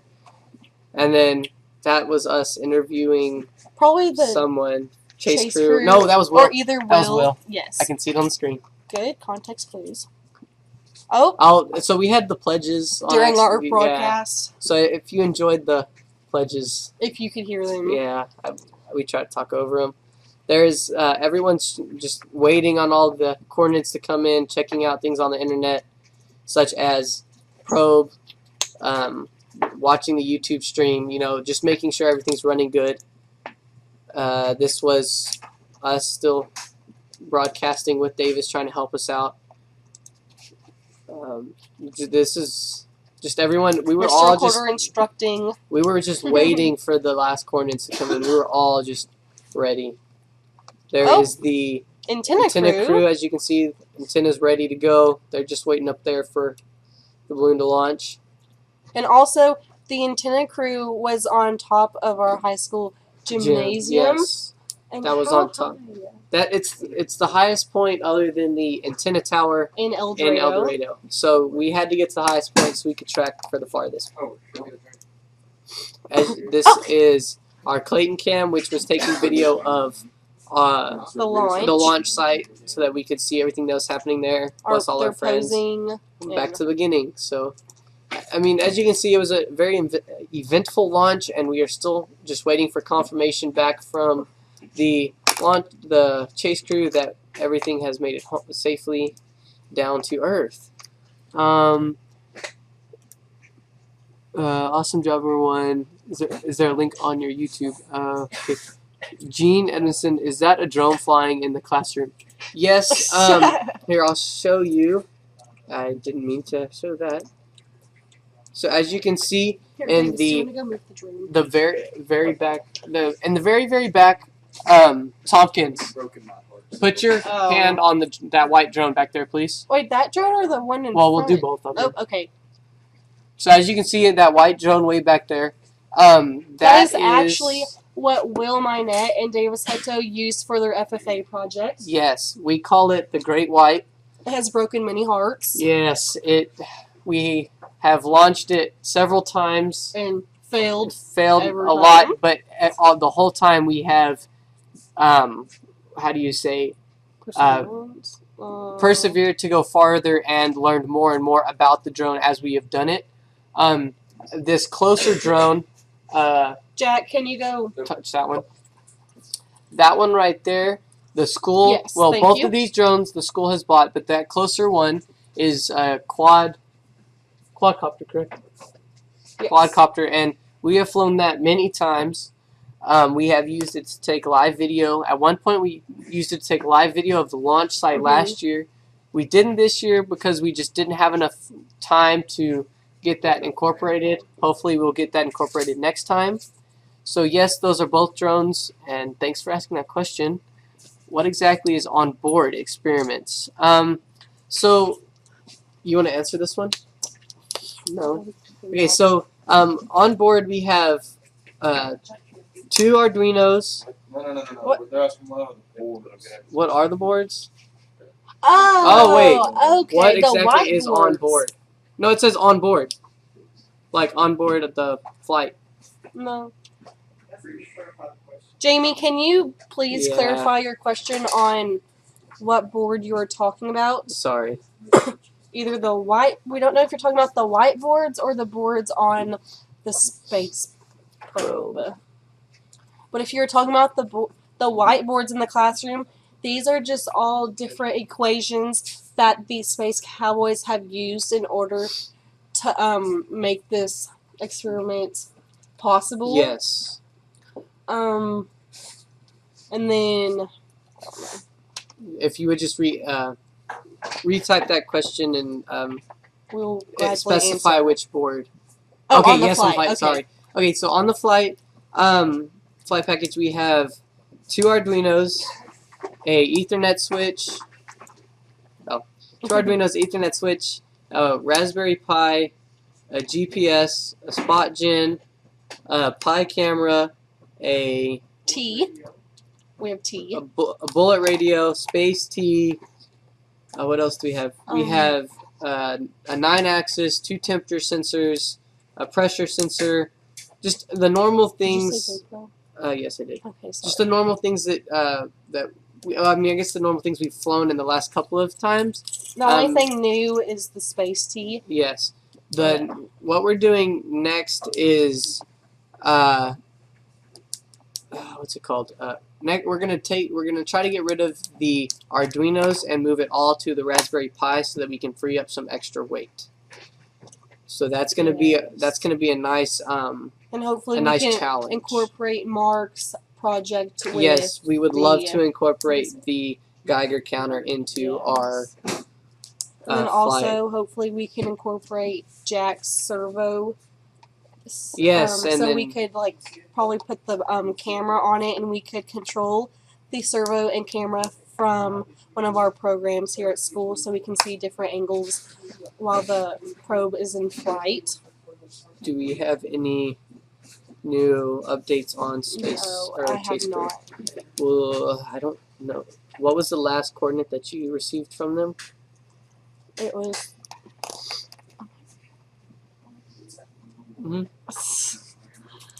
My mother.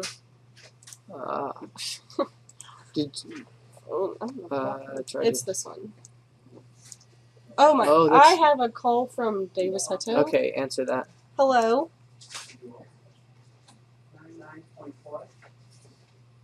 What does he want to know? Well, we did earlier, and then he was actually asking about the board on the flight package. So at this point, our okay, perfect. What? Thank you. The Bye.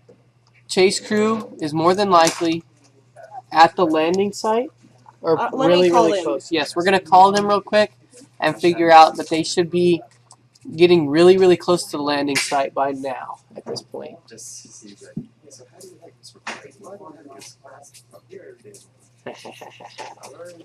Okay, let me contact the Chase Crew. I guess I'll call Wyatt. I think Let's see. I think Austin's tired of getting called.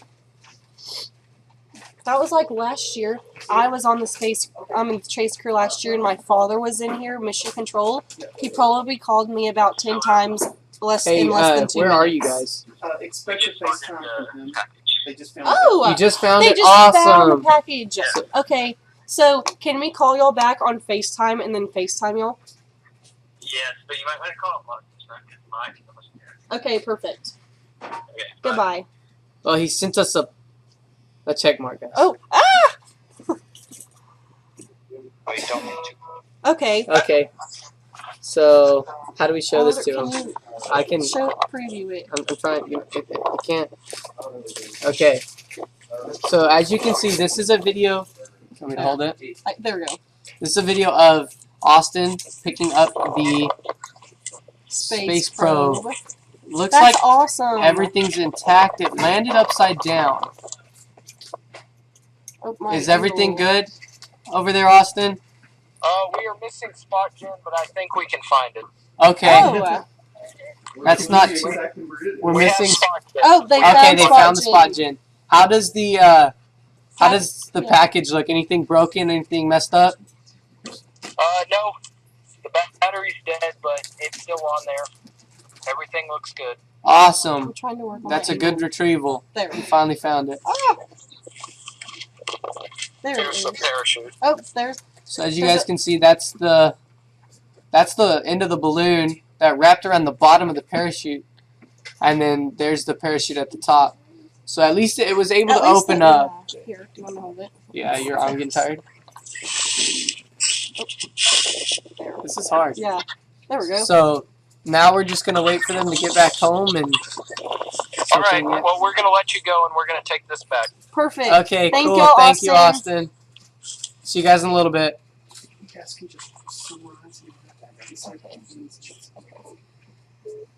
So, mission accomplished. Yes, we found space everything.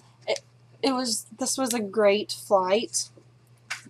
So, like we said earlier, we launched at a very risky situation. Winds were up to 20 miles an hour. We did get it off the ground, as you can tell. We lost connection to it in about 10 minutes, Yes. 20 minutes. It wasn't Shows how optimal. fast the Yes. ascent rate was. And it wasn't optimal conditions for the launch, but we decided to do it anyways. So with that, we knew the chance that keeping connection with it was going to be hard, but we took the chance anyways because we are not Yes. space weenies. Space Cowboys. There you go. This So, was the El Dorado Space launch of Eagle 5. We will be launching Eagle 6 in the near future with bigger and better improvements. We will keep y'all updated on pictures on Facebook, and y'all are welcome to still ask more questions, and we will Do our best to answer them. Yes. Thank y'all for joining us. We are live, and now we are ending the stream from Mission Control. Thank Bye. you.